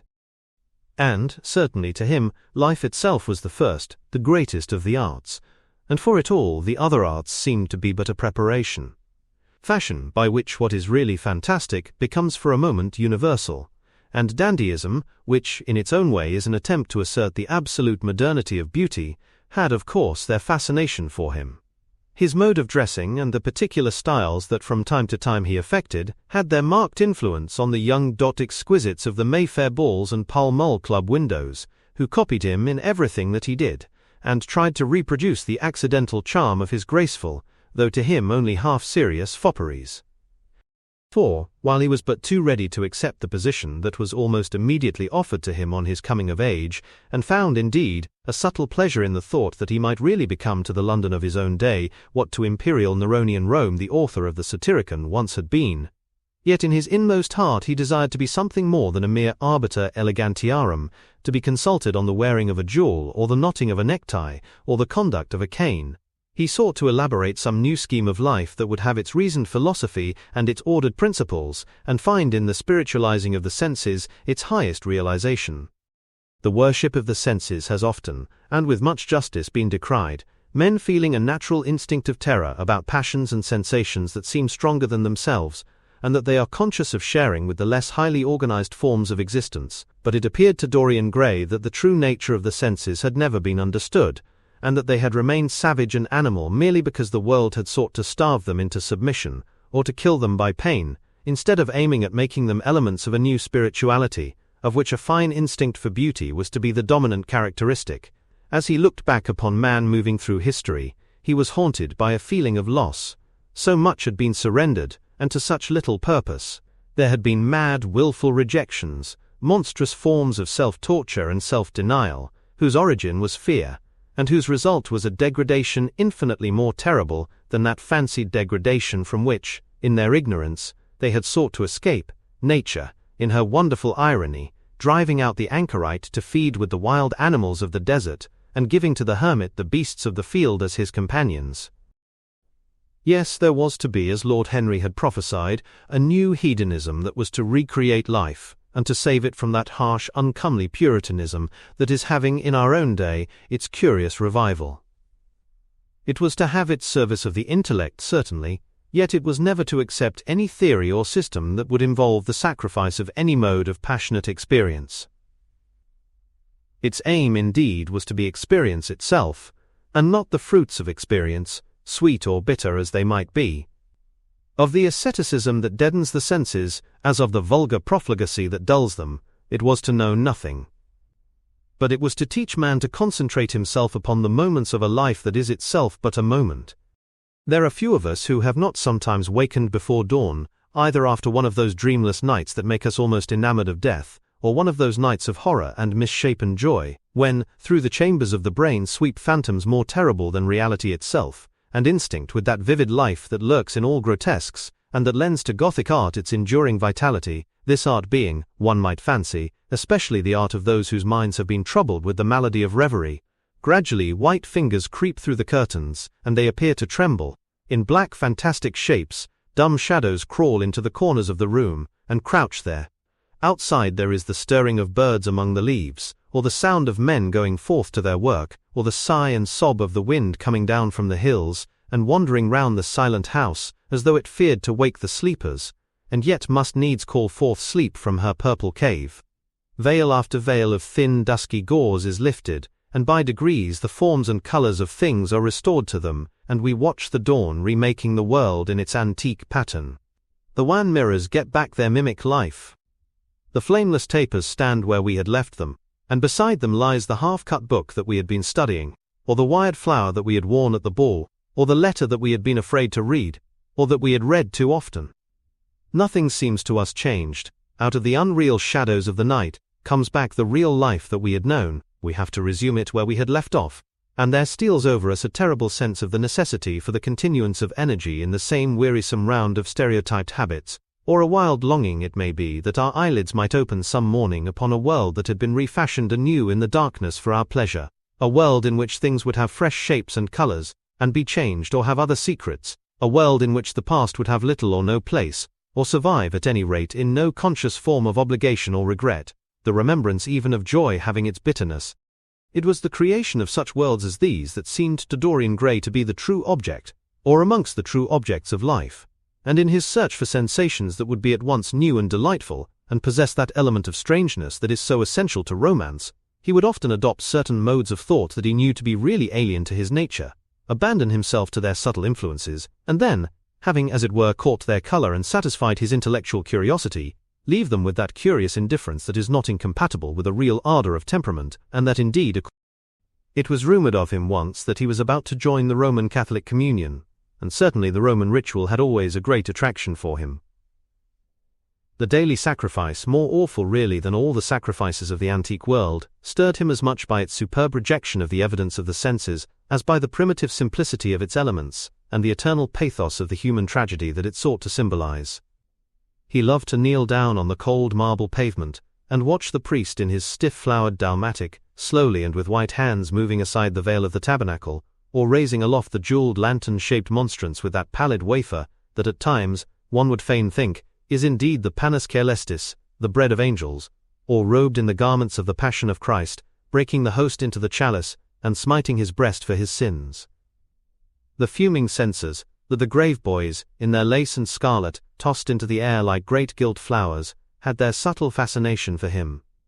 As he passed out, he used to look with wonder at the black confessionals, and longed to sit in the dim shadow of one of them, and listen to men and women whispering through the worn grating the true story of their lives.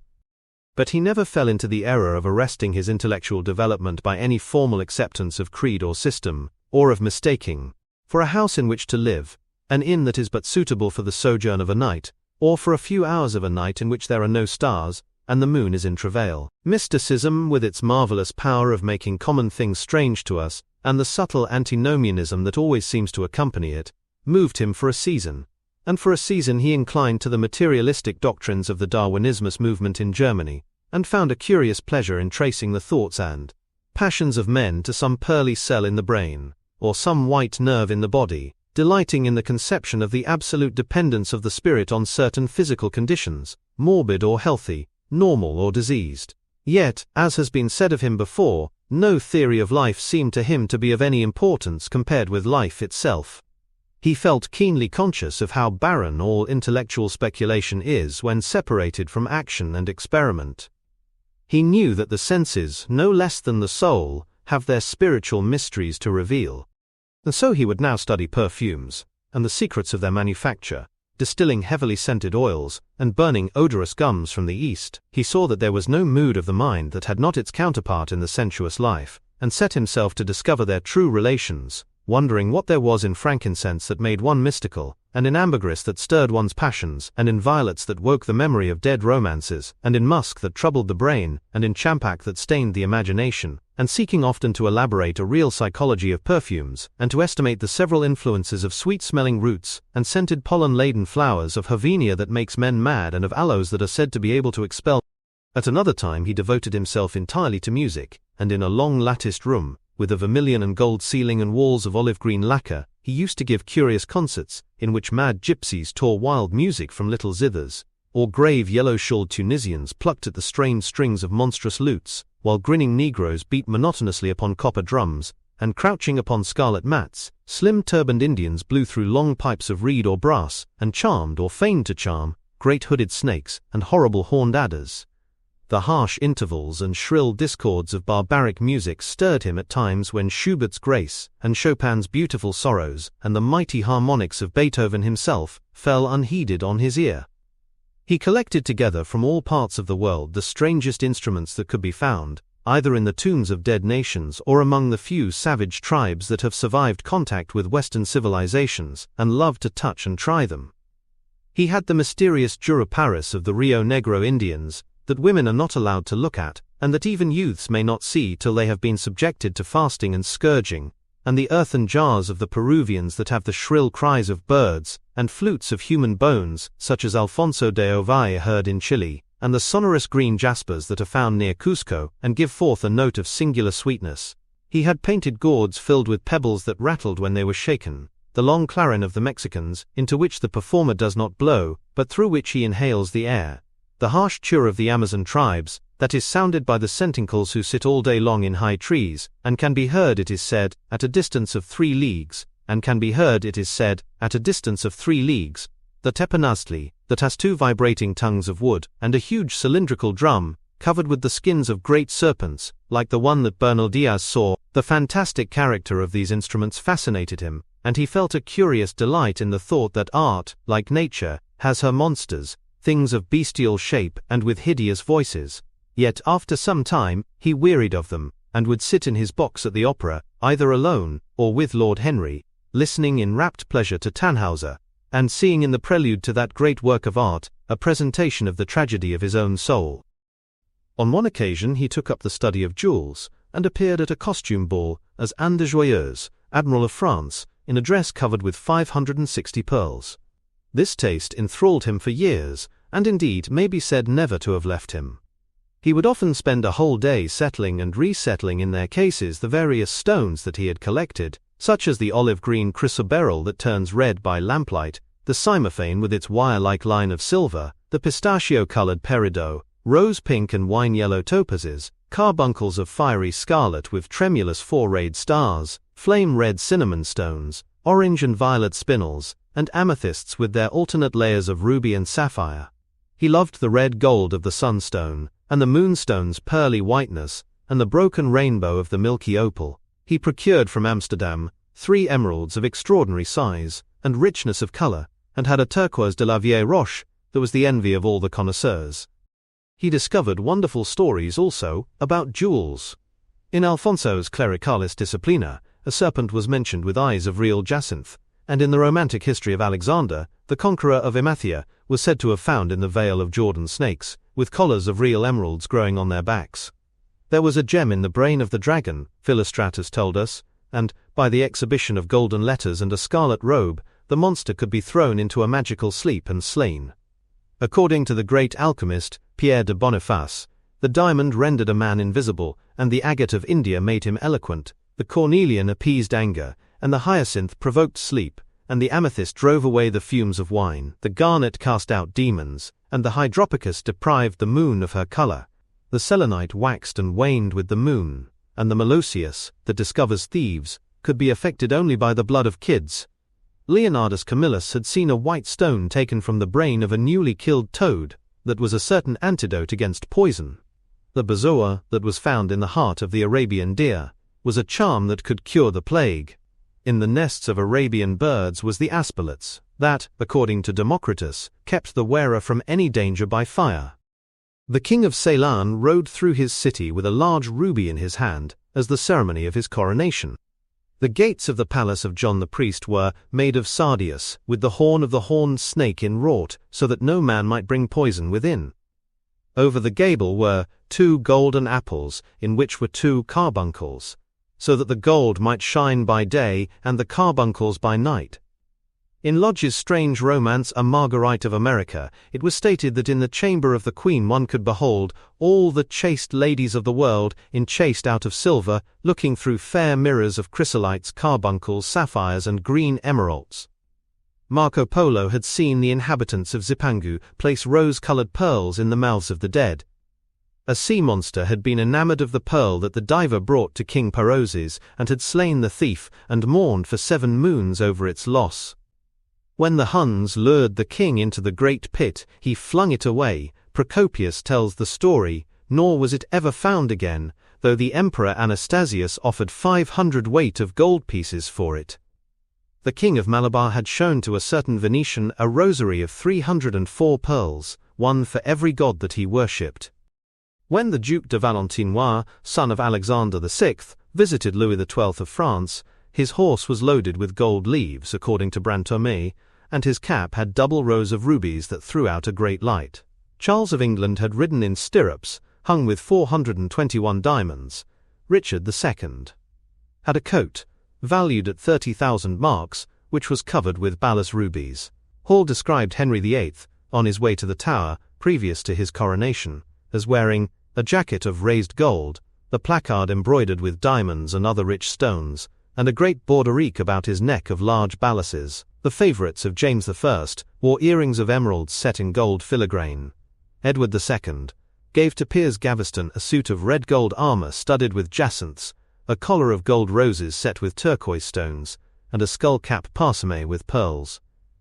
Henry II wore jewelled gloves reaching to the elbow, and had a hawk glove sewn with 12 rubies and 52 great orients. The ducal hat of Charles the Rash, the last Duke of Burgundy of his race, was hung with pear-shaped pearls and studded with sapphires. How exquisite life had once been, how gorgeous in its pomp and decoration, even to read of the luxury of the dead was wonderful. Then he turned his attention to embroideries, and to the tapestries that performed the office of frescoes, in the chill rooms of the northern nations of Europe. As he investigated the subject, and he always had an extraordinary faculty of becoming absolutely absorbed for the moment in whatever he took up, he was almost saddened by the reflection of the ruin that time brought on beautiful and wonderful things. He at any rate had escaped that. Summer followed summer, and the yellow jonquils bloomed and died many times, and nights of horror repeated the story of their shame, but he was unchanged. No winter marred his face or stained his flower-like bloom.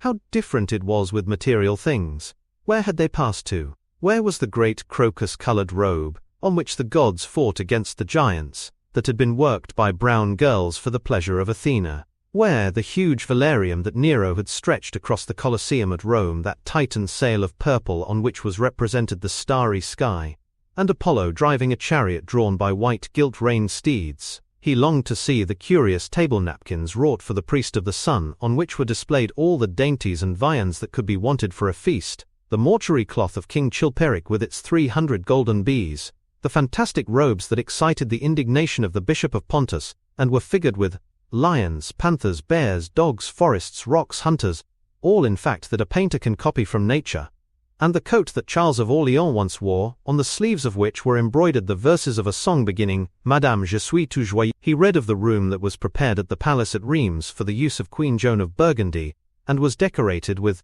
1,321 parrots made in broidery, and blazoned with the king's arms, and 561 butterflies, whose wings were similarly ornamented with the arms of the queen, the whole worked in gold.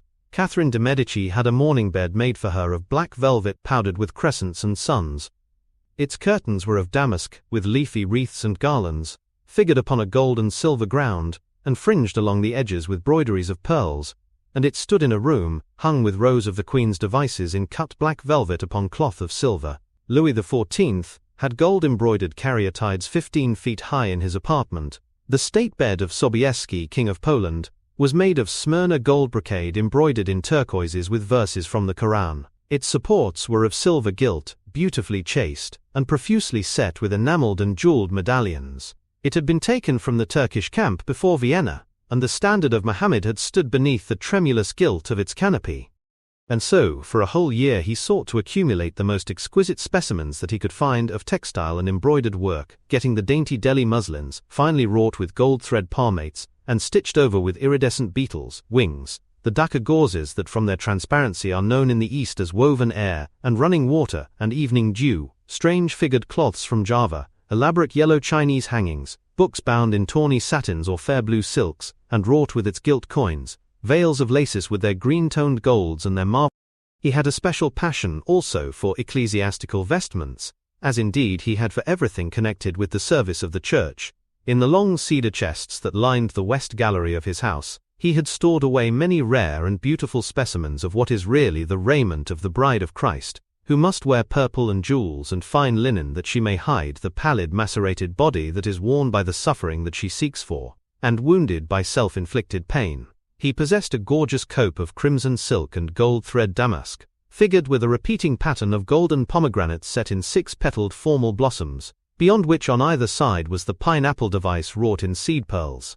The orphreys were divided into panels representing scenes from the life of the Virgin, and the coronation of the Virgin was figured in colored silks upon the hood.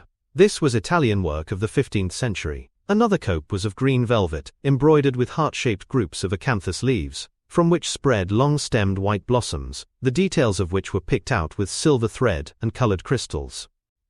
The more spore a seraph's head in gold thread-raised work. The orphreys were woven in a diaper of red and gold silk, and were starred with medallions of many saints and martyrs, among whom was Saint Sebastian. He had chasubles also of amber-colored silk and blue silk and gold brocade, and yellow silk damask and cloth of gold, figured with representations of the Passion and Crucifixion of Christ, and embroidered with lions and peacocks and other emblems, dalmatics of white satin and pink silk damask, decorated with tulips and dolphins and fleur-de-lis, altar frontals of crimson velvet and blue linen, and many corporals, chalice veils, N.D. sudaria.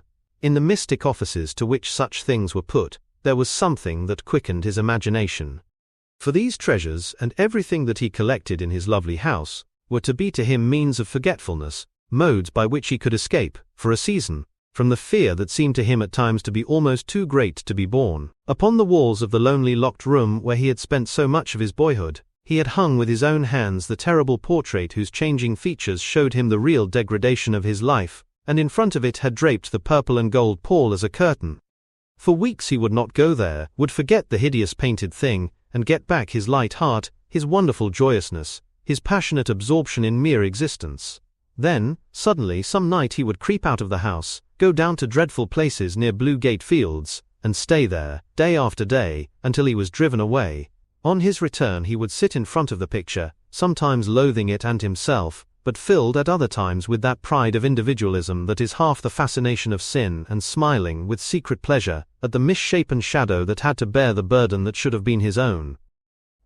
After a few years he could not endure to be long out of England, and gave up the villa that he had shared at Trouville with Lord Henry, as well as the little white walled-in house at Algiers, where they had more than once spent the winter.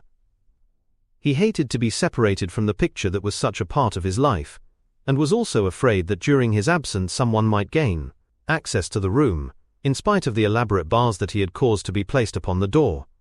He was quite conscious that this would tell them nothing. It was true that the portrait still preserved, under all the foulness and ugliness of the face, its marked likeness to himself, but what could they learn from that? He would laugh at anyone who tried to taunt him. He had not painted it. What was it to him how vile and full of shame it looked? Even if he told them, would they believe it? Yet he was afraid. Sometimes when he was down at his great house in Nottinghamshire, entertaining the fashionable young men of his own rank, who were his chief companions, and astounding the county by the wanton luxury and gorgeous splendor of his mode of life, he would suddenly leave his guests and rush back to town to see that the door had not been tampered with, and that the picture was still there. What if it should be stolen? The mere thought made him cold with horror. Surely the world would know his secret then. Perhaps the world already suspected it. For, while he fascinated many, there were not a few who distrusted him. He was very nearly blackballed at a West End club, of which his birth and social position fully entitled him to become a member, and it was said that on one occasion, when he was brought by a friend into the smoking room of the Churchill, the Duke of Berwick and another gentleman got up in a marked manner, and went out. Curious stories became current about him after he had passed his 25th year. It was rumoured that he had been seen brawling with foreign sailors in a low den in the distant parts of Whitechapel, and that he consorted with thieves and coiners, and knew the mysteries of their trade. His extraordinary absences became notorious, and, when he used to reappear again in society, men would whisper to each other in corners, or pass him with a sneer, or look at him with cold searching eyes, as though they were determined to discover his secret. Of such insolences and attempted slights, he of course took no notice, and, in the opinion of most people, his frank debonair manner, his charming boyish smile, and the infinite grace of that wonderful youth that seemed never to leave him, were in themselves a sufficient answer to the calumnies, for so they termed them, that were circulated about him. It was remarked, however, that some of those who had been most intimate with him appeared, after a time, to shun him. Women who had wildly adored him, and for his sake had braved all social censure, and set convention at defiance, were seen to grow pallid with shame or horror, if Dorian Gray entered the room. Yet these whispered scandals only increased in the eyes of many. His strange and dangerous charm, his great wealth was a certain element of security. Society, civilized society at least, is never very ready to believe anything to the detriment of those who are both rich and fascinating. It feels instinctively that manners are of more importance than morals, and, in its opinion, the highest respectability is of much less value than the possession of a good chef. And after all, it is a very poor consolation to be told that the man who has given one a bad dinner, or poor wine, is irreproachable in his private life.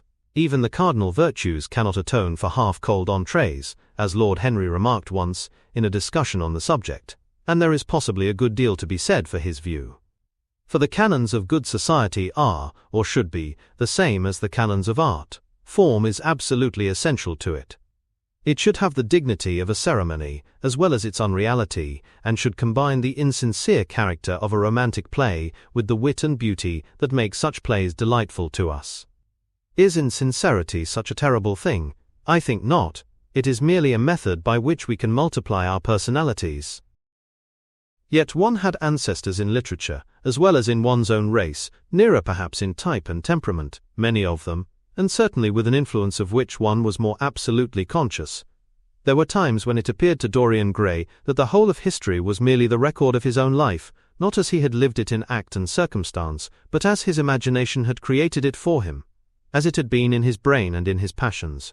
He felt that he had known them all, those strange, terrible figures that had passed across the stage of the world and made sin so marvelous and evil so full of subtlety. It seemed to him that in some mysterious way their lives had been his own. There was a horrible fascination in them all. He saw them at night, and they troubled his imagination in the day.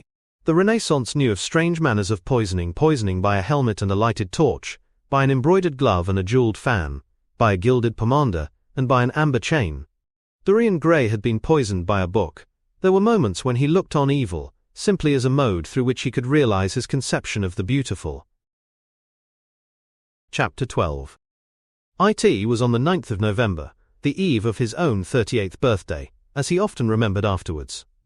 He was walking home about 11 o'clock from Lord Henry's, where he had been dining, and was wrapped in heavy furs, as the night was cold and foggy. At the corner of Grosvenor Square and South Audley Street, a man passed him in the mist, walking very fast, and with the collar of his grey ulster turned up. He had a bag in his hand. Dorian recognized him. It was Basil Hallward. A strange sense of fear, for which he could not account, came over him. He made no sign of recognition, and went on quickly, in the direction of his own house. But Hallward had seen him. Dorian heard him first stopping on the pavement, and then hurrying after him. In a few moments his hand was on his arm. "Dorian, what an extraordinary piece of luck! I have been waiting for you in your library ever since 9 o'clock. Finally I took pity on your tired servant, and told him to go to bed, as he let me out.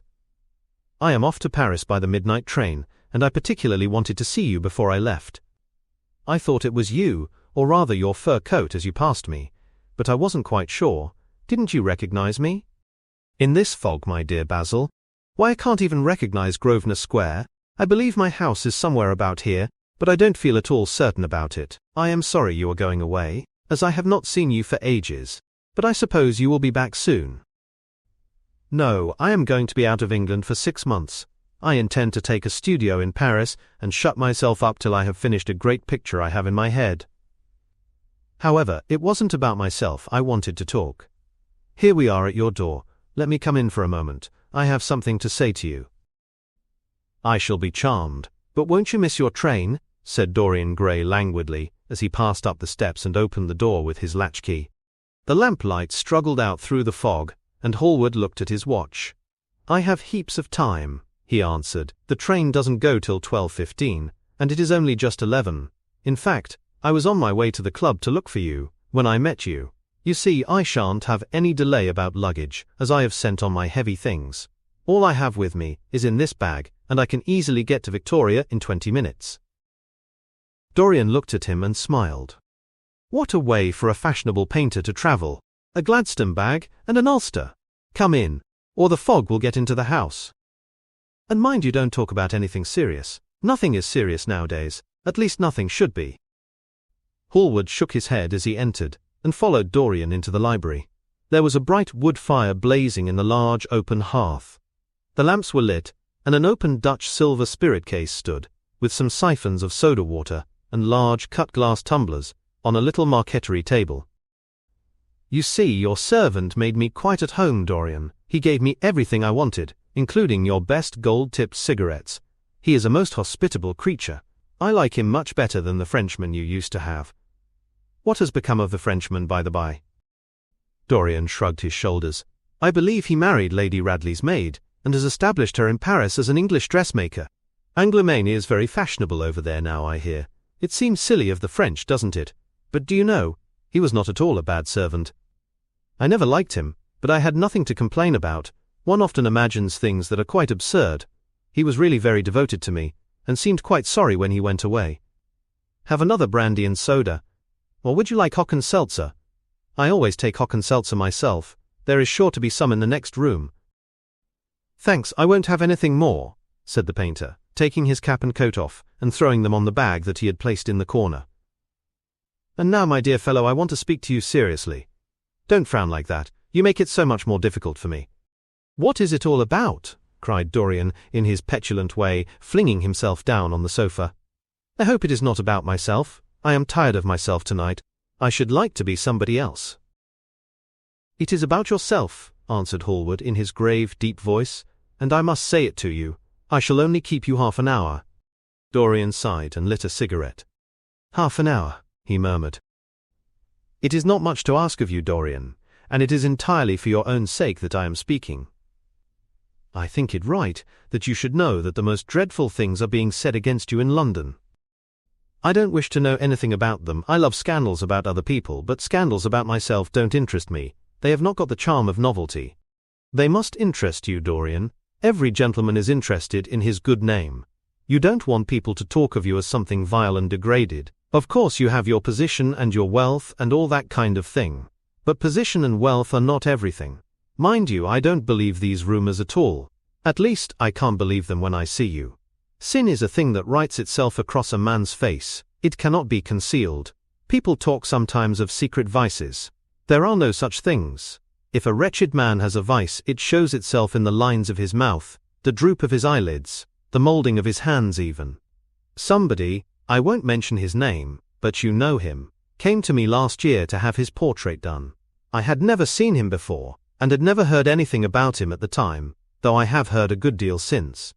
He offered an extravagant price. I refused him. There was something in the shape of his fingers that I hated. I know now that I was quite right in what I fancied about him. His life is dreadful. But you, Dorian, with your pure, bright, innocent face, and your marvelous untroubled youth, I can't believe anything against you.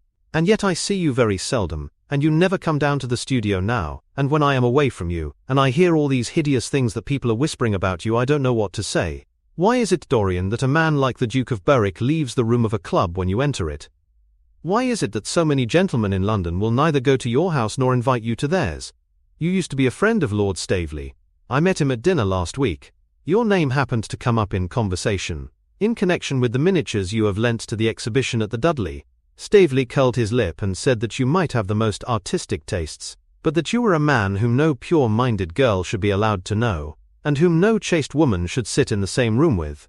I reminded him that I was a friend of yours, and asked him what he meant. He told me, right out before everybody. It was horrible. Why is your friendship so fatal to young men? There was that wretched boy in the Guards who committed suicide. You were his great friend.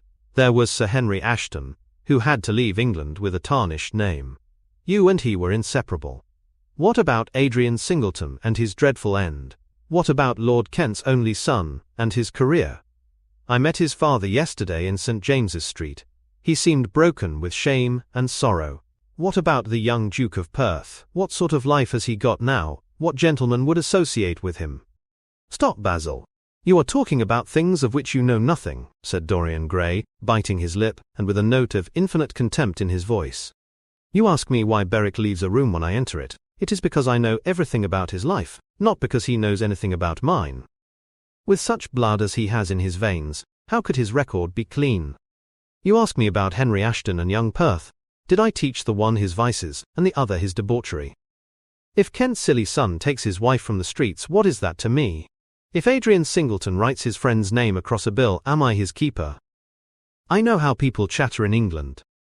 The middle classes air their moral prejudices over their gross dinner tables, and whisper about what they call the profligacies of their betters, in order to try and pretend that they are in smart society, and on intimate terms with the people they slander. In this country it is enough for a man to have distinction and brains for every common tongue to wag against him. And what sort of lives do these people, who pose as being moral, lead themselves?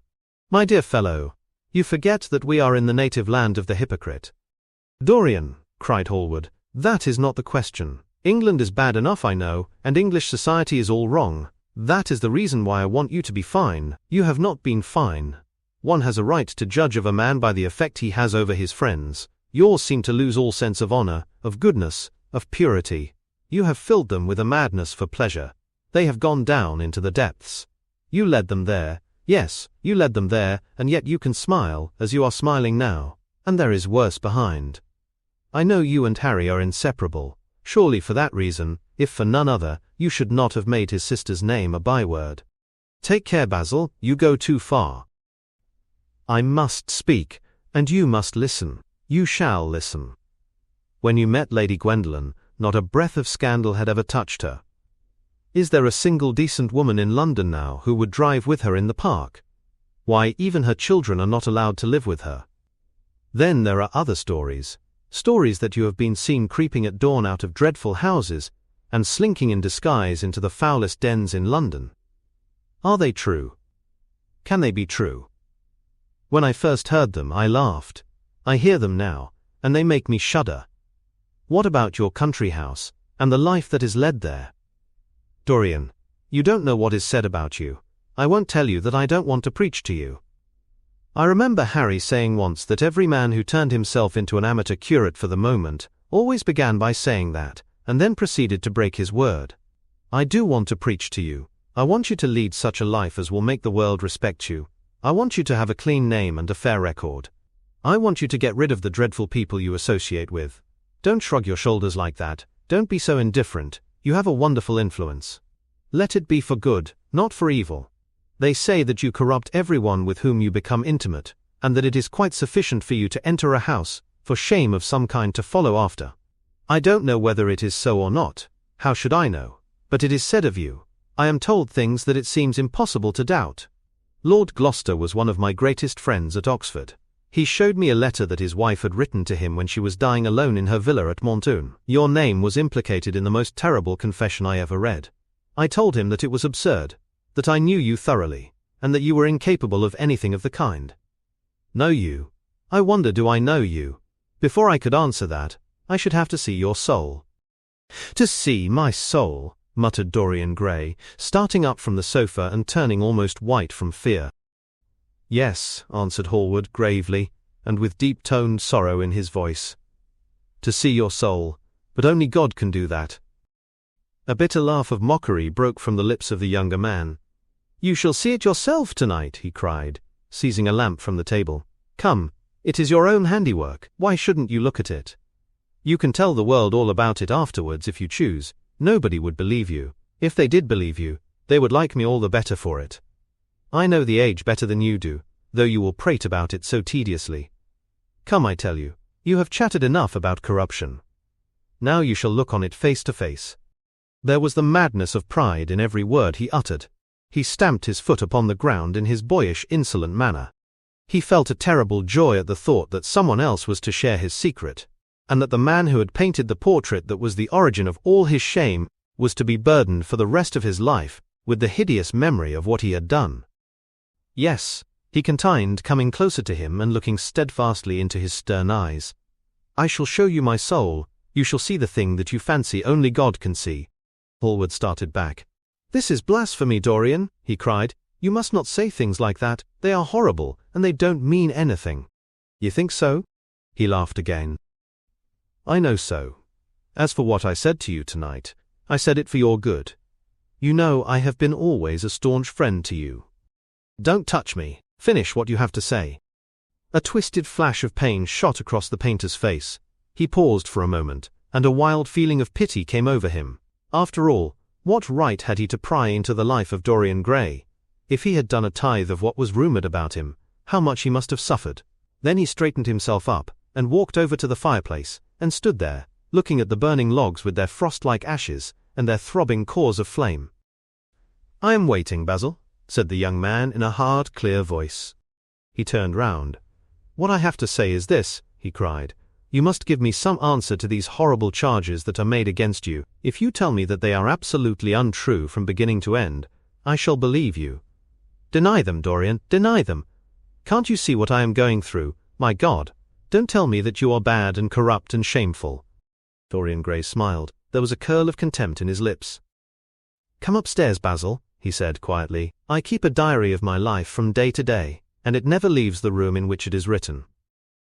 I shall show it to you if you come with me." "I shall come with you, Dorian, if you wish it. I see I have missed my train." "That makes no matter. I can go tomorrow. But don't ask me to read anything tonight. All I want is a plain answer to my question. That shall be given to you upstairs. I could not give it here. You will not have to read long." Chapter 13. He passed out of the room and began the ascent, Basil Hallward following close behind. They walked softly, as men do instinctively at night. The lamp cast fantastic shadows on the wall and staircase. A rising wind made some of the windows rattle. When they reached the top landing, Dorian set the lamp down on the floor, and taking out the key, turned it in the lock. "You insist on knowing, Basil?" he asked in a low voice. "Yes." "I am delighted," he answered, smiling. Then he added, somewhat harshly, "You are the one man in the world who is entitled to know everything about me. You have had more to do with my life than you think." And, taking up the lamp, he opened the door and went in. A cold current of air passed them, and the light shot up for a moment in a flame of murky orange. He shuddered. "Shut the door behind you," he whispered, as he placed the lamp on the table. Hallward glanced round him with a puzzled expression. The room looked as if it had not been lived in for years. A faded Flemish tapestry, a curtained picture, an old Italian cassone, and an almost empty bookcase. That was all that it seemed to contain, besides a chair and a table. As Dorian Gray was lighting a half-burned candle that was standing on the mantel-shelf, he saw that the whole place was covered with dust, and that the carpet was in holes. A mouse ran scuffling behind the wainscoting. There was a damp odor of mildew. "So you think that it is only God who sees the soul, Basil? Draw that curtain back, and you will see mine."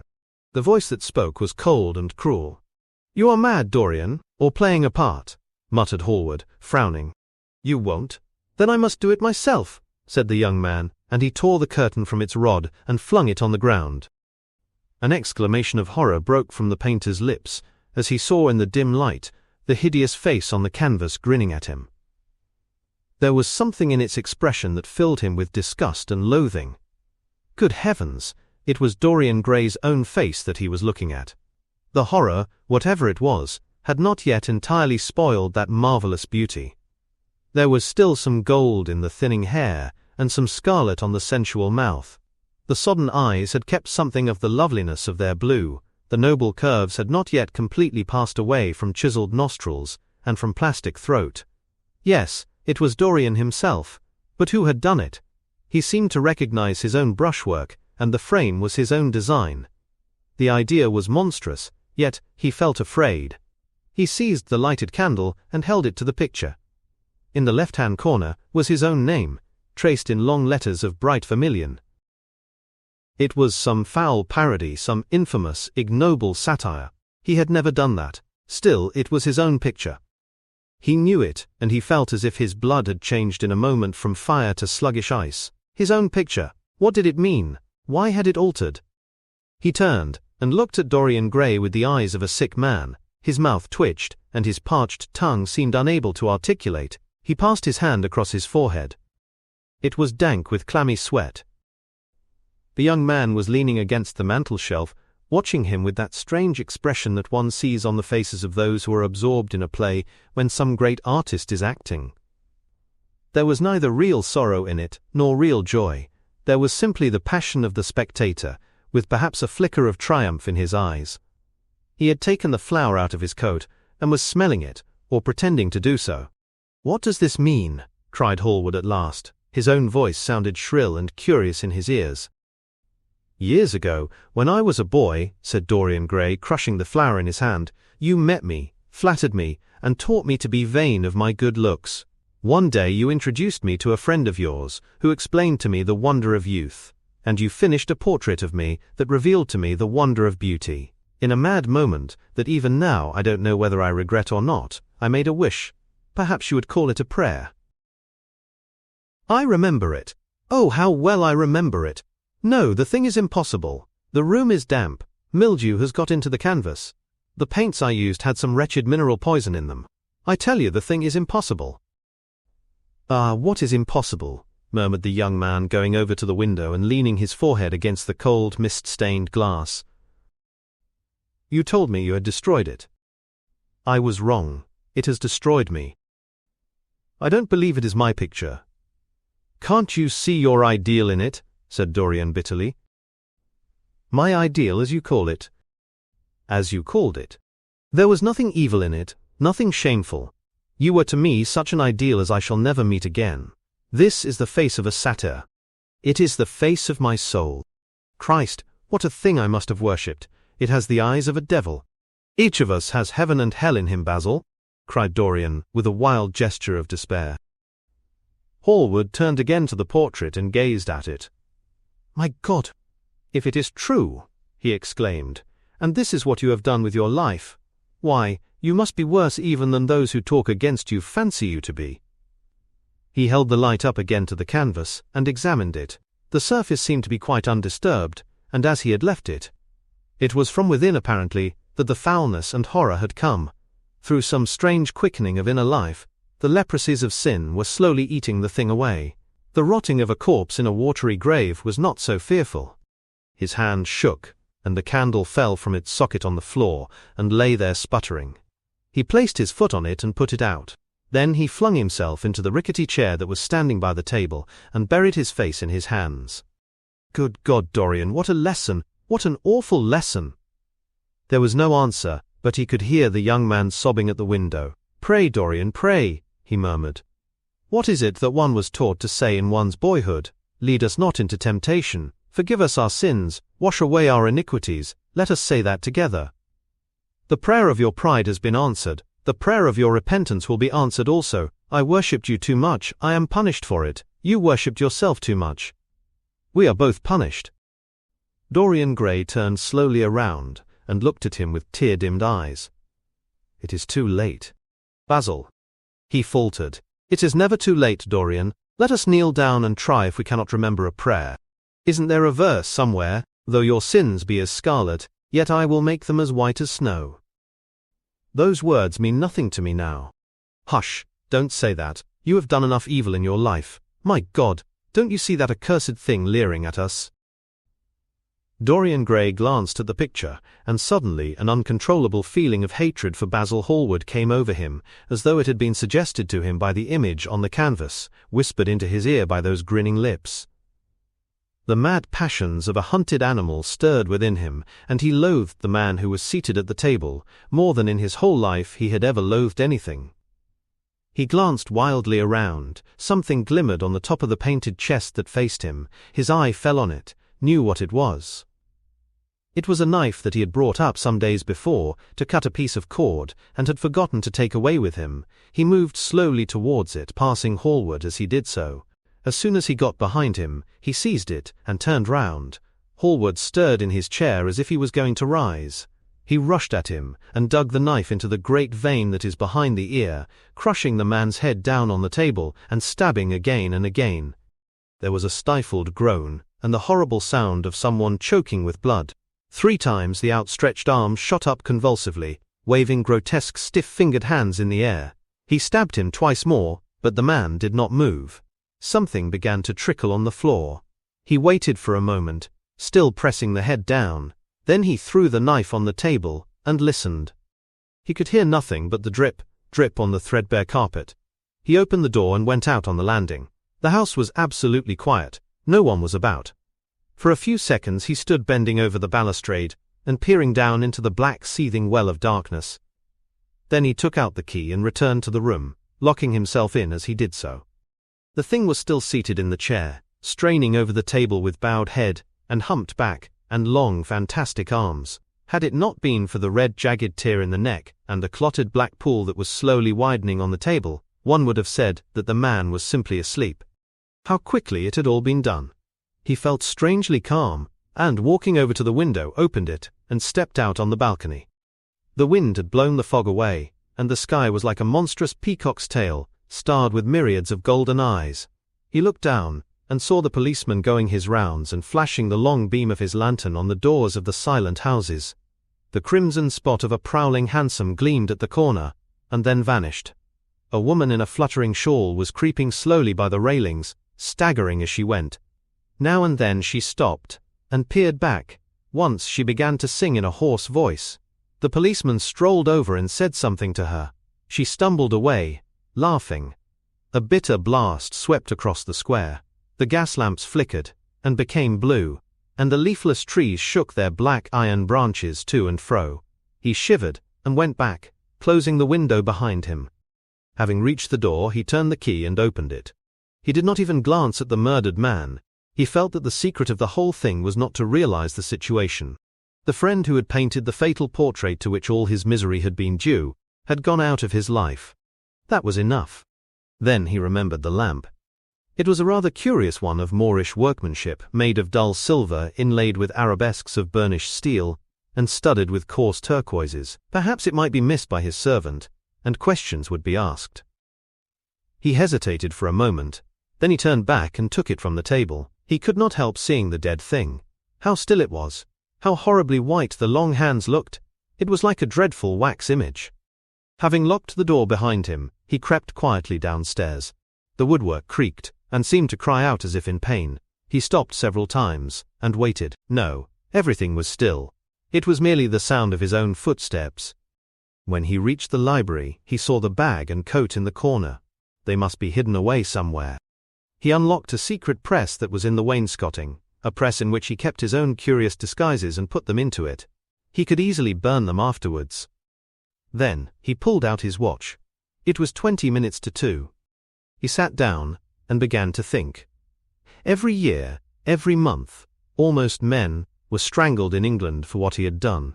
There had been a madness of murder in the air. Some red star had come too close to the earth. And yet what evidence was there against him? Basil Hallward had left the house at 11. No one had seen him come in again. Most of the servants were at Selby Royal. His valet had gone to bed. Paris, yes. It was to Paris that Basil had gone, and by the midnight train as he had intended. With his curious, reserved habits, it would be months before any suspicions would be aroused. Months! Everything could be destroyed long before then. A sudden thought struck him. He put on his fur coat and hat, and went out into the hall. There he paused, hearing the slow, heavy tread of the policeman on the pavement outside, and seeing the flash of the bull's-eye reflected in the window. He waited, and held his breath. After a few moments he drew back the latch, and slipped out, shutting the door very gently behind him. Then he began ringing the bell. In about 5 minutes, his valet appeared, half-dressed, and looking very drowsy. "I am sorry to have had to wake you up, Francis," he said, stepping in. "But I had forgotten my latchkey. What time is it?" 10 minutes past 2, sir," answered the man, looking at the clock and blinking. 10 minutes past 2? How horribly late! You must wake me at 9 tomorrow. I have some work to do." "All right, sir." "Did anyone call this evening?" "Mr. Hallward, sir. He stayed here till 11, and then he went away to catch his train." "Oh, I am sorry I didn't see him. Did he leave any message?" "No, sir, except that he would write to you from Paris if he did not find you at the club." "That will do, Francis. Don't forget to call me at 9 tomorrow." "No, sir." The man shambled down the passage in his slippers. Dorian Gray threw his hat and coat upon the table and passed into the library. For a quarter of an hour he walked up and down the room, biting his lip and thinking. Then he took down the blue book from one of the shelves and began to turn over the leaves. Alan Campbell, 152, Hertford Street, Mayfair. Yes, that was the man he wanted. Chapter 14. At 9 o'clock the next morning his servant came in with a cup of chocolate on a tray and opened the shutters. Dorian was sleeping quite peacefully, lying on his right side, with one hand underneath his cheek, He looked like a boy who had been tired out with play or study. The man had to touch him twice on the shoulder before he woke, and as he opened his eyes, a faint smile passed across his lips, as though he had been lost in some delightful dream. Yet he had not dreamed at all. His night had been untroubled by any images of pleasure or of pain. But youth smiles without any reason. It is one of its chiefest charms. He turned round, and, leaning upon his elbow, began to sip his chocolate. The mellow November sun came streaming into the room. The sky was bright, and there was a genial warmth in the air. It was almost like a morning in May. Gradually the events of the preceding night crept with silent blood-stained feet into his brain, and reconstructed themselves there with terrible distinctness. He winced at the memory of all that he had suffered, and for a moment, the same curious feeling of loathing for Basil Hallward, that had made him kill him as he sat in the chair, came back to him, and he grew cold with passion.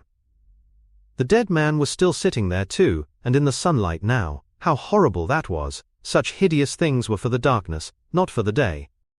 He felt that if he brooded on what he had gone through, he would sicken, or grow mad. There were sins whose fascination was more in the memory than in the doing of them, strange triumphs that gratified the pride more than the passions, and gave to the intellect a quickened sense of joy, greater than any joy they brought, or could ever bring, to the senses. But this was not one of them. It was a thing to be driven out of the mind, to be drugged with poppies, to be strangled, lest it might strangle one itself. When the half-hour struck, he passed his hand across his forehead, and then got up hastily, and dressed himself with even more than his usual care, giving a good deal of attention to the choice of his necktie and scarf-pin, and changing his rings more than once. He spent a long time also over breakfast, tasting the various dishes, talking to his valet about some new liveries that he was thinking of getting made for the servants at Selby, and going through his correspondence. At some of the letters he smiled. 3 of them bored him. One he read several times over, and then tore up with a slight look of annoyance in his face. That awful thing, a woman's memory, as Lord Henry had once said. After he had drunk his cup of black coffee, he wiped his lips slowly with a napkin, motioned to his servant to wait, and going over to the table sat down and wrote 2 letters. One he put in his pocket, the other he handed to the valet. "Take this round to 152 Hertford Street, Francis, and if Mr. Campbell is out of town, get his address."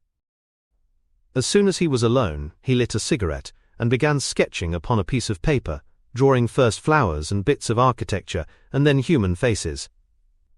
Suddenly he remarked that every face that he drew seemed to have a fantastic likeness to Basil Hallward.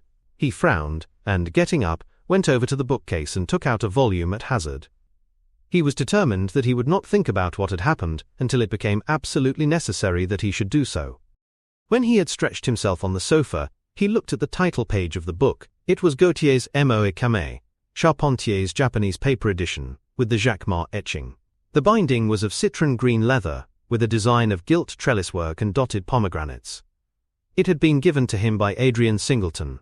As he turned over the pages, his eye fell on the poem about the hand of Lacenaire, the cold yellow hand, du supplice, encore mal lavé, with its downy red hairs and its doigts de faune. He glanced at his own white taper fingers, shuddering slightly in spite of himself, and passed on, till he came to those lovely stanzas upon Venice.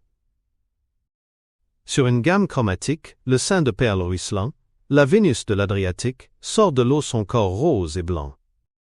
Les dômes sur l'azur des ondes, suivant la phrase au pur contour, s'enflent comme des gorges rondes que soulève un soupir d'amour.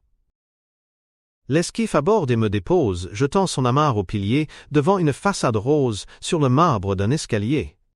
How exquisite they were! As one read them, one seemed to be floating down the green waterways of the pink and pearl city, seated in a black gondola with silver prow and trailing curtains. The mere lines looked to him like those straight lines of turquoise blue that follow one as one pushes out to the Lido. The sudden flashes of color reminded him of the gleam of the opal and iris-throated birds that flutter round the tall honeycombed campanile, or stalk with such stately grace through the dim dust-stained arcades. Leaning back with half-closed eyes, he kept saying over and over to himself, "Devant une façade rose, sur le marbre d'un escalier." The whole of Venice was in those 2 lines. He remembered the autumn that he had passed there, and a wonderful love that had stirred him to mad, delightful follies. There was romance in every place. But Venice, like Oxford, had kept the background for romance, and, to the true romantic, background was everything, or almost everything.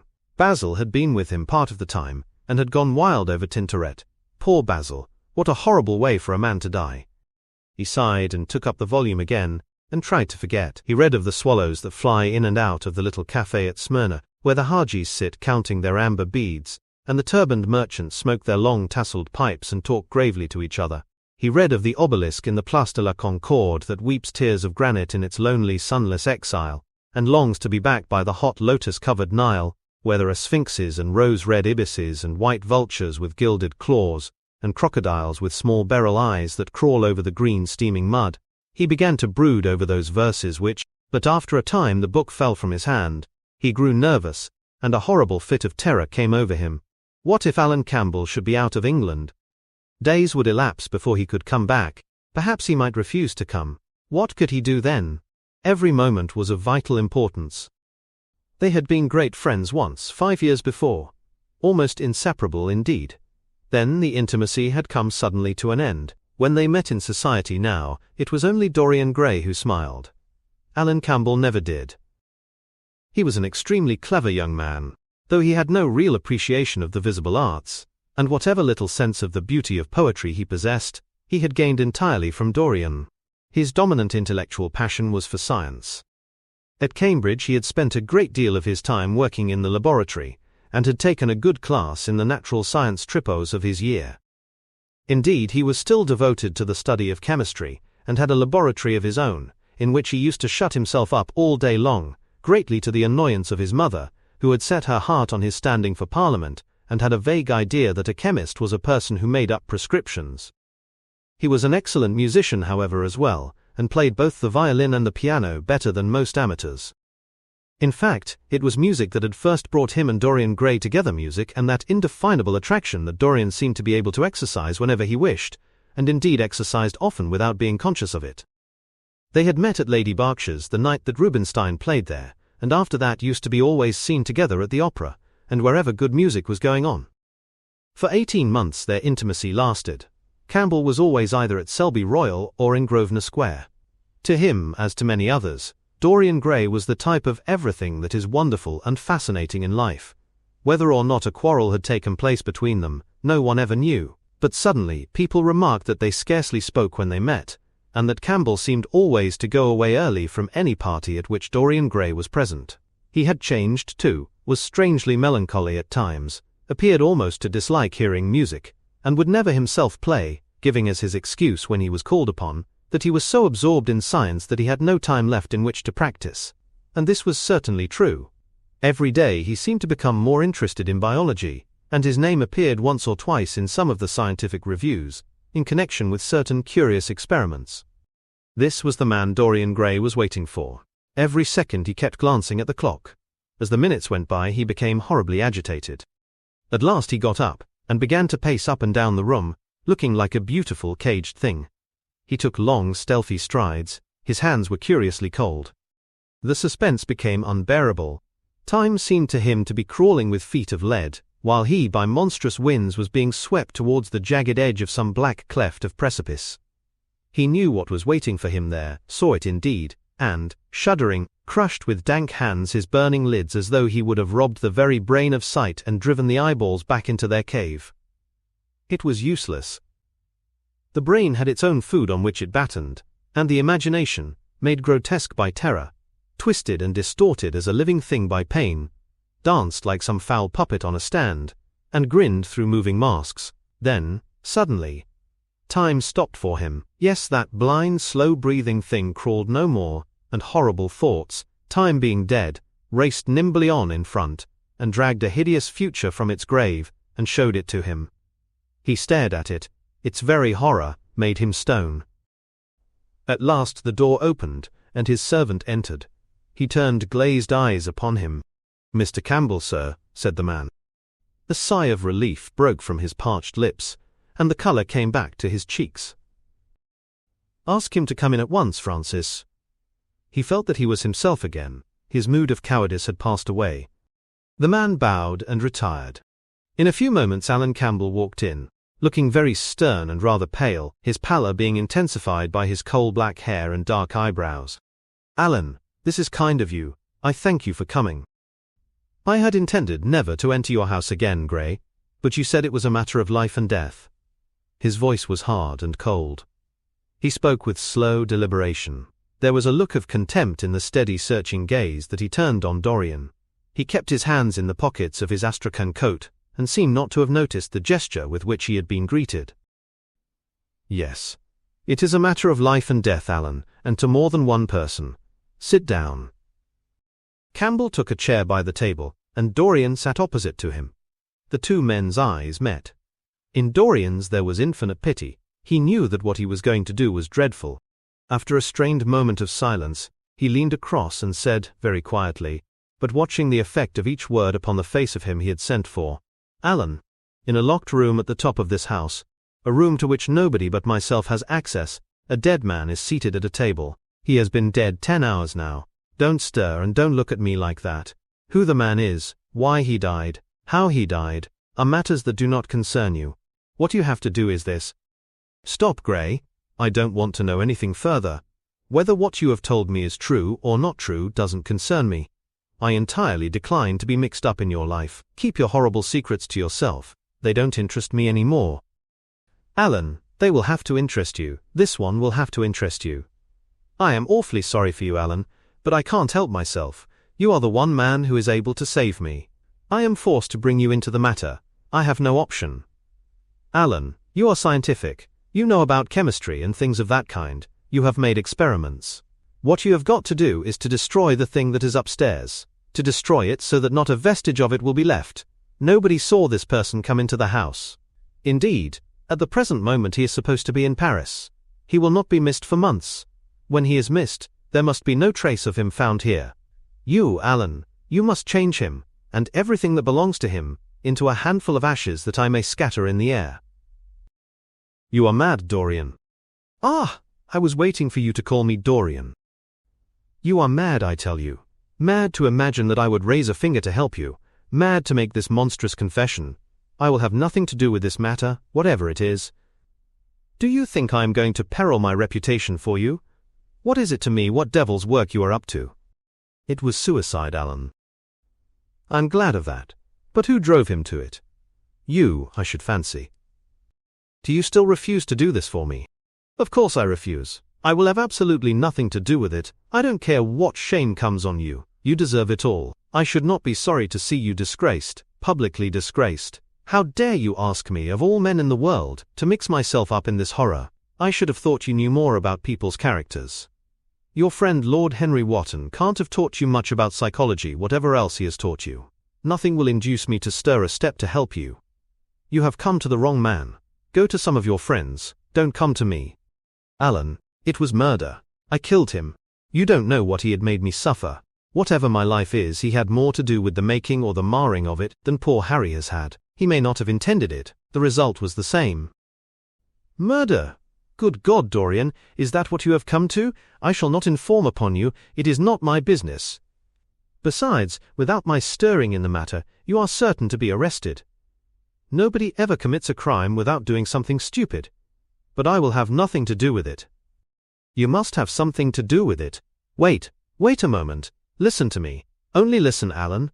All I ask of you is to perform a certain scientific experiment. You go to hospitals and dead houses, and the horrors that you do there don't affect you. If in some hideous dissecting room or fetid laboratory you found this man lying on a leaden table with red gutters scooped out in it for the blood to flow through, you would simply look upon him as an admirable subject. You would not turn a hair, you would not believe that you were doing anything wrong. On the contrary, you would probably feel that you were benefiting the human race, or increasing the sum of knowledge in the world, or gratifying intellectual curiosity or something of that kind. What I want you to do is merely what you have often done before. Indeed, to destroy a body must be far less horrible than what you are accustomed to work at. And remember, it is the only piece of evidence against me. If it is discovered, I am lost, and it is sure to be discovered unless you help me. I have no desire to help you. You forget that. I am simply indifferent to the whole thing. It has nothing to do with me. Alan, I entreat you. Think of the position I am in. Just before you came, I almost fainted with terror. You may know terror yourself some day. No, don't think of that. Look at the matter purely from the scientific point of view. You don't inquire where the dead things on which you experiment come from. Don't inquire now. I have told you too much as it is. But I beg of you to do this. We were friends once, Alan. Don't speak about those days, Dorian. They are dead. The dead linger sometimes. The man upstairs will not go away.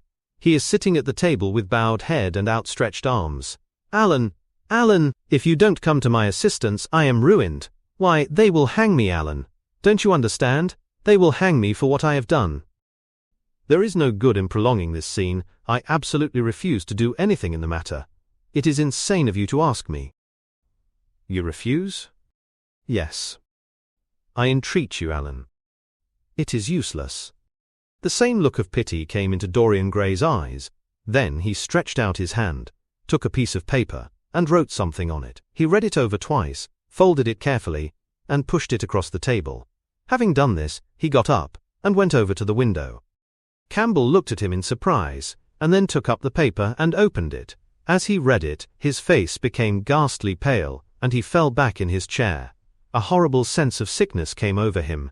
He felt as if his heart was beating itself to death in some empty hollow. After 2 or 3 minutes of terrible silence, Dorian turned round, and came and stood behind him, putting his hand upon his shoulder.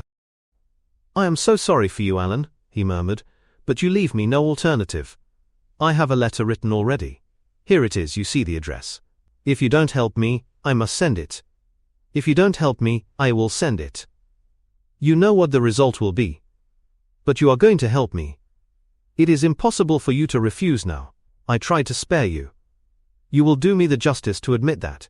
You were stern, harsh, offensive. You treated me as no man has ever dared to treat me. No living man, at any rate. I bore it all. Now it is for me to dictate terms. Campbell buried his face in his hands, and a shudder passed through him. Yes, it is my turn to dictate terms, Alan. You know what they are. The thing is quite simple. Come, don't work yourself into this fever. The thing has to be done. Face it, and do it. A groan broke from Campbell's lips, and he shivered all over. The ticking of the clock on the mantelpiece seemed to him to be dividing time into separate atoms of agony, each of which was too terrible to be borne. He felt as if an iron ring was being slowly tightened round his forehead, as if the disgrace with which he was threatened had already come upon him. The hand upon his shoulder weighed like a hand of lead. It was intolerable. It seemed to crush him. Come, Alan, you must decide at once. I cannot do it, he said mechanically, as though words could alter things. You must. You have no choice. Don't delay. He hesitated a moment. Is there a fire in the room upstairs? Yes, there is a gas fire with asbestos. I shall have to go home and get some things from the laboratory. No, Alan, you must not leave the house. Write out on a sheet of notepaper what you want, and my servant will take a cab and bring the things back to you. Campbell scrawled a few lines, blotted them, and addressed an envelope to his assistant. Dorian took the note up and read it carefully. Then he rang the bell and gave it to his valet, with orders to return as soon as possible and to bring the things with him. As the hall door shut, Campbell started nervously and, having got up from the chair, went over to the chimney-piece. He was shivering with a kind of ague. For nearly 20 minutes, neither of the men spoke. A fly buzzed noisily about the room, and the ticking of the clock was like the beat of a hammer. As the chime struck 1, Campbell turned round and, looking at Dorian Gray, saw that his eyes were filled with tears. There was something in the purity and refinement of that sad face that seemed to enrage him. You are infamous, absolutely infamous, he muttered. Hush, Alan, you have saved my life, said Dorian. Your life? Good heavens, what a life that is! You have gone from corruption to corruption, and now you have culminated in crime. In doing what I am going to do, what you force me to do, it is not of your life that I am thinking. Ah, Alan, murmured Dorian with a sigh. I wish you had 1,000th part of the pity for me that I have for you. He turned away as he spoke, and stood looking out at the garden. Campbell made no answer. After about 10 minutes a knock came to the door, and the servant entered, carrying a large mahogany chest of chemicals, with a long coil of steel and platinum wire, and 2 rather curiously shaped iron clamps. Shall I leave the things here, sir? he asked Campbell. Yes, said Dorian, and I am afraid, Francis, that I have another errand for you. What is the name of the man at Richmond who supplies Selby with orchids? Harden, sir. Yes, Harden. You must go down to Richmond at once. See Harden personally, and tell him to send twice as many orchids as I ordered, and to have as few white ones as possible. In fact, I don't want any white ones. It is a lovely day, Francis, and Richmond is a very pretty place, otherwise I wouldn't bother you about it. No trouble, sir. At what time shall I be back? Dorian looked at Campbell. How long will your experiment take, Alan? He said, in a calm, indifferent voice. The presence of a third person in the room seemed to give him extraordinary courage. Campbell frowned and bit his lip. It will take about 5 hours, he answered. It will be time enough then if you are back at 7:30, Francis. Or stay, just leave my things out for dressing. You can have the evening to yourself. I am not dining at home, so I shall not want you. Thank you, sir, said the man, leaving the room. Now, Alan, there is not a moment to be lost. How heavy this chest is. I'll take it for you. You bring the other things. He spoke rapidly, and in an authoritative manner. Campbell felt dominated by him. They left the room together. When they reached the top landing, Dorian took out the key and turned it in the lock. Then he stopped, and a troubled look came into his eyes. He shuddered. I don't think I can go in, Alan, he murmured. It is nothing to me. I don't require you, said Campbell coldly. Dorian half opened the door. As he did so, he saw the face of his portrait leering in the sunlight. On the floor in front of it, the torn curtain was lying. He remembered that the night before he had forgotten, for the first time in his life, to hide the fatal canvas, and was about to rush forward, when he drew back with a shudder. What was that loathsome red dew that gleamed, wet and glistening, on one of the hands, as though the canvas had sweated blood? How horrible it was! More horrible it seemed to him for the moment, than the silent thing that he knew was stretched across the table, the thing whose grotesque misshapen shadow on the spotted carpet showed him that it had not stirred, but was still there, as he had left it. He heaved a deep breath, opened the door a little wider, and with half-closed eyes and averted head walked quickly in, determined that he would not look even once upon the dead man. Then, stooping down and taking up the gold and purple hanging, he flung it right over the picture. There he stopped, feeling afraid to turn round, and his eyes fixed themselves on the intricacies of the pattern before him. He heard Campbell bringing in the heavy chest, and the irons, and the other things that he had required for his dreadful work. He began to wonder if he and Basil Hallward had ever met, and if so, what they had thought of each other. Leave me now, said a stern voice behind him. He turned and hurried out, just conscious that the dead man had been thrust back into the chair, and that Campbell was gazing into a glistening yellow face. As he was going downstairs, he heard the key being turned in the lock. It was long after 7 when Campbell came back into the library.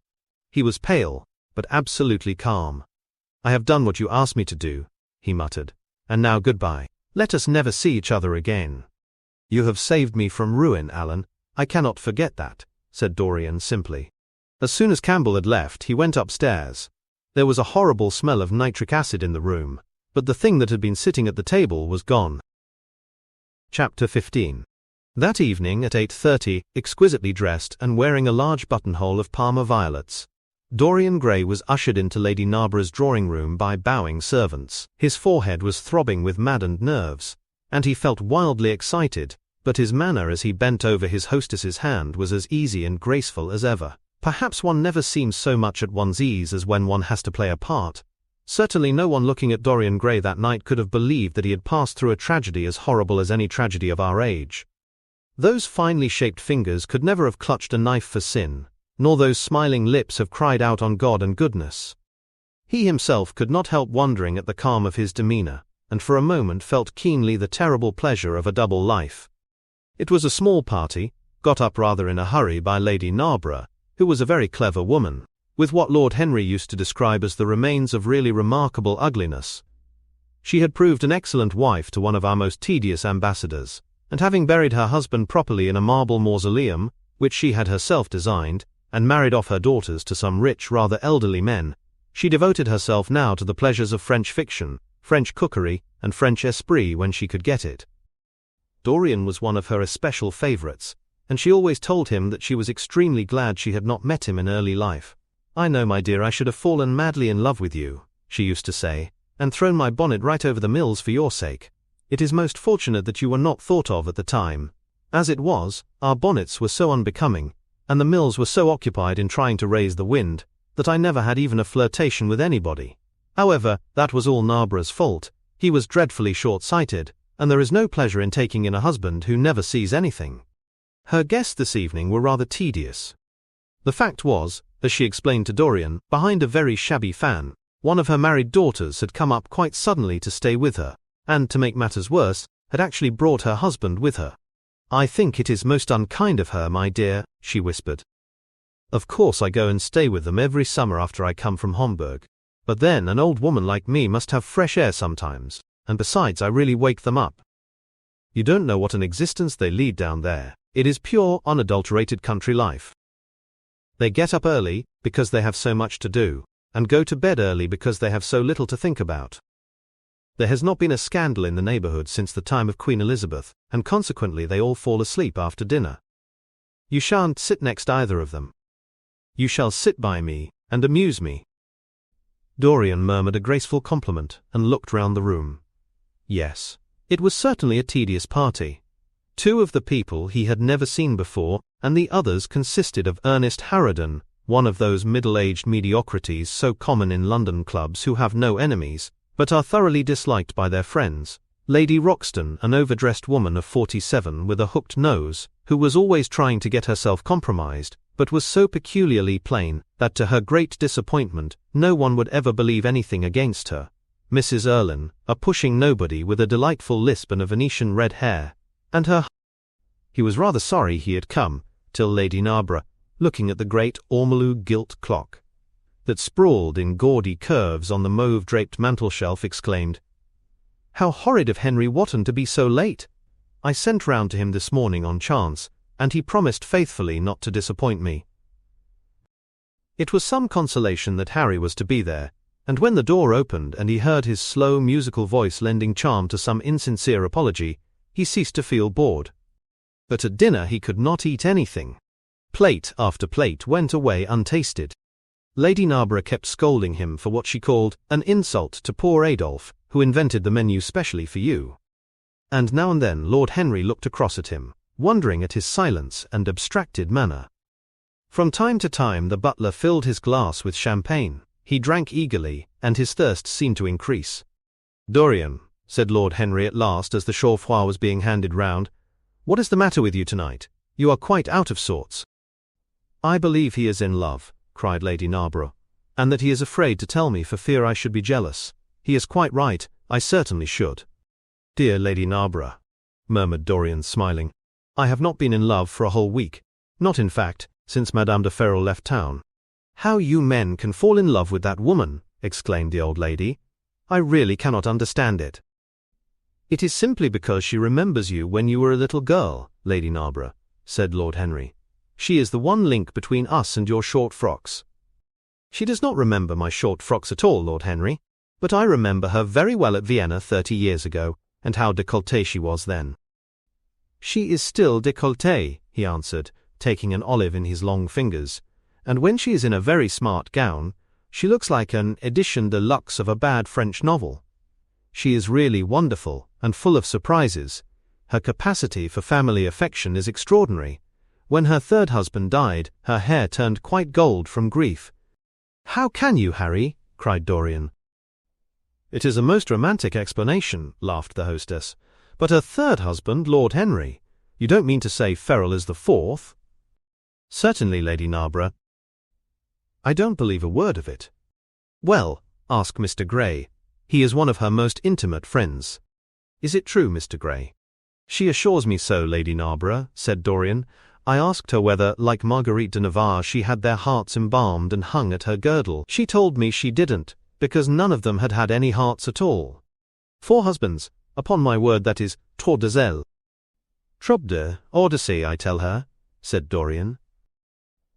"Oh, she is audacious enough for anything, my dear.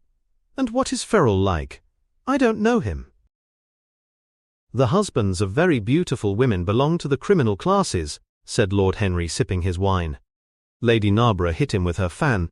"Lord Henry, I am not at all surprised that the world says that you are extremely wicked." "But what world says that?" asked Lord Henry, elevating his eyebrows. "It can only be the next world. This world and I are on excellent terms." "Everybody I know says you are very wicked," cried the old lady, shaking her head.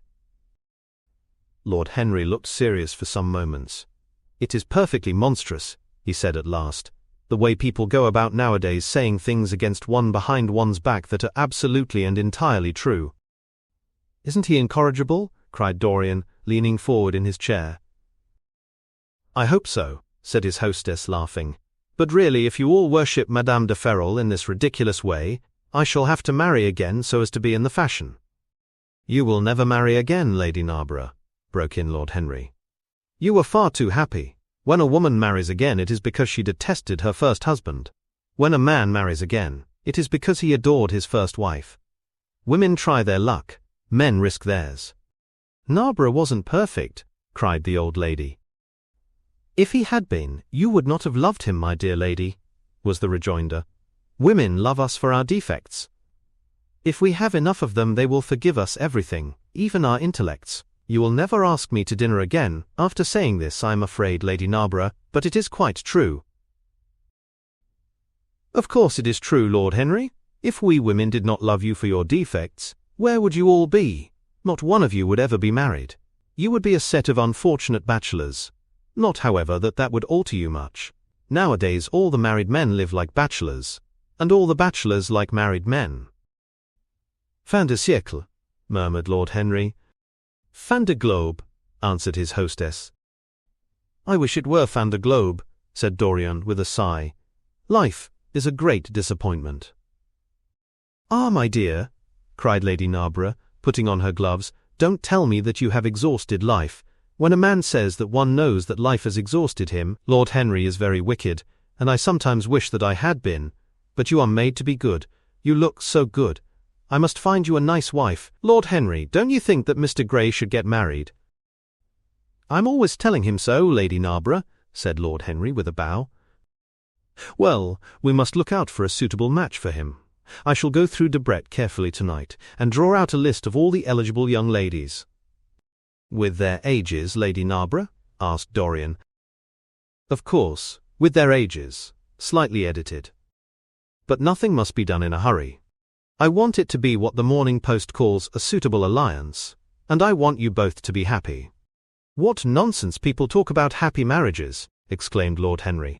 "A man can be happy with any woman, as long as he does not love her." "Ah, what a cynic you are," cried the old lady, pushing back her chair, and nodding to Lady Ruxton. "You must come and dine with me soon again. You are really an admirable tonic, much better than what Sir Andrew prescribes for me.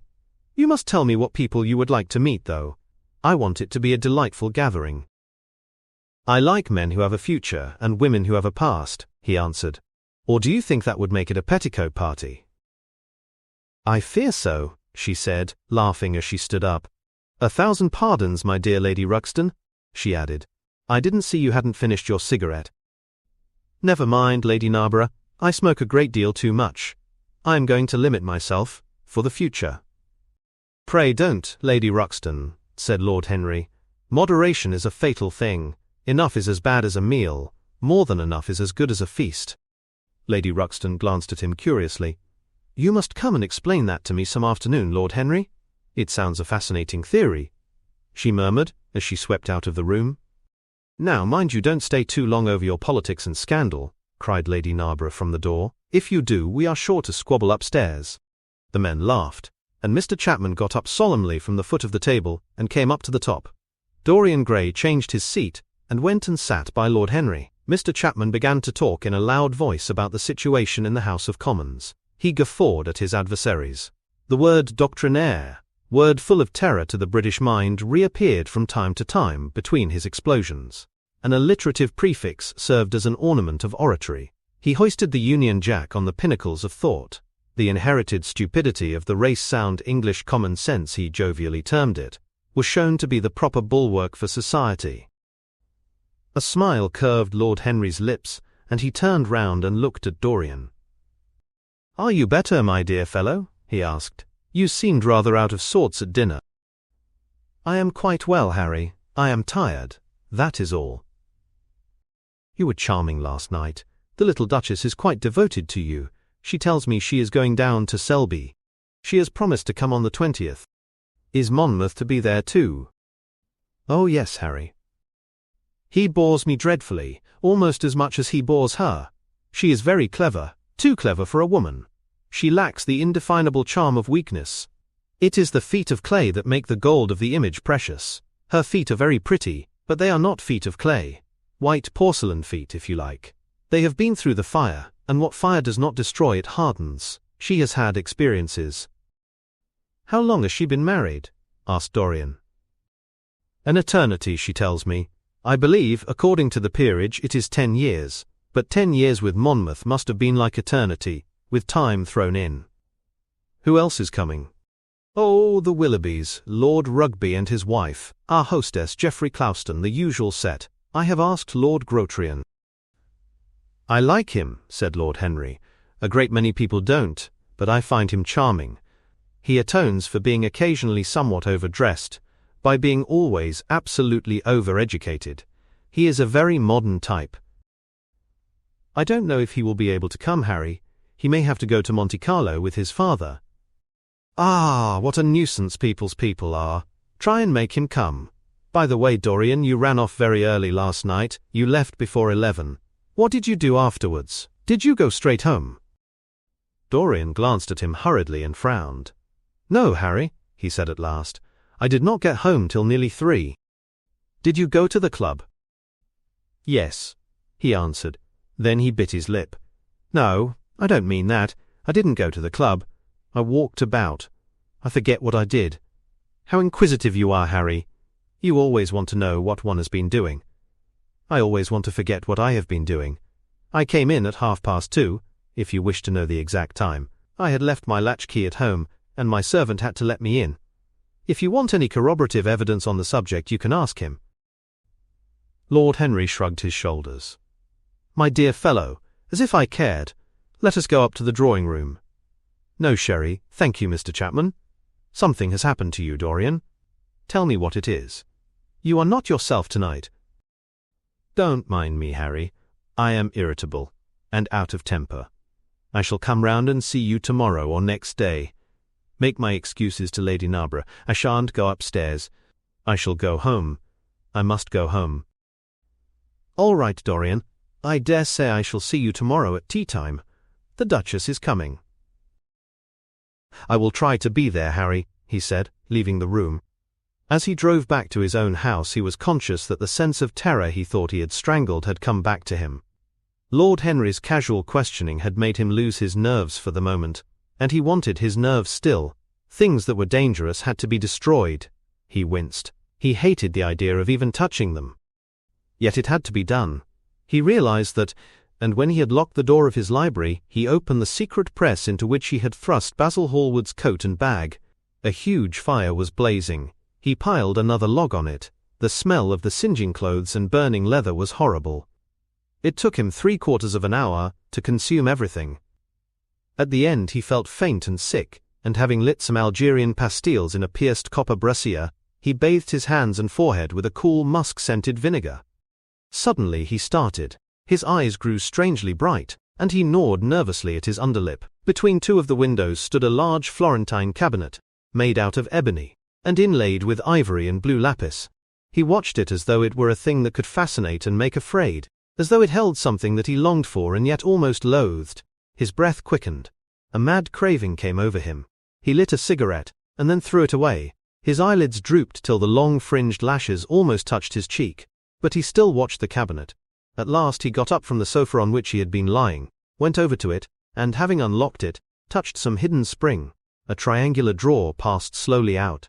His fingers moved instinctively towards it, dipped in, and closed on something.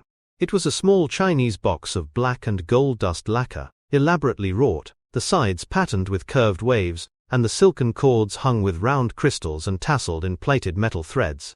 He opened it. Inside was a green paste, waxy in luster, the odor curiously heavy and persistent. He hesitated for some moments, with a strangely immobile smile upon his face. Then, shivering, though the atmosphere of the room was terribly hot, he drew himself up and glanced at the clock. It was 20 minutes to 12. He put the box back, shutting the cabinet doors as he did so, and went into his bedroom. As midnight was striking bronze blows upon the dusky air, Dorian Gray, dressed commonly, and with a muffler wrapped round his throat, crept quietly out of his house. In Bond Street he found a hansom with a good horse. He hailed it, and in a low voice gave the driver an address. The man shook his head. "It is too far for me," he muttered. "Here is a sovereign for you," said Dorian. "You shall have another if you drive fast." "All right, sir," answered the man, "you will be there in an hour." And after his fare had got in, he turned his horse round and drove rapidly towards the river. Chapter 16. A cold rain began to fall, and the blurred street lamps looked ghastly in the dripping mist. The public houses were just closing, and dim men and women were clustering in broken groups round their doors. From some of the bars came the sound of horrible laughter. In others, drunkards brawled and screamed. Lying back in the hansom with his hat pulled over his forehead, Dorian Gray watched with listless eyes the sordid shame of the great city. And now. And then he repeated to himself the words that Lord Henry had said to him on the first day they had met, to cure the soul by means of the senses, and the senses by means of the soul. Yes, that was the secret. He had often tried it, and would try it again now. There were opium dens, where one could buy oblivion, dens of horror, where the memory of old sins could be destroyed by the madness of sins that were new. The moon hung low in the sky like a yellow skull. From time to time a huge misshapen cloud stretched a long arm across and hid it. The gas lamps grew fewer, and the streets more narrow and gloomy. Once the man lost his way and had to drive back half a mile. A steam rose from the horse as it splashed up the puddles. The side windows of the hansom were clogged with a grey flannel mist. To cure the soul by means of the senses, and the senses by means of the soul. How the words rang in his ears. His soul certainly was sick to death. Was it true that the senses could cure it? Innocent blood had been spilt. What could atone for that? Ah! For that there was no atonement. But though forgiveness was impossible, forgetfulness was possible still, and he was determined to forget, to stamp the thing out, to crush it, as one would crush the adder that had stung one. Indeed, what right had Basil to have spoken to him as he had done? Who had made him a judge over others? He had said things that were dreadful, horrible, not to be endured. On and on plodded the hansom, going slower, it seemed to him, at each step. He thrust up the trap and called to the man to drive faster. The hideous hunger for opium began to gnaw at him. His throat burned, and his delicate hands twitched nervously together. He struck at the horse madly with his stick. The driver laughed and whipped up. He laughed in answer, and the man was silent. The way seemed interminable, and the streets like the black web of some sprawling spider. The monotony became unbearable, and as the mist thickened, he felt afraid. Then they passed by lonely brickfields. The fog was lighter here, and he could see the strange bottle-shaped kilns with their orange fan-like tongues of fire. A dog barked as they went by, and far away in the darkness some wandering seagull screamed. The horse stumbled in a rut, then swerved aside and broke into a gallop. After some time they left the clay road, and rattled again over rough paven streets. Most of the windows were dark, but now and then fantastic shadows were silhouetted against some lamp-lit blind. He watched them curiously. They moved like monstrous marionettes, and made gestures like live things. He hated them. A dull rage was in his heart. As they turned a corner, a woman yelled something at them from an open door, and two men ran after the hansom for about 100 yards. The driver beat at them with his whip. It is said that passion makes one think in a circle. Certainly, with hideous iteration, the bitten lips of Dorian Gray shaped and reshaped those subtle words that dealt with soul and sense, till he had found in them the full expression, as it were, of his mood, and justified by intellectual approval, passions that without such justification would still have dominated his temper. From cell to cell of his brain crept the one thought, and the wild desire to live, most terrible of all man's appetites, quickened into force each trembling nerve and fibre. Ugliness that had once been hateful to him because it made things real, became dear to him now for that very reason. Ugliness was the one reality. The coarse brawl, the loathsome den, the crude violence of disordered life, the very vileness of thief and outcast, were more vivid, in their intense actuality of impression, than all the gracious shapes of art, the dreamy shadows of song. They were what he needed for forgetfulness. In 3 days he would be free. Suddenly the man drew up with a jerk at the top of a dark lane. Over the low roofs and jagged chimney stacks of the houses rose the black masts of ships. Wreaths of white mist clung like ghostly sails to the yards. "Somewhere about here, sir, ain't it?" he asked huskily through the trap. Dorian started, and peered round. "This will do," he answered, and having got out hastily, and given the driver the extra fare he had promised him, he walked quickly in the direction of the quay. Here and there, a lantern gleamed at the stern of some huge merchantman. The light shook and splintered in the puddles. A red glare came from an outward-bound steamer that was coaling. The slimy pavement looked like a wet mackintosh. He hurried on towards the left, glancing back now and then to see if he was being followed. In about 7 or 8 minutes he reached a small shabby house that was wedged in between 2 gaunt factories. In one of the top windows stood a lamp. He stopped, and gave a peculiar knock.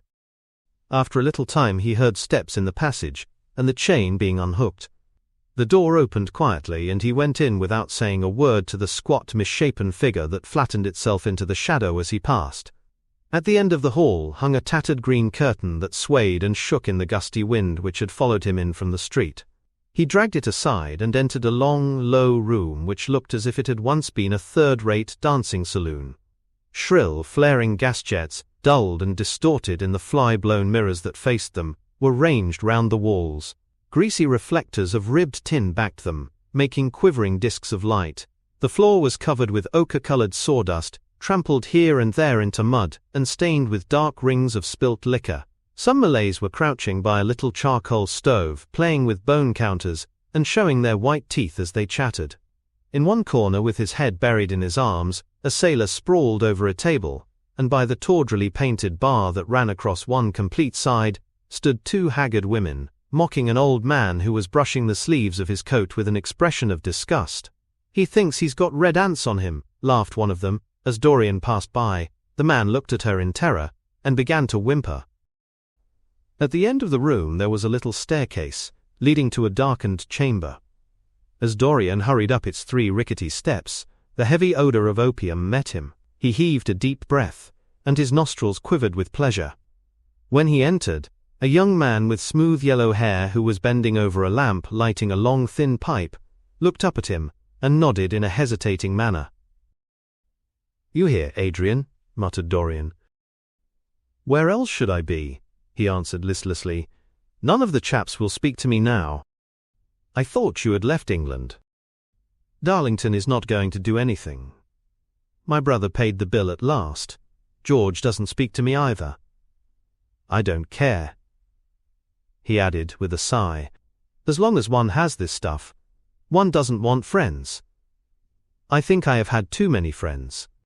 Dorian winced, and looked round at the grotesque things that lay in such fantastic postures on the ragged mattresses. The twisted limbs, the gaping mouths, the staring, lustreless eyes, fascinated him.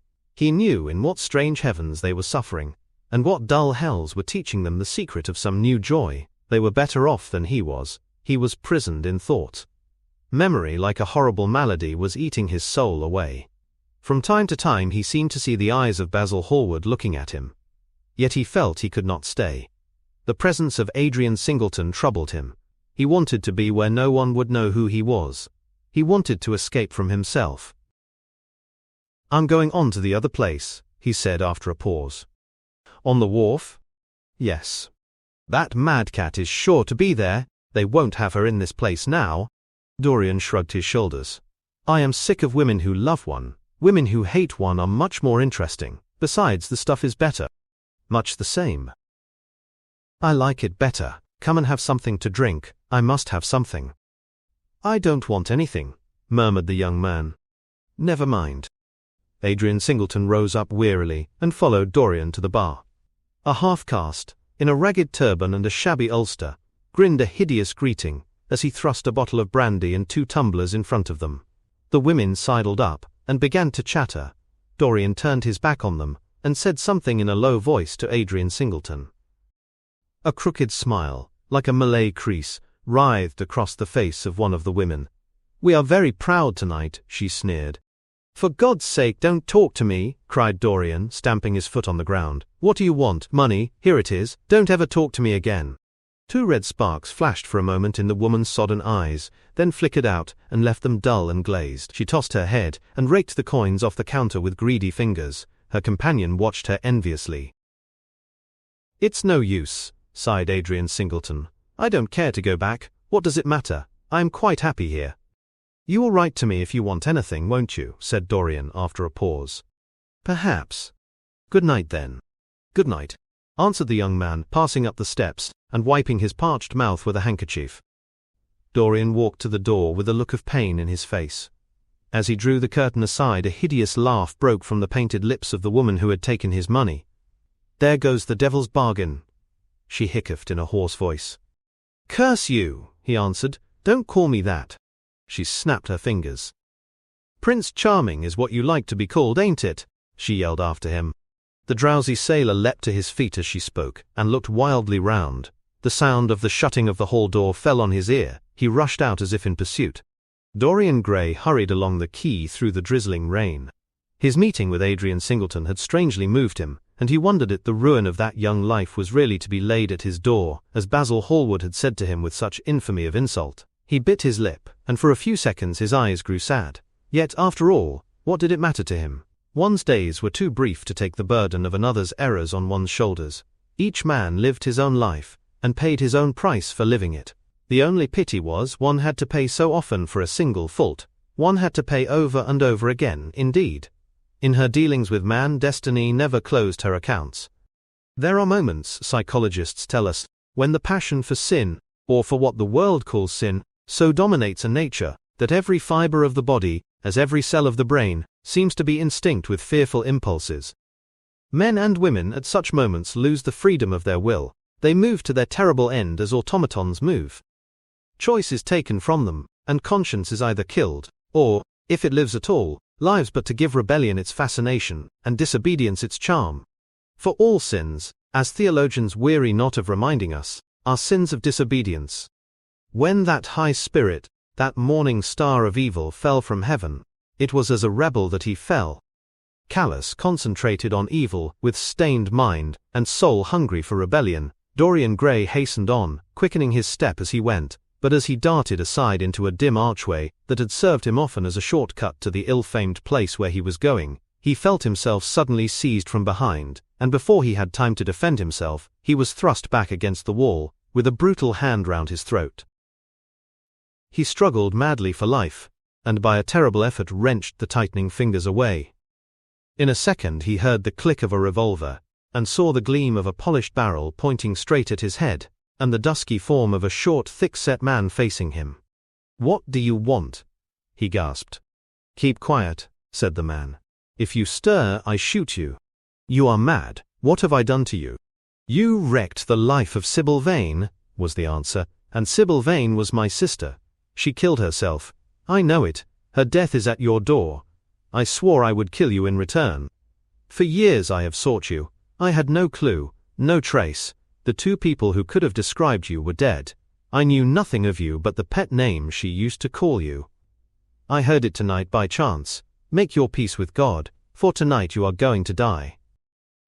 Dorian Gray grew sick with fear. "I never knew her," he stammered. "I never heard of her. You are mad. You had better confess your sin, for as sure as I am James Vane, you are going to die." There was a horrible moment. Dorian did not know what to say or do. "Down on your knees," growled the man. "I give you 1 minute to make your peace, no more. I go on board tonight for India, and I must do my job first. 1 minute, that's all."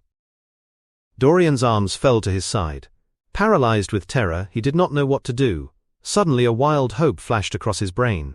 "Stop!" he cried. "How long ago is it since your sister died? Quick, tell me." 18 years, said the man. "Why do you ask me? What do years matter?" 18 years, laughed Dorian Gray, with a touch of triumph in his voice. 18 years. Set me under the lamp and look at my face. James Vane hesitated for a moment, not understanding what was meant.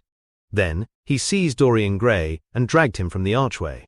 Dim and wavering as was the wind-blown light, yet it served to show him the hideous error, as it seemed, into which he had fallen, for the face of the man he had sought to kill had all the bloom of boyhood, all the unstained purity of youth. He seemed little more than a lad of 20 summers, hardly older, if older indeed at all, than his sister had been when they had parted so many years ago. It was obvious that this was not the man who had destroyed her life. He loosened his hold and reeled back. My God, he cried, and I would have murdered you." Dorian Gray drew a long breath. "You have been on the brink of committing a terrible crime, my man," he said, looking at him sternly. "Let this be a warning to you not to take vengeance into your own hands."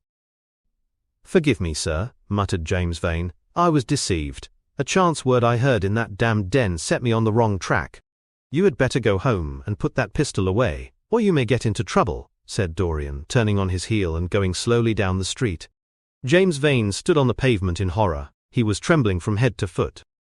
After a little while, a black shadow that had been creeping along the dripping wall moved out into the light and came close to him with stealthy footsteps. He felt a hand laid on his arm and looked round with a start. It was one of the women who had been drinking at the bar.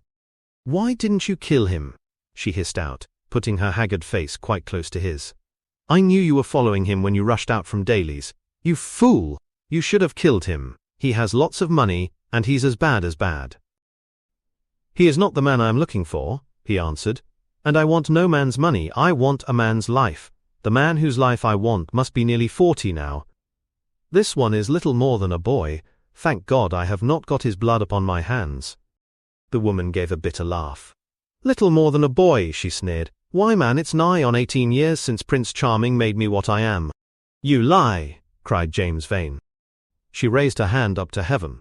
"Before God I am telling the truth," she cried. "Strike me dumb if it ain't so. He is the worst one that comes here.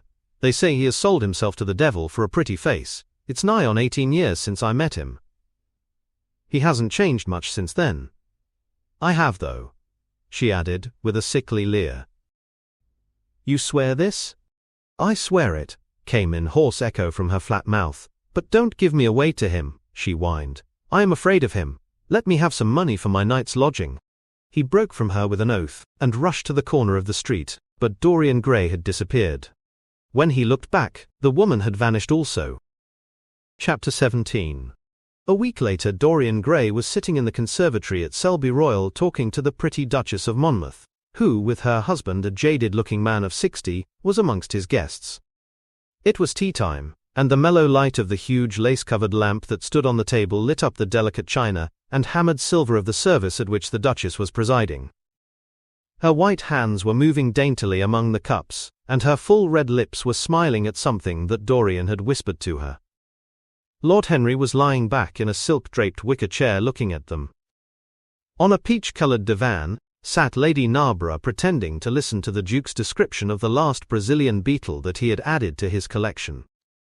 3 young men in elaborate smoking suits were handing tea cakes to some of the women. The house party consisted of 12 people, and there were more expected to arrive on the next day. "What are you two talking about?" said Lord Henry, strolling over to the table and putting his cup down. "I hope Dorian has told you about my plan for rechristening everything, Gladys. It is a delightful idea." "But I don't want to be rechristened, Harry," rejoined the Duchess, looking up at him with her wonderful eyes. "I am quite satisfied with my own name, and I am sure Mr. Gray should be satisfied with his." "My dear Gladys, I would not alter either name for the world. They are both perfect. I was thinking chiefly of flowers. Yesterday I cut an orchid for my buttonhole. It was a marvellous spotted thing, as effective as the 7 deadly sins. In a thoughtless moment I asked one of the gardeners what it was called. He told me it was a fine specimen of Robinsoniana, or something dreadful of that kind. It is a sad truth, but we have lost the faculty of giving lovely names to things. Names are everything. I never quarrel with actions. My one quarrel is with words. That is the reason I hate vulgar realism in literature. The man who could call a spade should be compelled to use one. It is the only thing he is fit for." "Then what should we call you, Harry?" she asked. "His name is Prince Paradox," said Dorian. "I recognize him in a flash. exclaimed the Duchess. "I won't hear of it," laughed Lord Henry, sinking into a chair. "From a label there is no escape. I refuse the title." "Royalties may not abdicate," fell as a warning from pretty lips. "You wish me to defend my throne, then?" "Yes. I give the truths of tomorrow." "I prefer the mistakes of today," she answered. "You disarm me, Gladys," he cried, catching the wilfulness of her mood. "Of your shield, Harry, not of your spear." "I never tilt against beauty," he said, with a wave of his hand.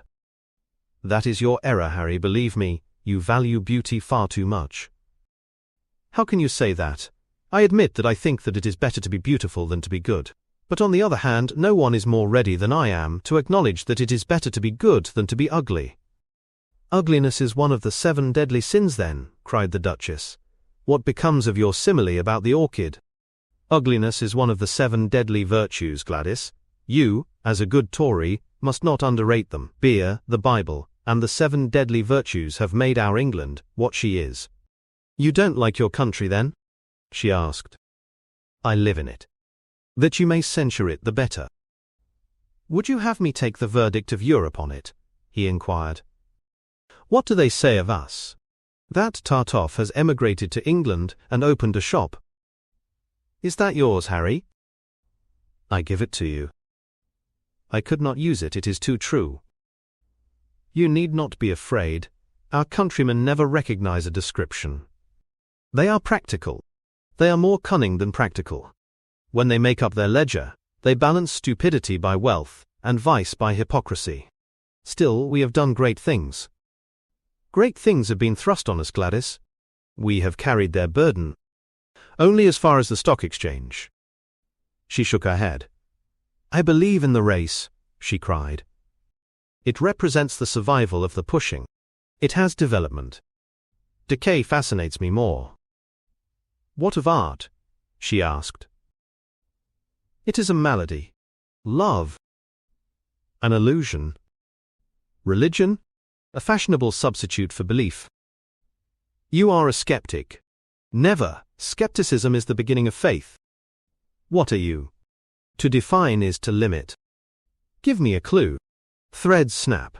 You would lose your way in the labyrinth." "You bewilder me. Let us talk of someone else. Our host is a delightful topic.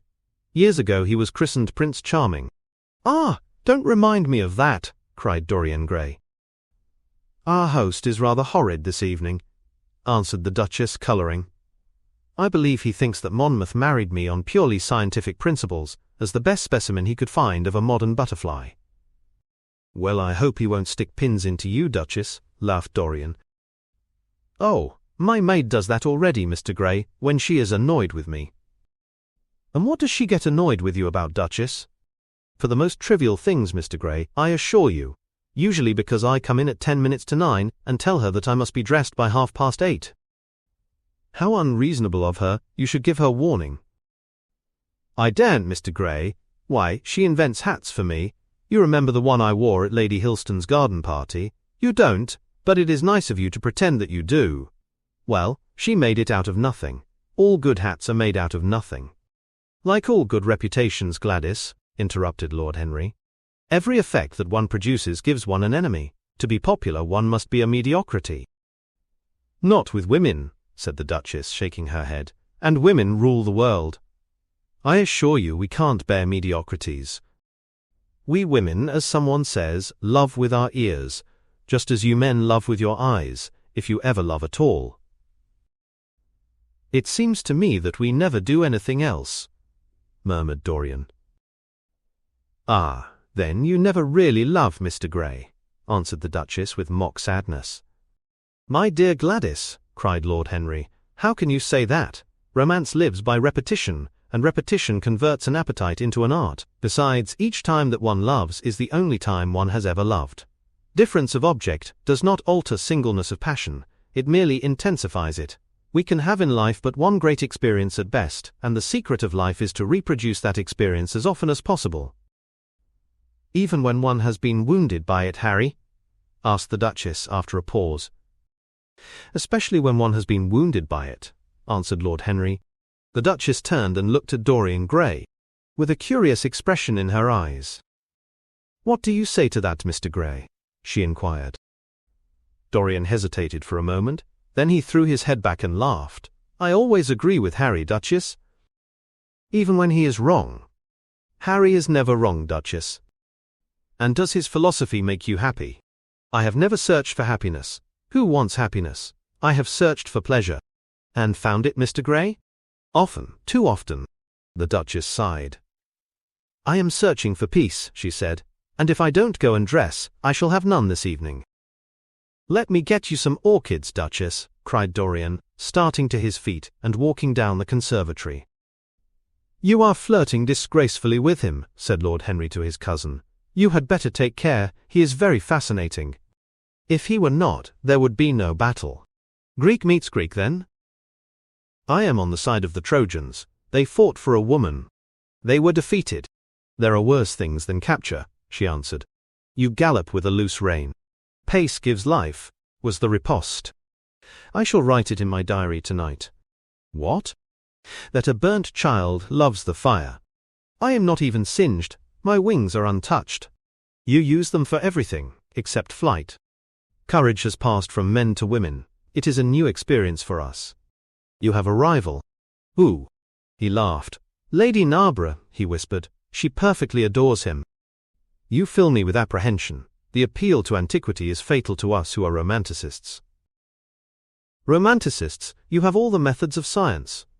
Men have educated us, but not explained you." "Describe us as a sex," was her challenge. "Sphinxes without secrets." She looked at him, smiling. "How long Mr. Gray is," she said. "Let us go and help him. I have not yet told him the color of my frock." "Ah, you must suit your frock to his flowers, Gladys." "That would be a premature surrender. Romantic art begins with its climax." "I must keep an opportunity for retreat." "In the Parthian manner?" "They found safety in the desert. I could not do that." "Women are not always allowed a choice," he answered, but hardly had he finished the sentence before from the far end of the conservatory came a stifled groan, followed by the dull sound of a heavy fall. Everybody started up.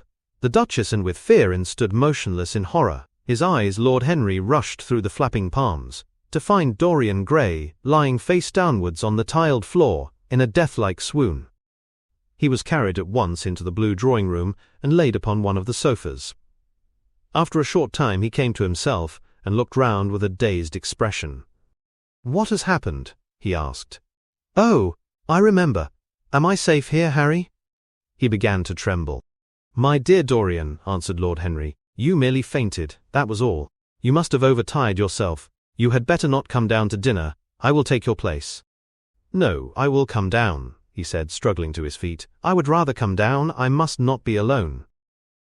He went to his room and dressed.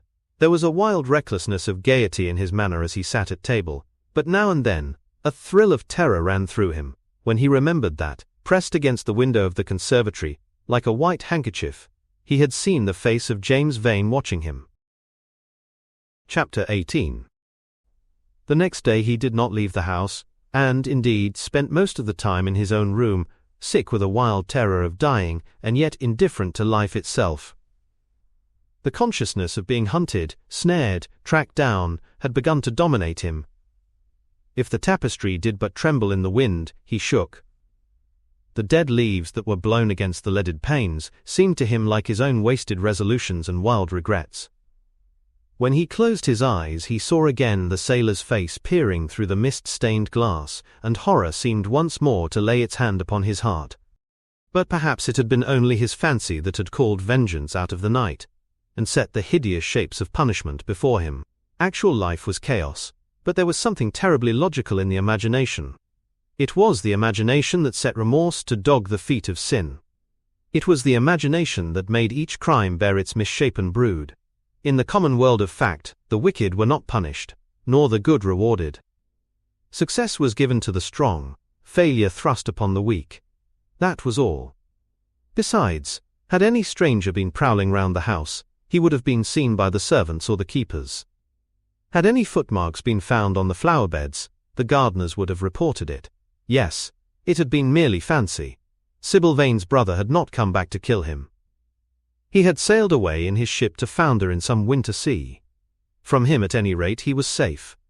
Why the man did not know who he was, could not know who he was. The mask of youth had saved him. And yet if it had been merely an illusion, how terrible it was to think that conscience could raise such fearful phantoms, and give them visible form, and make them move before one. What sort of life would his be, if day and night shadows of his crime were to peer at him from silent corners, to mock him from secret places, to whisper in his ear as he sat at the feast, to wake him with icy fingers as he lay asleep? As the thought crept through his brain, he grew pale with terror, and the air seemed to him to have become suddenly colder. Oh, in what a wild hour of madness he had killed his friend, how ghastly the mere memory of the scene! He saw it all again, each hideous detail came back to him with added horror. Out of the black cave of time, terrible and swathed in scarlet, rose the image of his sin. When Lord Henry came in at 6 o'clock, he found him crying as one whose heart will break. It was not till the third day that he ventured to go out. There was something in the clear, pine-scented air of that winter morning that seemed to bring him back his joyousness and his ardor for life. But it was not merely the physical conditions of environment that had caused the change. His own nature had revolted against the excess of anguish that had sought to maim and mar the perfection of its calm. With subtle and finely wrought temperaments it is always so. Their strong passions must either bruise or bend. They either slay the man, or themselves die. Shallow sorrows and shallow loves live on. The loves and sorrows that are great are destroyed by their own plenitude. Besides, he had convinced himself that he had been the victim of a terror-stricken imagination, and looked back now on his fears with something of pity, and not a little of contempt. After breakfast he walked with the Duchess for an hour in the garden, and then drove across the park to join the shooting party. The crisp frost lay like salt upon the grass. The sky was an inverted cup of blue metal. A thin film of ice bordered the flat, reed-grown lake. At the corner of the pinewood he caught sight of Sir Geoffrey Clouston, the Duchess's brother, jerking 2 spent cartridges out of his gun. He jumped from the cart, and having told the groom to take the mare home, made his way towards his guest, through the withered bracken and rough undergrowth. "Have you had good sport, Geoffrey?" he asked. "Not very good, Dorian. I think most of the birds have gone to the open. I dare say it will be better after lunch when we get to new ground." Dorian strolled along by his side. The keen, aromatic air, the brown and red lights that glimmered in the wood, the hoarse cries of the beaters ringing out from time to time, and the sharp snaps of the guns that followed fascinated him, and filled him with a sense of delightful freedom. He was dominated by the carelessness of happiness, by the high indifference of joy. Suddenly, from a lumpy tussock of old grass, some 20 yards in front of them, with black-tipped ears erect and long hinder limbs throwing it forward, started a hare. It bolted for a thicket of alders. Sir Geoffrey put his gun to his shoulder, but there was something in the animal's grace of movement that strangely charmed Dorian Gray, and he cried out at once, "Don't shoot it, Geoffrey! Let it live." "What nonsense, Dorian!" laughed his companion, and as the hare bounded into the thicket, he fired. There were 2 cries heard, the cry of a hare in pain, which is dreadful, the cry of a man in agony, which is worse. "Good heavens, I have hit a beater!" exclaimed Sir Geoffrey. What an ass the man was to get in front of the guns. "Stop shooting there," he called out at the top of his voice. "A man is hurt." The headkeeper came running up with a stick in his hand. "Where, sir? Where is he?" he shouted. At the same time the firing ceased along the line. "Here," answered Sir Geoffrey angrily, hurrying towards the thicket. "Why on earth don't you keep your men back? Spoiled my shooting for the day." Dorian watched them as they plunged into the alder clump, brushing the lithe, swinging branches aside. In a few moments they emerged, dragging a body after them into the sunlight. He turned away in horror. It seemed to him that misfortune followed wherever he went. He heard Sir Geoffrey ask if the man was really dead, and the affirmative answer of the keeper. The wood seemed to him to have become suddenly alive with faces. There was the trampling of myriad feet, and the low buzz of voices. A great copper-breasted pheasant came beating through the boughs overhead. After a few moments that were to him, in his perturbed state, like endless hours of pain, he felt a hand laid on his shoulder. He started, and looked round. "Dorian," said Lord Henry, I had better tell them that the shooting is stopped for today. It would not look well to go on." "I wish it were stopped for ever, Harry," he answered bitterly. "The whole thing is hideous and cruel. Is the man—" He could not finish the sentence. "I am afraid so," rejoined Lord Henry. "He got the whole charge of shot in his chest. He must have died almost instantaneously. Come, let us go home." They walked side by side in the direction of the avenue for nearly 50 yards without speaking. Then Dorian looked at Lord Henry and said, with a heavy sigh, "It is a bad omen, Harry. A very bad omen." "What is?" asked Lord Henry. "Oh, this accident, I suppose. My dear fellow, it can't be helped. It was the man's own fault. Why did he get in front of the guns? Besides, it is nothing to us. It is rather awkward for Geoffrey, of course. It does not do to pepper beaters. It makes people think that one is a wild shot. And Geoffrey is not. He shoots very straight. But there is no use talking about the matter." Dorian shook his head. "It is a bad omen, Harry. I feel as if something horrible were going to happen to some of us. To myself, perhaps," he added, passing his hand over his eyes, with a gesture of pain. The elder man laughed. "The only horrible thing in the world is ennui, Dorian. That is the one sin for which there is no forgiveness. But we are not likely to suffer from it, unless these fellows keep chattering about this thing at dinner. I must tell them that the subject is to be tabooed. As for omens, there is no such thing as an omen. Destiny does not send us heralds. She is too wise or too cruel for that. Besides, what on earth could happen to you, Dorian? You have everything in the world that a man can want. There is no one who would not be delighted to change places with you." "There is no one with whom I would not change places, Harry. Don't laugh like that. I am telling you the truth. The wretched peasant who has just died is better off than I am. I have no terror of death. It is the coming of death that terrifies me. Its monstrous wings seem to wheel in the leaden air around me. Good heavens!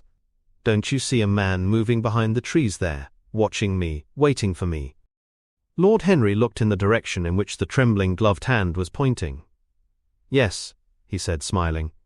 "I see the gardener waiting for you. I suppose he wants to ask you what flowers you wish to have on the table tonight. How absurdly nervous you are, my dear fellow. You must come and see my doctor when we get back to town."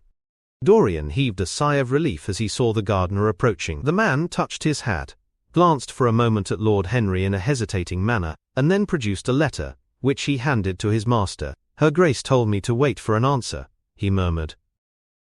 Dorian put the letter into his pocket. "Tell Her Grace that I am coming in," he said coldly. The man turned round and went rapidly in the direction of the house. "How fond women are of doing dangerous things," laughed Lord Henry. "It is one of the qualities in them that I admire most. A woman will flirt with anybody in the world as long as other people are looking on." "How fond you are of saying dangerous things, Harry. In the present instance you are quite astray. I like the Duchess very much, but I don't love her." "And the Duchess loves you very much, but she likes you less, so you are excellently matched." "You are talking scandal, Harry, and there is never any basis for scandal." "The basis of every scandal is an immoral certainty," said Lord Henry, lighting a cigarette. "You would sacrifice anybody, Harry, for the sake of an epigram." "The world goes to the altar of its own accord," was the answer. "I wish I could love," cried Dorian Gray with a deep note of pathos in his voice. "But I seem to have lost the passion, and forgotten the desire. I am too much concentrated on myself. My own personality has become a burden to me. I want to escape, to go away, to forget. It was silly of me to come down here at all. I think I shall send a wire to Harvey, to have the yacht got ready. On a yacht one is safe." "Safe from what, Dorian? You are in some trouble. Why not tell me what it is? You know I would help you." "I can't tell you, Harry," he answered sadly, "and I dare say it is only a fancy of mine. This unfortunate accident has upset me. I have a horrible presentiment that something of the kind may happen to me." "What nonsense!" "I hope it is, but I can't help feeling it. Ah, here is the Duchess, looking like Artemis in a tailor-made gown. You see we have come back, Duchess." "I have heard all about it, Mr. Gray," she answered. "Poor Geoffrey is terribly upset, and it seems that you asked him not to shoot the hare. How curious." "Yes, it was very curious. I don't know what made me say it. Some whim, I suppose. It looked the loveliest of little live things. But I am sorry they told you about the man. It is a hideous subject." "It is an annoying subject," broke in Lord Henry. "It has no psychological value at all. Now if Geoffrey had done the thing on purpose, how interesting he would be. I should like to know someone who had committed a real murder." "How horrid of you, Harry," cried the Duchess. "Isn't it, Mr. Gray? Harry, Mr. Gray is ill again. He is going to faint." Dorian drew himself up with an effort and smiled. "It is nothing, Duchess," he murmured. "My nerves are dreadfully out of order, that is all. I am afraid I walked too far this morning. Didn't hear what Harry said. Was it very bad?" "You must tell me some other time. I think I must go and lie down. You will excuse me, won't you?" They had reached the great flight of steps that led from the conservatory onto the terrace. As the glass door closed behind Dorian, Lord Henry turned and looked at the Duchess with his slumberous eyes. "Are you very much in love with him?" he asked. She did not answer for some time, but stood gazing at the landscape.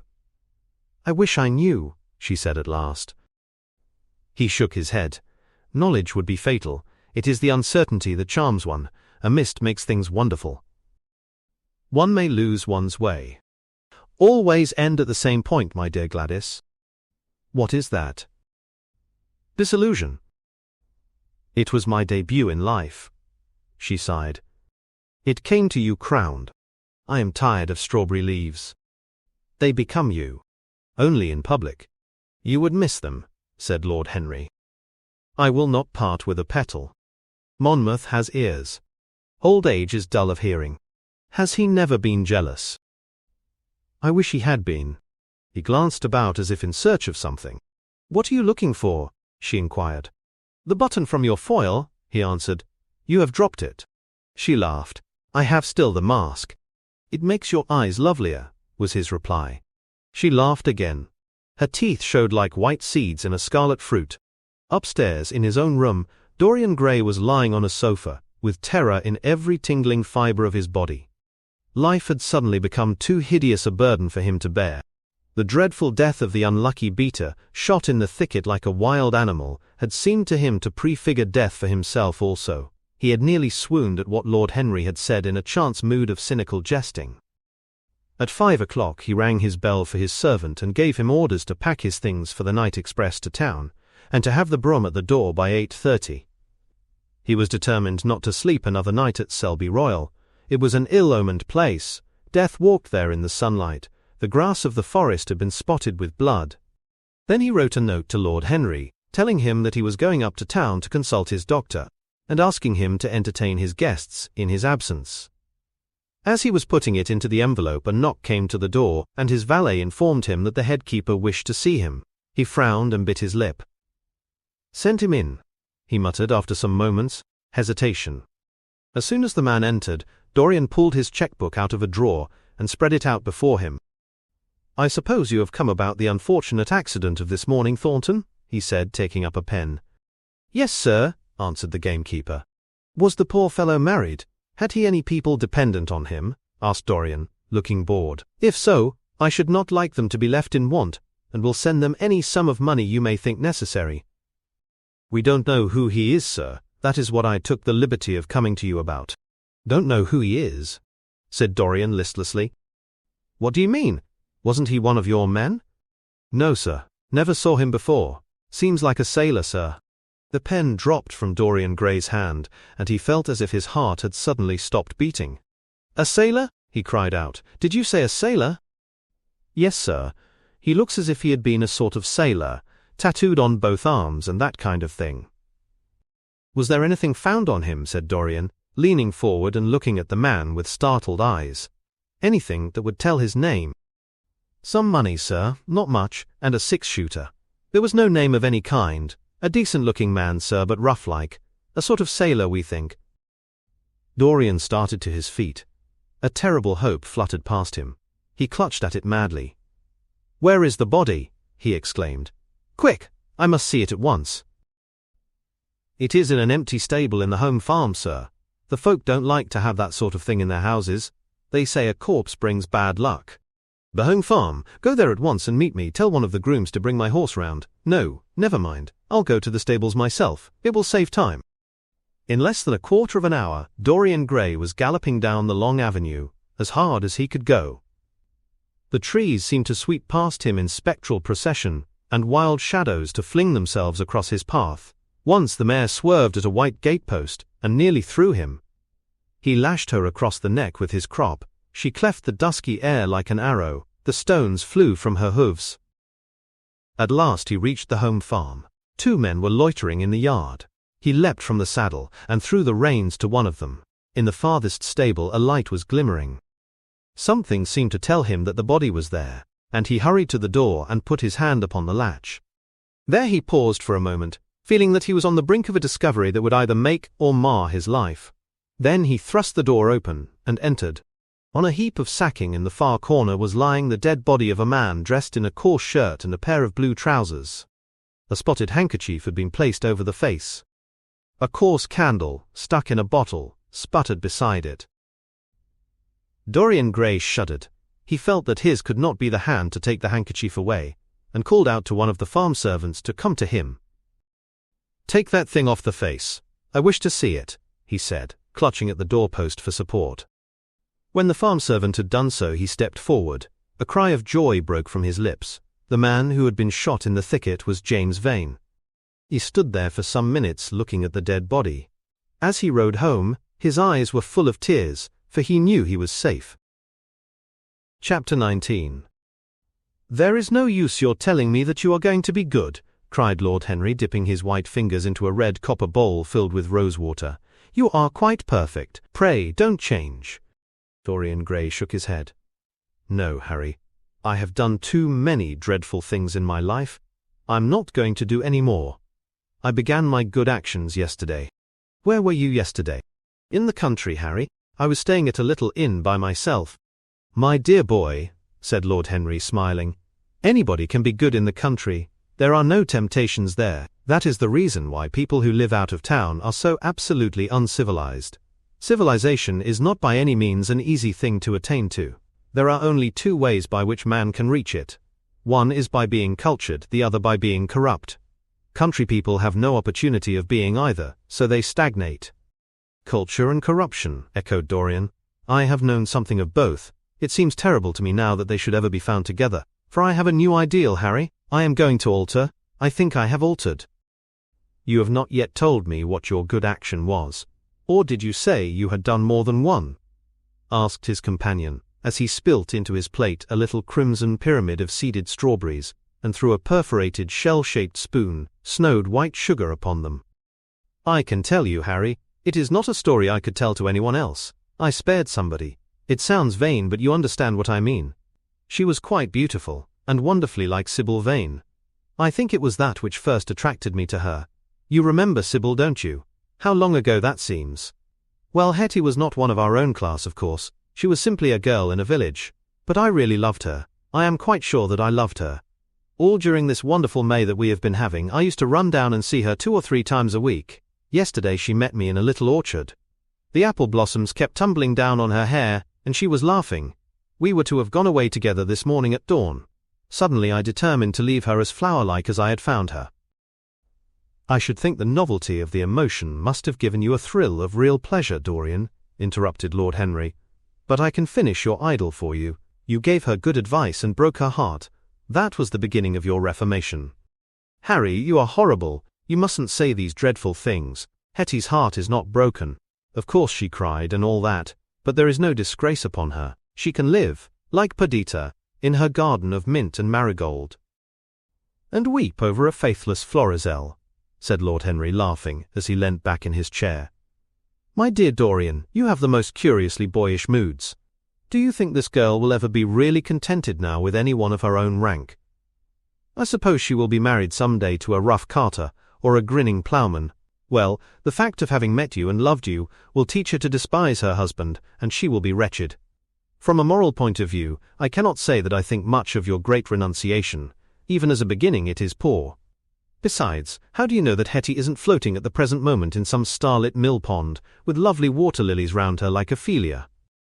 "I can't bear this, Harry. You mock at everything and then suggest the most serious tragedies. I am sorry I told you now. I don't care what you say to me. I know I was right in acting as I did. Poor Hetty!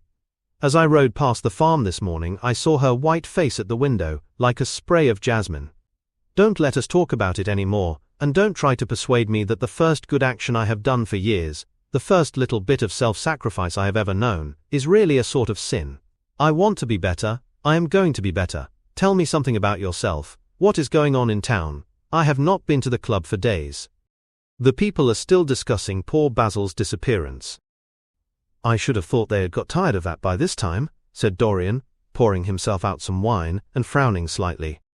My dear boy, they have only been talking about it for 6 weeks, and the British public are really not equal to the mental strain of having more than one topic every 3 months.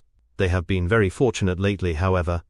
They have had my own divorce case, and Alan Campbell's suicide. Now they have got the mysterious disappearance of an artist. Scotland Yard still insists that the man in the grey ulster who left for Paris by the midnight train on the 9th of November was poor Basil, and the French police declare that Basil never arrived in Paris at all. I suppose in about a fortnight we shall be told that he has been seen in San Francisco. It is an odd thing, but everyone who disappears is said to be seen at San Francisco. It must be a delightful city, and possess all the attractions of the next world. What do you think has happened to Basil? Asked Dorian, holding up his burgundy against the light, and wondering how it was that he could discuss the matter so calmly. I have not the slightest idea. If Basil chooses to hide himself, it is no business of mine. If he is dead, I don't want to think about him. Death is the only thing that ever terrifies me. I hate it. Why? Said the younger man wearily. Because, said Lord Henry, passing beneath his nostrils the gilt trellis of an open vinaigrette box, one can survive everything nowadays except that. Death and vulgarity are the only 2 facts in the 19th century that one cannot explain away. Let us have our coffee in the music room, Dorian. You must play Chopin to me.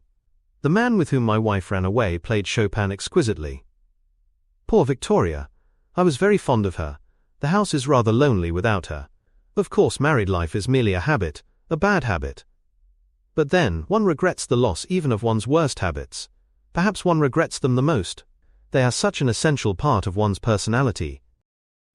Dorian said nothing but rose from the table, and, passing into the next room, sat down to the piano and let his fingers stray across the white and black ivory of the keys. After the coffee had been brought in, he stopped, and, looking over at Lord Henry, said, Harry, did it ever occur to you that Basil was murdered? Lord Henry yawned. Basil was very popular, and always wore a Waterbury watch. Why should he have been murdered? He was not clever enough to have enemies. Of course he had a wonderful genius for painting.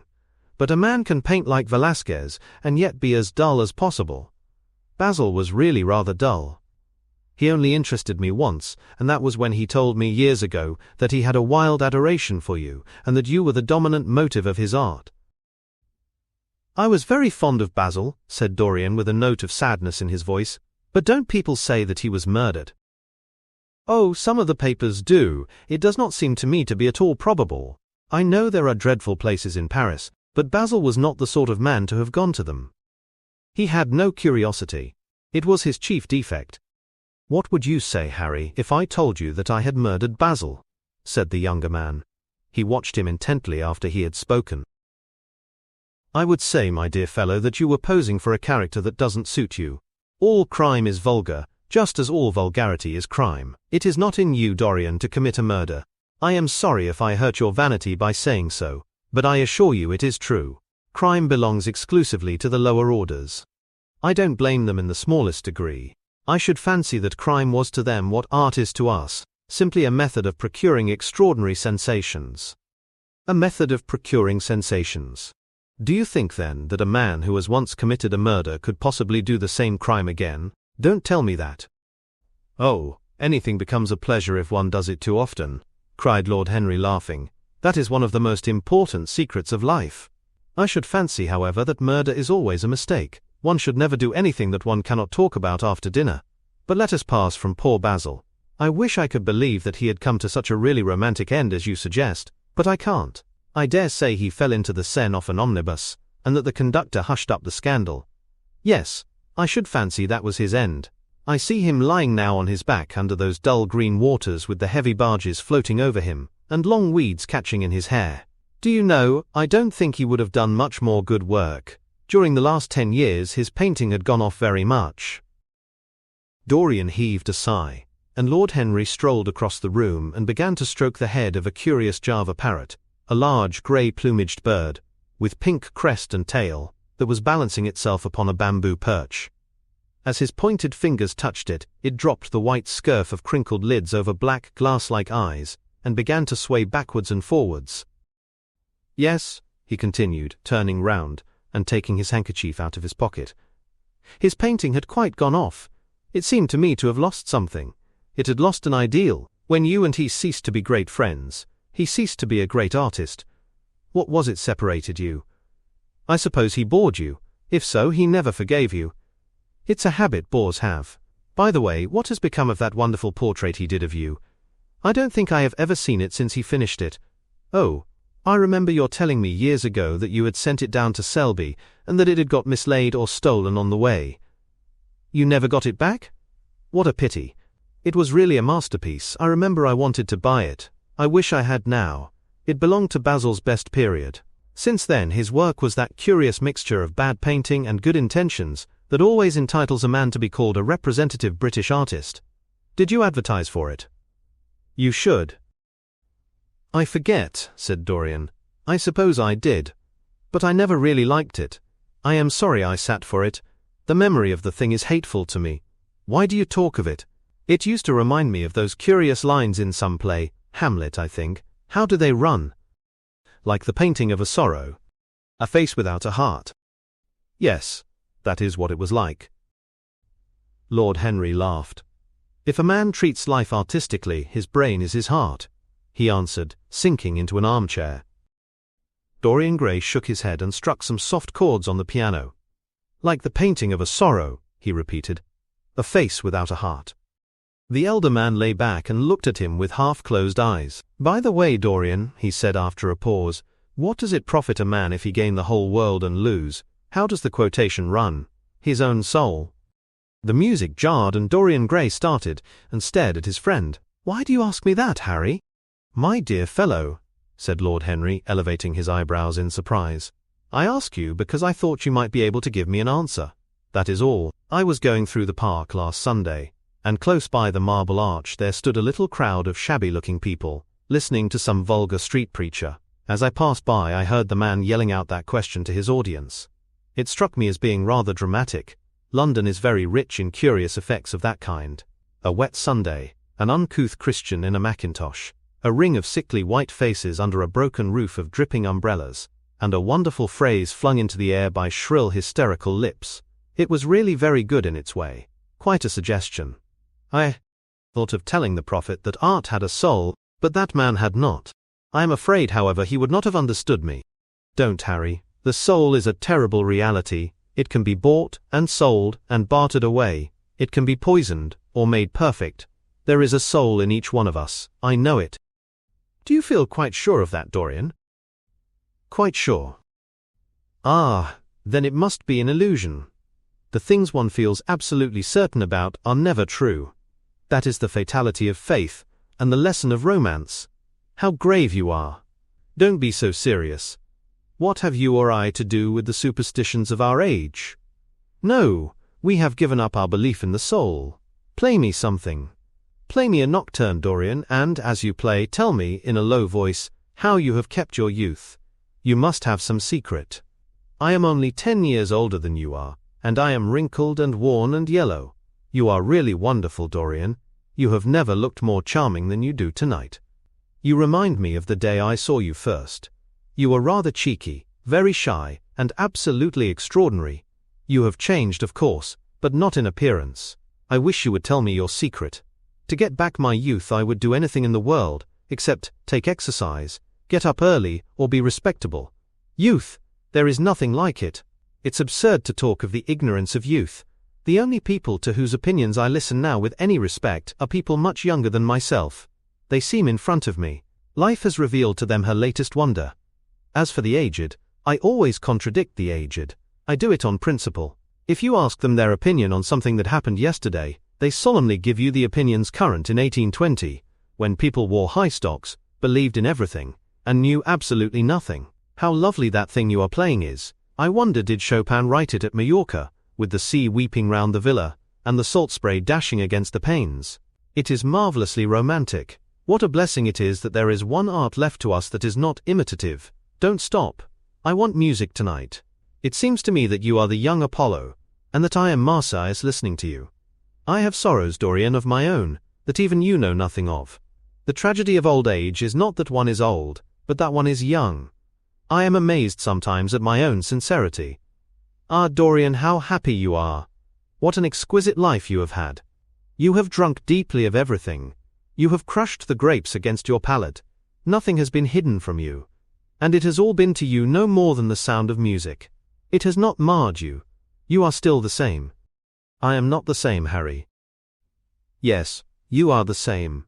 I wonder what the rest of your life will be. Don't spoil it by renunciations. At present you are a perfect type. Don't make yourself incomplete. You are quite flawless now. You need not shake your head. You know you are. Besides, Dorian, don't deceive yourself. Life is not governed by will or intention. Life is a question of nerves and fibers, and slowly built up cells in which thought hides itself, and passion has its dreams. You may fancy yourself safe, and think yourself strong, but a chance tone of color in a room or a morning sky, a particular perfume that you had once loved, and that brings subtle memories with it, a line from a forgotten poem that you had come across again, a cadence from a piece of music that you had ceased to play. I tell you, Dorian, that it is on things like these that our lives depend. Browning writes about that somewhere, but our own senses will imagine them for us. There are moments when the odor of lilas blanc passes suddenly across me, and I have to live the strangest month of my life over again. I wish I could change places with you, Dorian. The world has cried out against us both, but it has always worshipped you. It always will worship you. You are the type of what the age is searching for, and what it is afraid it has found. I am so glad that you have never done anything, never carved a statue, or painted a picture, or produced anything outside of yourself. Life has been your art. You have set yourself to music. Your days are your sonnets. Dorian rose up from the piano and passed his hand through his hair. Yes, life has been exquisite, he murmured. But I am not going to have the same life, Harry. And you must not say these extravagant things to me. You don't know everything about me. I think that if you did, even you would turn from me. You laugh. Don't laugh. Why have you stopped playing, Dorian? Go back and give me the nocturne over again. Look at that great honey-colored moon that hangs in the dusky air. She is waiting for you to charm her, and if you play she will come closer to the earth. You won't? Let us go to the club then. It has been a charming evening, and we must end it charmingly. There is someone at White's who wants immensely to know you, young Lord Poole, Bournemouth's eldest son. He has already copied your neckties, and has begged me to introduce him to you. He is quite delightful, and rather reminds me of you. I hope not, said Dorian with a sad look in his eyes. But I am tired tonight, Harry. I shan't to go to the club. It is nearly 11, and I want to go to bed early. Do stay. You have never played so well as tonight. There was something in your touch that was wonderful. It had more expression than I had ever heard from it before. It is because I am going to be good, he answered, smiling. I am a little changed already. You cannot change to me, Dorian, said Lord Henry. You and I will always be friends. Yet you poisoned me with a book once. I should not forgive that. Harry, promise me that you will never lend that book to anyone. It does harm. My dear boy, you are really beginning to moralize. You will soon be going about like the converted and the revivalist, warning people against all the sins of which you have grown tired. You are much too delightful to do that. Besides, it is no use. You and I are what we are, and will be what we will be. As for being poisoned by a book, there is no such thing as that. Art has no influence upon action. It annihilates the desire to act. It is superbly sterile. The books that the world calls immoral are books that show the world its own shame. That is all, but we won't discuss literature. Come round tomorrow. I am going to ride at 11. We might go together, and I will take you to lunch afterwards with Lady Branksome. She is a charming woman, and wants to consult you about some tapestries she is thinking of buying. Mind you come. Or shall we lunch with our little Duchess? She says she never sees you now. Perhaps you are tired of Gladys? I thought you would be. Her clever tongue gets on one's nerves. Well, in any case, be here at 11. Must I really come, Harry? Certainly. The park is quite lovely now. I don't think there have been such lilacs since the year I met you. Very well. "I shall be here at 11, said Dorian. "Good night, Harry." As he reached the door, he hesitated for a moment, as if he had something more to say. Then he sighed and went out. Chapter 20. It was a lovely night, so warm that he threw his coat over his arm, and did not even put his silk scarf round his throat. As he strolled home, smoking his cigarette, 2 young men in evening dress passed him. He heard one of them whisper to the other, "That is Dorian Gray." He remembered how pleased he used to be when he was pointed out, or stared at, or talked about. He was tired of hearing his own name now. Half the charm of the little village where he had been so often lately was that no one knew who he was. He had often told the girl whom he had lured to love him that he was poor, and she had believed him. He had told her once that he was wicked, and she had laughed at him, and answered that wicked people were always very old and very ugly. What a laugh she had, just like a thrush singing, and how pretty she had been in her cotton dresses and her large hats. She knew nothing, but she had everything that he had lost. When he reached home, he found his servant waiting up for him. He sent him to bed, and threw himself down on the sofa in the library, and began to think over some of the things that Lord Henry had said to him. Was it really true that one could never change? He felt a wild longing for the unstained purity of his boyhood, his rose-white boyhood, as Lord Henry had once called it. He knew that he had tarnished himself, filled his mind with corruption and given horror to his fancy, that he had been an evil influence to others, and had experienced a terrible joy in being so, and that of the lives that had crossed his own, it had been the fairest and the most full of promise that he had brought to shame. But was it all irretrievable? Was there no hope for him? Ah, in what a monstrous moment of pride and passion he had prayed that the portrait should bear the burden of his days, and he keep the unsullied splendor of eternal youth. All his failure had been due to that. Better for him that each sin of his life had brought its sure, swift penalty along with it. There was purification in punishment. Not "forgive us our sins, but smite us for our iniquities," should be the prayer of man to a most just God. The curiously carved mirror that Lord Henry had given to him, so many years ago now, was standing on the table, and the white-limbed cupids laughed round as of old. He took it up, as he had done on that night of horror, when he had first noted the change in the fatal picture, and with wild, tear-dimmed eyes, looked into its polished shield. Once, someone who had terribly loved him had written to him a mad letter, ending with these idolatrous words: "The world is changed because you are made of ivory and gold. The curves of your lips rewrite history."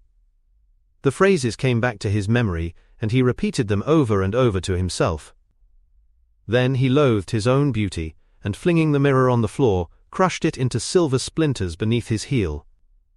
It was his beauty that had ruined him, his beauty and the youth that he had prayed for. But for those 2 things his life might have been free from stain.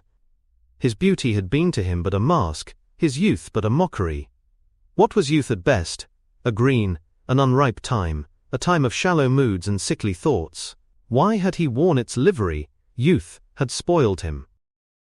It was better not to think of the past. Nothing could alter that. It was of himself, and of his own future, that he had to think.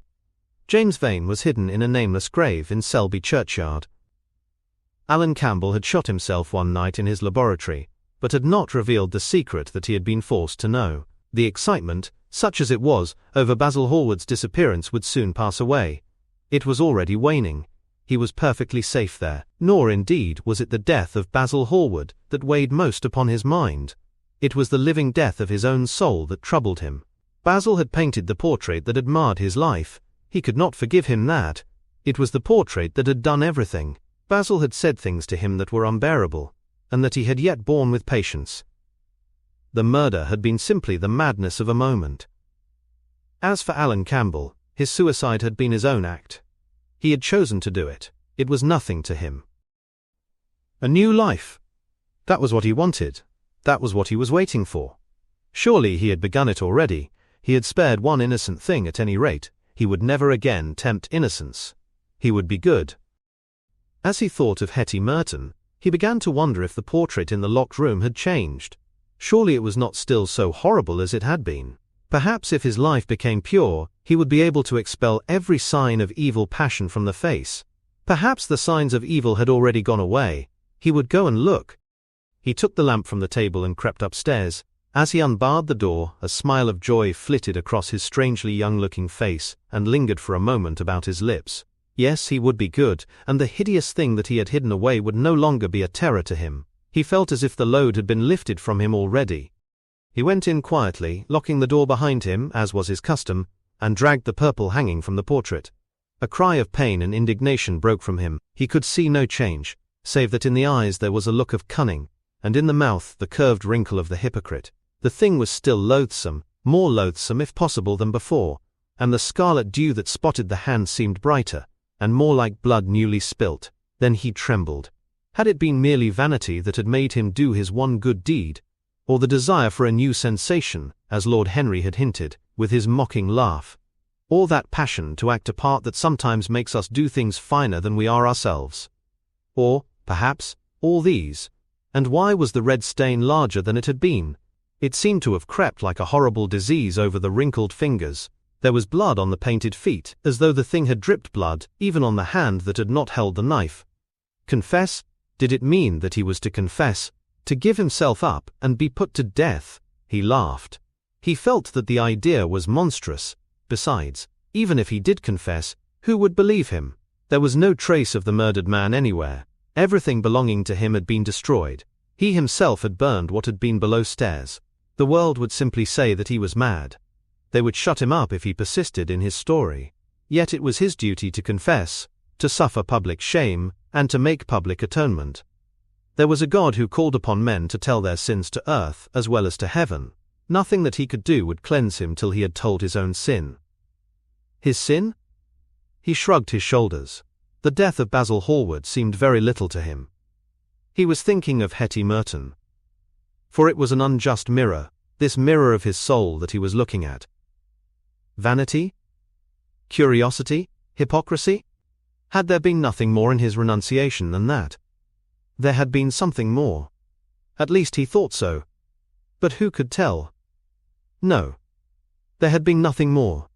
Through vanity he had spared her. In hypocrisy, he had worn the mask of goodness. For curiosity's sake he had tried the denial of self. He recognized that now. But this murder, was it to dog him all his life? Was he always to be burdened by his past? Was he really to confess? Never. There was only one bit of evidence left against him. The picture itself, that was evidence. He would destroy it. Why had he kept it so long? Once it had given him pleasure to watch it changing and growing old. Of late, he had felt no such pleasure. It had kept him awake at night. When he had been away, he had been filled with terror, lest other eyes should look upon it. It had brought melancholy across his passions. Its mere memory had marred many moments of joy. It had been like conscience to him. Yes, it had been conscience. He would destroy it. He looked round and saw the knife that had stabbed Basil Hallward. He had cleaned it many times, till there was no stain left upon it. It was bright, and glistened. As it had killed the painter, so it would kill the painter's work and all that that meant. It would kill the past, and when that was dead he would be free. It would kill this monstrous soul life, and without its hideous warnings, he would be at peace. He seized the thing, and stabbed the picture with it. There was a cry heard, and a crash. The cry was so horrible in its agony, that the frightened servants woke, and crept out of their rooms. Two gentlemen, who were passing in the square below, stopped, and looked up at the great house. They walked on till they met a policeman, and brought him back. The man rang the bell several times, but there was no answer. Except for a light in one of the top windows, the house was all dark.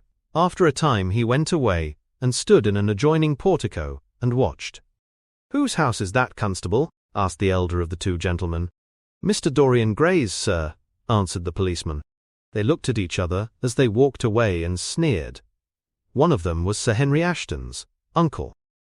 Inside, in the servants' part of the house, the half-clad domestics were talking in low whispers to each other. Old Mrs. Leaf was crying, and wringing her hands. Francis was as pale as death. After about a quarter of an hour, he got the coachman and one of the footmen and crept upstairs. They knocked, but there was no reply. They called out. Everything was still. Finally, after vainly trying to force the door, they got on the roof, and dropped down onto the balcony. The windows yielded easily. Their bolts were old. When they entered, they found hanging upon the wall a splendid portrait of their master as they had last seen him, in all the wonder of his exquisite youth and beauty. Lying on the floor was a dead man, in evening dress, with a knife in his heart. He was withered, wrinkled, and loathsome of visage. It was not till they had examined the rings that they recognized who it was. The end.